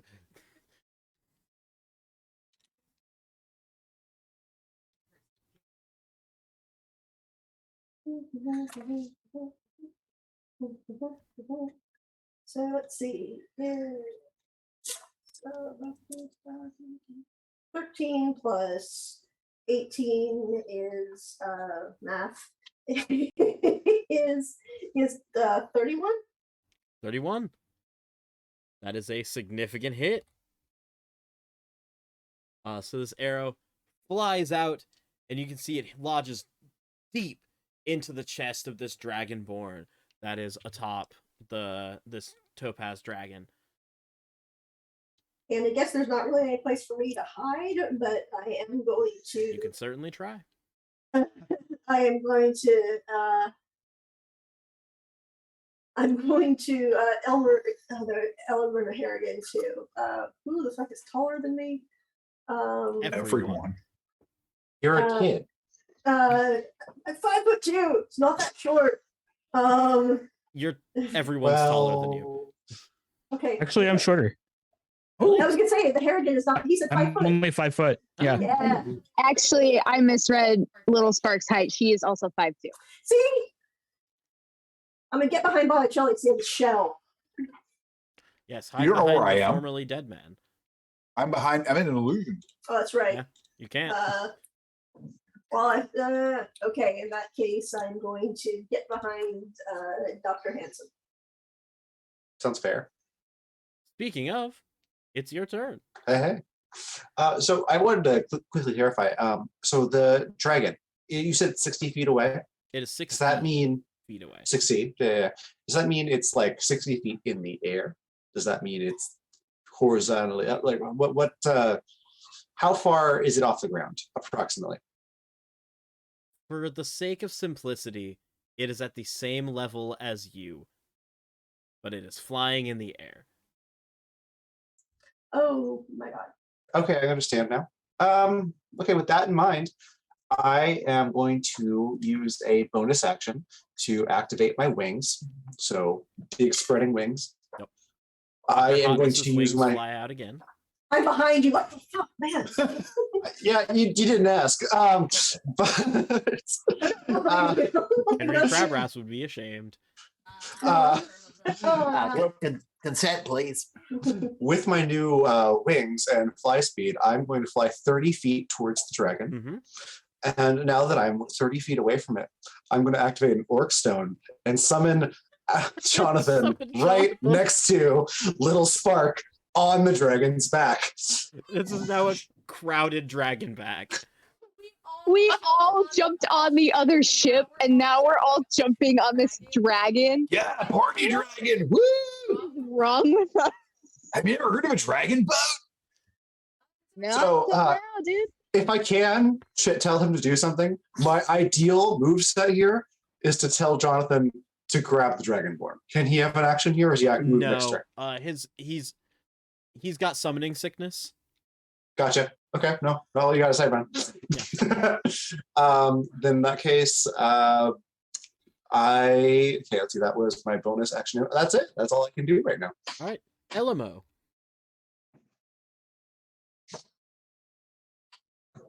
I'm going to pick up the closest softball-sized rock to me, Okay. and I'm going to use catapult. Yes. Yes. Love that spell. All right, so catapult. Is it a saving throw or is it a to hit? Safe throw. It's a Dex 15. All right. Are you targeting the dragon or the dragonborn? The dragon. Dragon. All right. Mhm.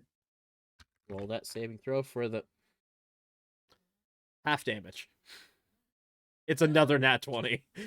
Oh my god. I think with catapult it just misses. If they make Oh, a really? save. And yeah, if I remember catapult right, it just misses. But whatever else would be next in line then gets to make the save. I guess next in line would be the dragonborn. If I remember how the spell works right. If memory serves. Yes, Yep. I am Chairman Kaga. Yeah. So the the catapulted rock misses the dragon. What was the save? The dexterity 15. 15. All right, Yeah. so that's a 16. So it misses the dragonborn. So next in line Uh-oh. would be Jonathan. God damn it. Roll a dexterity saving throw for Jonathan, please. Which saving throw? Dexterity. It's at this point Yakety Sax starts playing. Absolutely. Oh, he did actually okay. He got a 13. 13. Right, so now we have to worry about Little Spark. Did you say 13. 13? I did. What's the catapult's damage? 13. Jonathan takes 13 points of damage as this rock hits Jonathan in the head. Thank you for that. You're welcome. Anything else you'd like to do with your turn, Elmer? With my bonus action, I'm going to cower. They did take that away from kobolds, unfortunately, but I love it. All right. That brings us to the Dragonborn and the Dragon's turn. Yes, they did roll like shit. The Dragonborn is going to, in Draconic, if any of you speak it. Those of you in the crew definitely speak it. Even if you didn't choose it, you were in the crew, you would have learned Dragonborn from your captain. He says out in Draconic, "You will not bring the next keeper." And then he is going to cast Wither and Bloom on Jonathan and Little Spark. Is that like Crimson and Clover? Yes, but much more damaging. Okay. So I need both Little Spark and Jonathan to make a Constitution saving throw. Come on, Good at that one. come on, Matt Mercer's dice. It is a 16 for me. All right. That is a natural 20 for Jonathan. All right. Hey, So hey. you both take half damage. So you will both take 5 necrotic damage, and he is going to re-roll one of his hit die because Wither and Bloom, baby.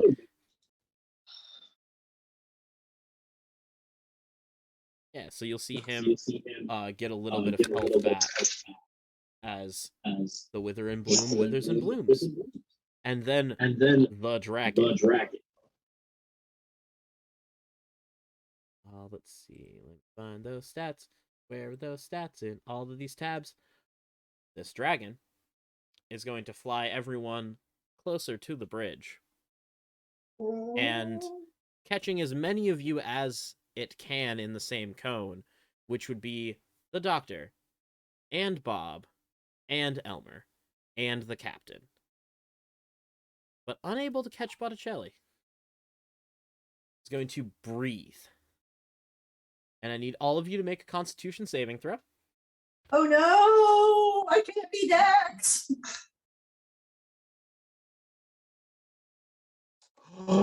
Yes.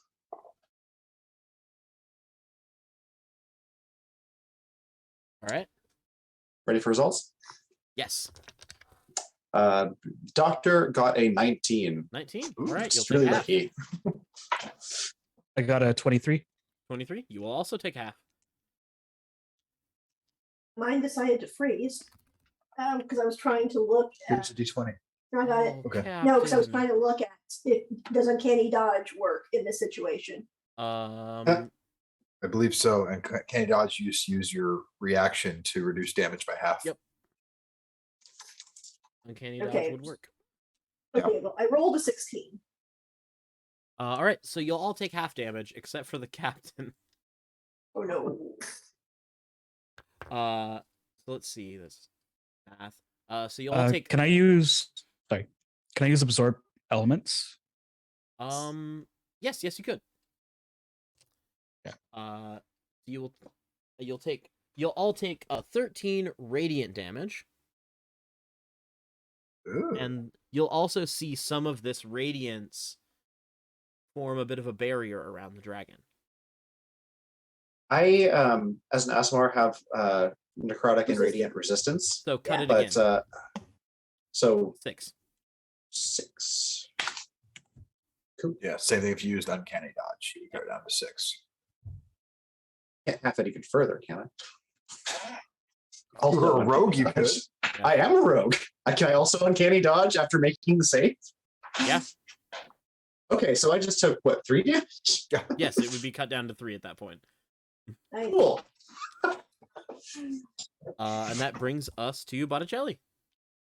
Hells yes. So this dragon has gone just a little bit by me, right? Once you pop out of the Illusion. illusion, yeah. Which you Cool. don't know if the illusion actually worked or if it just That's wasn't worth fine. it to breathe on you. We're about to find out. So what I'm gonna do is I'm gonna grab a hole. I imagine, is this a suspension bridge, like ropes and stuff? No, stone. Stone. Okay, so I won't do that. I'm not What gonna I'm I'm not going gonna to- play the game of you worrying about if the bridge is gonna break underneath you unless someone casts shatter. No, this is just me trying to flavor how I go up there. I was gonna like slingshot myself up, so I can't do that.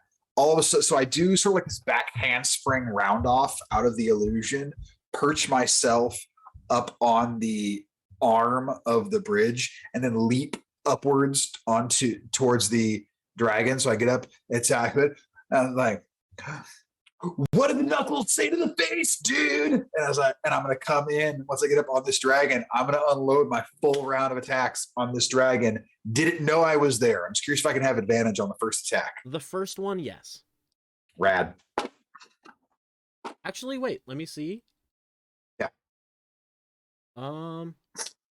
Yeah. No. Investigation No, you would versus. not. Okay. Okay. So it knew I was coming. Yep. Great. That means it's looking. So I'm gonna get up on its shoulder as I land here. I'm just gonna start just throwing fists at its ugly ass head. Yep. So the first attack was a 26 to hit. That a will.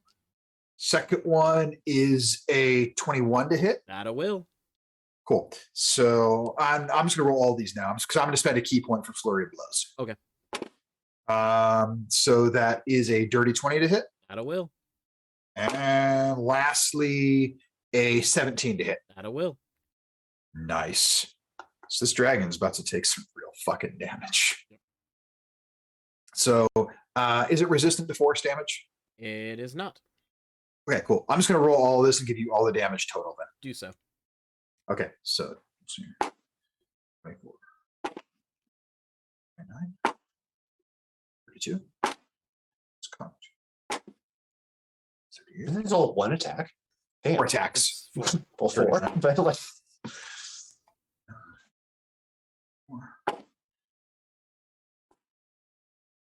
So that is a grand total for my 4 attacks of 50 points of damage. 50? Yes, Impressive. because my Eldritch Claw tattoo, I get to add a D6 force damage to every successful hit, Right. and all 4 of them hit. Let's fucking go. So this is just a full on, just boom, boom, and like as I hit it hard enough for its head to shift, I just crack it from the other side to send its little ugly dragon skull right back into my next set of knuckles. Knock, knock, who's there? Pissed off turtle. With this flurry of attacks, this dragon is going to use its one legendary action Uh-huh. to cast a spell upon its own back to catch everyone that is upon the dragon, including its rider. Cool. I need everyone to make an intelligence saving throw. Fuck. Everyone or everyone on the dragon? Everyone on the dragon, I'm sorry. Oh man. And Mm. oh yeah, he 15. Oh, passes. yeah. 15? 15? not 9, but 9? uncanny dodge. All right. Who else is on the dragon? I am. What'd you roll? Oh wait, that's not. I forgot. That's it's Jonathan who's up there, not me. Yeah, Jonathan's so up there, he not you. Actually, honestly, it's intelligence save, right?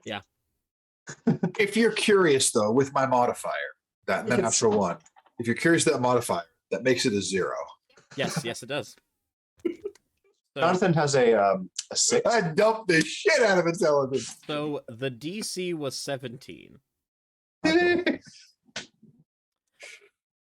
As off of this dragon's scales, they Yeah. start glowing in a brilliant pattern, alternating colors.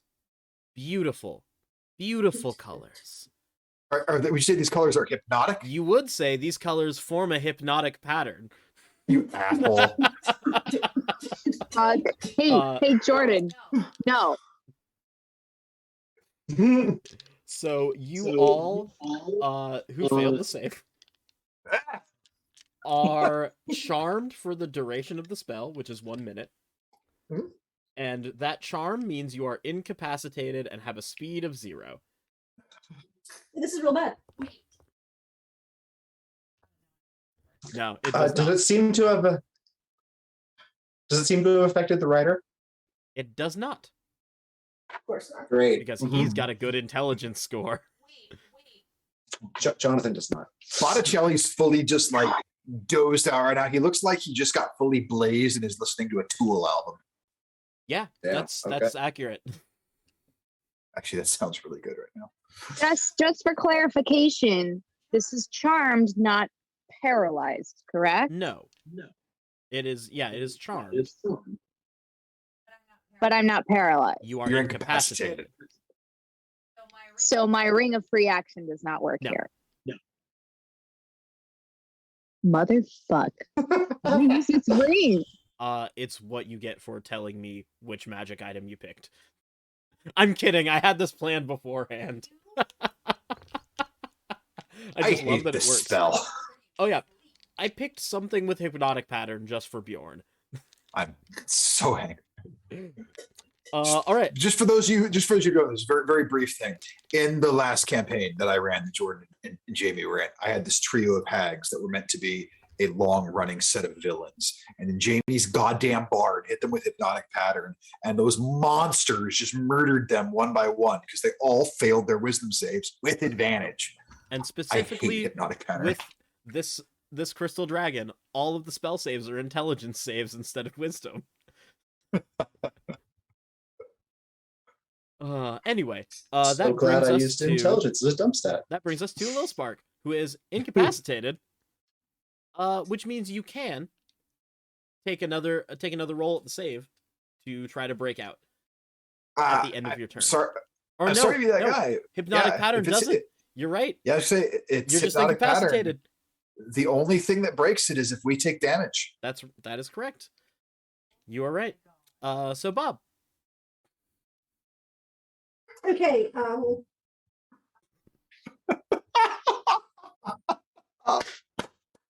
This is so good. Psychotic. I am. you rolled the dice to not save.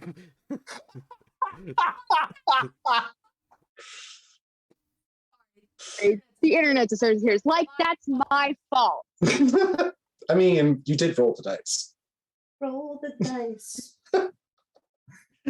So Bob, what would you like to do? As Would I- Lil Spark is Lil just Spark is staring at staring the At the hypnotic hypnotic pattern of pattern of colors on the back of on this the dragon. My eye is twitching as I'm doing this. When do I understand what the fuck just happened? Give me an intelligence check. This is so good. Okay.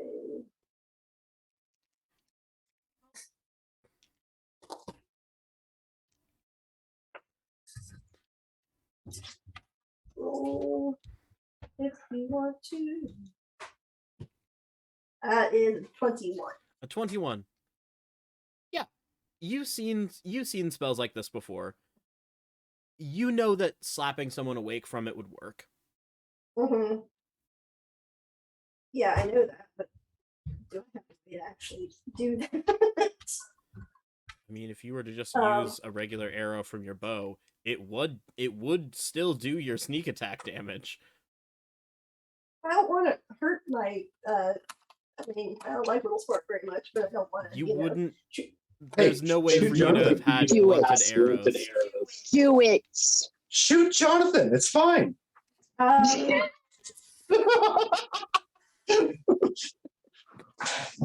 the quote I'm writing down. Okay. You know what? I have a fucking genius idea. Because I too have a bracer of flying daggers. Ooh. So, so what I'm going to do is I am going to means I can just draw 2 daggers immediately, and I'm going to throw the first one at Jonathan. All right. And that is It is I at believe you have advantage. yeah, because they're incapacitated. Sneak okay. attack damage. Mhm. Do I have to apply sneak attack? You do. It applies You to do, the first it's- attack. Okay. Okay. Well, Technically, it'll only hit one of them. So sneak attack Jonathan, not the other one. Or is it one? No, yeah, no, it's only one per turn. So yeah. 17. Does 17 hit Jonathan? I don't think Um, it does. Actually, yes, it does. He has a 16. Oh, word. Okay, I really hate that I have to do sneak attack damage on him. He has 75 health. Hit the fucker. Whoa! Okay, so that was a total of roll slow. Okay, that's not terrible. A total of 14 points of damage. Okay. Jonathan is awake. Yep, All right, Jonathan is and- awake. And who else is up there? Louis Our- Park and Our Botticelli. favorite kitty friend. I'm going to. This is probably metagaming because I know the order of initiative, but I'm going to, nevertheless, since I know Little Sparks already missed their turn, I'm going to throw the second dagger at Botticelli. And that is a. Does an 18 hit you? It does. Okay. And that is 6 points of damage. Botticelli, you are awake again. Oh yes. Okay, so that was my action. Gnarly. Is there because yeah, after my turn last time was when I realized, oh, we're standing in the line like idiots. So is there any way for me to If you were to run your full move speed either toward the temple or away from the temple, it would help. I'm gonna run towards the temple. All right. All right. Just so we're not, just so I'm not hopefully conveniently bunched within cone shape anymore. That brings us to Dr. Good Doctor and Jonathan. And Jonathan. So Jonathan, let's see. He I hate that I know what has you're more- gonna do. do you know what I'm gonna do? I have a good idea. How do you grapple? Yeah. It is a contested athletics check on the aggressor to an athletics or an acrobatics check on the grapple E. Okay. So in this case, Jonathan rolls and gets a 18 for his athletics. Are you grappling the dragon or the dragonborn? That would be the born. Yeah, mm-hmm. Yeah, that, Are they incapacitated? because they passed Oh. the save. Oh, But you still win this grapple check. And you can move And at then half with my speed. movement, You move at half speed while dragging something that is unwilling. Just Donkey we're going Kong off me. the side. It's a suplex off the top of the cage. Yes, it is. And Jonathan takes him down. What I know I'm not the DM, but I have to know what pro wrestling move does Jonathan do Oh, here? absolutely. It's a full over under. He just goes Okay. over yeah. the back. Okay, gotcha. Well, I need to know what kind of suplex. And you see as Jonathan grabs this dragonborn and over-unders, and you hear, "Son of a bitch!" as they both fall. Yeet. So approximately how high in the air? Jonathan casts yeet. Far enough that you don't need to worry. Okay. Oh. So Jonathan has been disappeared. Yeah, Um, Bye, both Jonathan. Jonathan and the dragonborn are gone. Effectively, cool. they're gone. That's amazing. That's really unfortunate. Okay, so here's what I'm going to do. I'm going to use my action to activate the Orc Stone again and resummon Jonathan on the back of the dragon. And he is Jonathan's there. got PTSD. Oh my god, this is such a good idea. Ah, Why? And for the record, Jonathan, this is a spirit. Like he's and Jonathan, as he's resummoned, he's there still holding nothing, and you just did I dream that? that was weird. Was I falling? Oh wait, Uh, yeah. With my movement, I'm going to move towards the ground so that no one can do similar things to me. And then with my bonus action, I'm going to make an insight check against the dragon to get advantage on it in the future. Sure. Next is Okay. Elmer. That's one way to solve that problem. Yes, it is. I'm going to do Scorching Ray. All right, roll to hit them rays. Don't need that character sheet that I spent a lot of time making. Oh, I'm so familiar worst with thing that. He's got a good athletics and acrobatics just for this, and then he rolled a 4. Life comes at you fast. And the ground comes at you Inspired. faster. Incredible. Amazing. Perfect. All right, so 3 rays, 10, 16, and 24. All right. The 16 and 24 hit. Ooh, 16 hits. Nice. Damage on the first is 10, All right. and damage on the second is 5. All right. So you can see these 3 streaks of fire fly out from Elmer's hands, and one of them flies above the dragon, trying not to hit your allies that are still on the dragon's back. And then 2 of the rays hit the dragon square in the chest, and you can see the burning go across these dragon scales, and it's starting to have an effect. That brings us to, unless you have something to do with your bonus action. With my movement, I'm going to run the full distance away from the temple, so we're further spread out. Okay. All right. That brings it to the dragon's turn. Yeah. And the dragon gets its breath weapon back. Ooh. But more importantly, the dragon is going to quote the internet, do a barrel roll. Can certainly try. Everyone that is on the dragon's back needs to give me a reflex or a dexterity saving throw. If you are incapacitated, you automatically fail this. And you are dropped off of the dragon's back. What's that number? Does slow fall still work in this instance? That's a nat 20 on for him again. It was a Slow fall will work if someone wakes you up before you hit the ground. Okay. is this a dex save, you said? Yes. Yes. Okay, thank you. It is a dexterity save of 15. Okay, what did you do? +1, and he gets a. Okay, Jonathan fails it, but he's gonna fail it. So Jonathan and Lil Spark are both falling in tandem off of this dragon's back. Featherfall. Jonathan and Lil Spark are falling slowly off of this dragon's back. Bless you. Like I've had this chambered. Once I found out we were on a sky ship, I was like, thank God for my paranoia that I always take Featherfall. And then this dragon is going to once again cast Hypnotic Pattern on Botticelli.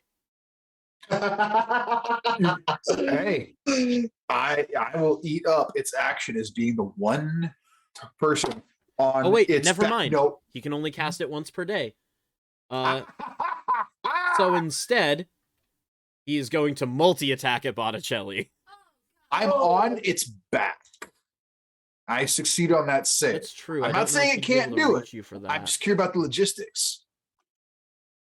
I mean, he'd be able to. Yeah, you're right. If you're on his back, he wouldn't be able to reach you for that. Because I'm like, I know if I have that real bad itch between my shoulder blades, I can kind of get it, but it hurts to get there. Yeah. Like, would it attack at me with disadvantage? It's logistically, it still wouldn't be able to reach. So instead, it is going to try and slam you against the side of a mountain to get you off of his Cool. back. Because that Okay, makes is more it what- sense. Is that another deck save? Yeah, I'm gonna say that's a dex save of 15. Jamie, what's that number? That's not 20 again. So I'll give you the choice. Would you like Yeah. to jump off of its back on the onto the mountain to avoid this? Or Uh-huh. would you like to jump and attempt to land back onto it? Attempting to land back onto it will be another save. That second one. Right. I'm Give me another ready acrobatics. to just. It's an acrobatics check. I only can do physical once, just a Acrobatics is at disadvantage. So I have one level of exhaustion. Yep, you sure do. That would have been. It's a dirty 20. no. You are able to jump up off of this dragon as it tries to slam you into a side of the mountain and land back on its back. My first roll before disadvantage was a damn 25. But I've got a big bonus to acrobatics. And Botticelli, Thanks. it is now your Yeah? turn. Oh yeah. So, oh, that was a nifty trick. Hey, check this one out. I'm doing the full. So here it is. First attack into its head. That is cocked. Come on, you. All right. That is a 16 to hit. I'll tell you, its armor class is 15. Okay, cool. Stunning strike.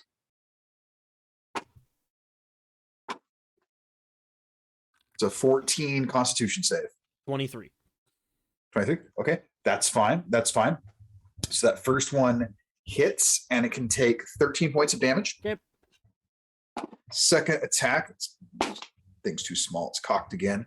Okay, that hits. That's a 17. So, ooh, nice. So plus that is 16 points of damage. All right. Stunning strike.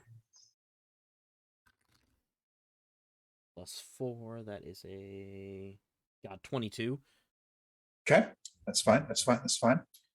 Like we're just gonna burn through some key points right here. I'm gonna use a key point to do flurry of blows. All right. That's 20 million to hit. So Great. it's, 8 more points of damage. All right. Hey, guess what? Math. Stunning strike. I'm burning all my key points this round. 17. Damn, that was my last key point. Had to try.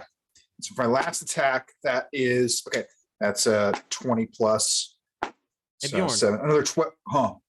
How do you want to do this? Yes. He had 1 hit So- point after your last hit, so So I'm doing the whole hit it to each side to get it going. And on the second to last pop, as I feel like I can hear something come loose. Does it have horns? it has they are detached from its Okay. body, floating psionically in a mohawk spike down the Love it. center. Cool.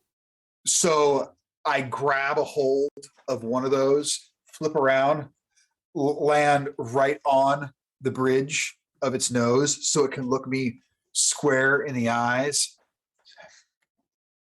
Ain't personal, it's just business. Bam! And just cave the bridge of its nose back deep into its skull and then ride this thing down into the mountain range like a surfboard. Nice. You won't want to ride it down the mountain for long Okay? because it is a very very steep cliff. Just long enough to be dramatic, then I'll jump off on the solid ground. Very sheep mountain, Yes. sheep cliff. Meh. It's a very steep cliff. And after after Botticelli jumps off the dragon's back, the dragon just slides down into eventually a cloud layer, which is how high up off the ground you are. And that is the end of combat. The captain, hurt, still carrying the egg, is able to bring it up to the temple. And Wait, as wait, you It's all in. Yeah, I'm gonna go shake. Let's see now. Are Little Spark and Jonathan are they awake yet? Did they take damage when they? They're No, falling. feather fall. We are We need to rescue They are them. feather are falling. falling. Technically, they will They will keep falling keep falling. until they land. Nah. So if they're still falling, what I will full on do is I will try some dope monk shit to hook a rope to something, swing out, and grab them and bring them back in towards the mountain. For the sake of coolness, you do. Yeah. Okay. You're able I'll- to take this rope, and you're able to take this rope, put a good knot in it, hand it to the doctor and the captain. Elmer and Bob, you are offered to have a hand on it, and I assume you both just Just kind of point at my noodle arms. Before they come to, since they're incapacitated and all that, I do pose both of them, so they're going like this. Wouldn't we be like? Wouldn't the effect be broken? not until you Since- take damage. They're still fine. So yeah, so both Little Spark and Jonathan, they're standing there like, And after there's a bit of a time with the pose off, I assume eventually Bob, of all people, is just like, all right, I'm done with this. Smacks them both awake. Oh, definitely. Like And right away, you I'm make- just like, I'm kind of yelling at the rest of them. Like, I woke you up and you just left her. The fuck? Like, I woke the two of you up. What just now? Where the fuck? What the fuck happened? What the fuck happened? you killed the dragon. Are you shitting me? Motherfucker. Yeah, no, man. You did like all the cool things. You have to give me credit for like the one clutch move. No, like you literally saved both their lives. That's totally like clutch. Oh, actually, and yours. I had many clutch moves. No, yeah. Like you woke me up. Really, my tattoo did most of the work. Anyway, so let's go before we get attacked by any other dragon or dragonkin. So you all are able to finish making the hike up to the temple.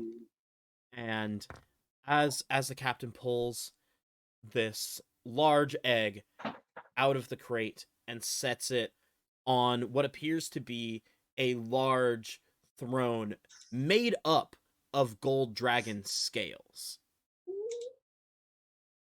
the That's egg pretty cool. starts to shudder and shudder and split.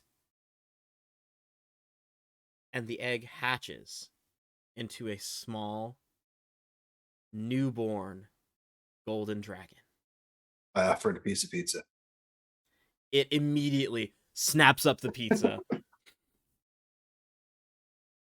So newborn dragon, to be clear, is like roughly the size of Little Spark and Elmer. Or needs to be egg was 5 feet tall, so Yeah. the dragon's a little smaller. Yeah, But yeah, like so the dragon was. I mean, the dragon is still long, like snout to tail. Yeah. Like snout to tail, still curled up in that egg. We're talking like 7 feet, snout to Long tail honey? still, because that tail is long and kind of spindly. I don't even acknowledge the dragon exists. I immediately try and like, grab the egg pieces and put them back together. The captain looks While the at drink- you just like, you know what, they've deserved it. And you can see this dragon, this newly born dragon, sitting there almost with the poise and elegance of a monarch that has already ruled for 50 years in this throne. And out of its scraggly throat, thank you for bringing me to my rightful place. Whoa! you can speak. I was just going to try and teach you how to say pizza. That's impressive. I can say pizza. That was what you just fed me. Yes. They can say pizza. This is so cool. Wow. Now, I assume you all went far out of your way to bring me here. Where were you originally headed? Why, the Isle of Tropicana. For a medical conference, of course. Thank you all. And before any of you can say anything else, because the doctor spoke up first, you see a shimmering portal of purple arcane energy start to swirl underneath you as a greater teleport is cast underneath you by this baby dragon. And before you can even react, you blink, and you are all standing on a sandy beach. A few gulls squawking. The water lapping on the edge of the shore. You're in Tropicana. I immediately collapse into the sand, just like backwards, like starfish, and like I don't move. Hold on, so did the captain also get transported here without his ship? Yes, the captain is also with you. It sucks to be How here. are y'all getting the ship back? I don't know. That's the next one shot. Yeah! I teach you all how to surf. But you Exactly. all are in Tropicana for better or for worse. And technically you've made it. Yeah! How two of you are getting Singular. back to work? How the captain's getting back to his ship? But the doctor made it to his conference, and Botticelli's not dead. Yeah. Eric, Dirk, and Lilia are all going to be so confused for the next few weeks. They are. They're just there. Yeah. No one else knows how to pilot the ship. I'm considering this vacation time. But if the internet really wants to see the continuation of this story, they'll let us know. Anyway, we've gone way over time for recording tonight. By like an hour and a half. So That may we may have to do this as 2 parts. we'll see. Anyway, thank you so much for watching. Thank you all so much for playing. Once again, all of my players, starting with the birthday boy, are Bjorn. JB. Saints. Fine. Dana. there we go. And I am Who are you? I am Jordan Michael Whitby, your GM, DM / Pirate of Penzance, and we Arr. are out of here, and we'll see what chaos awaits.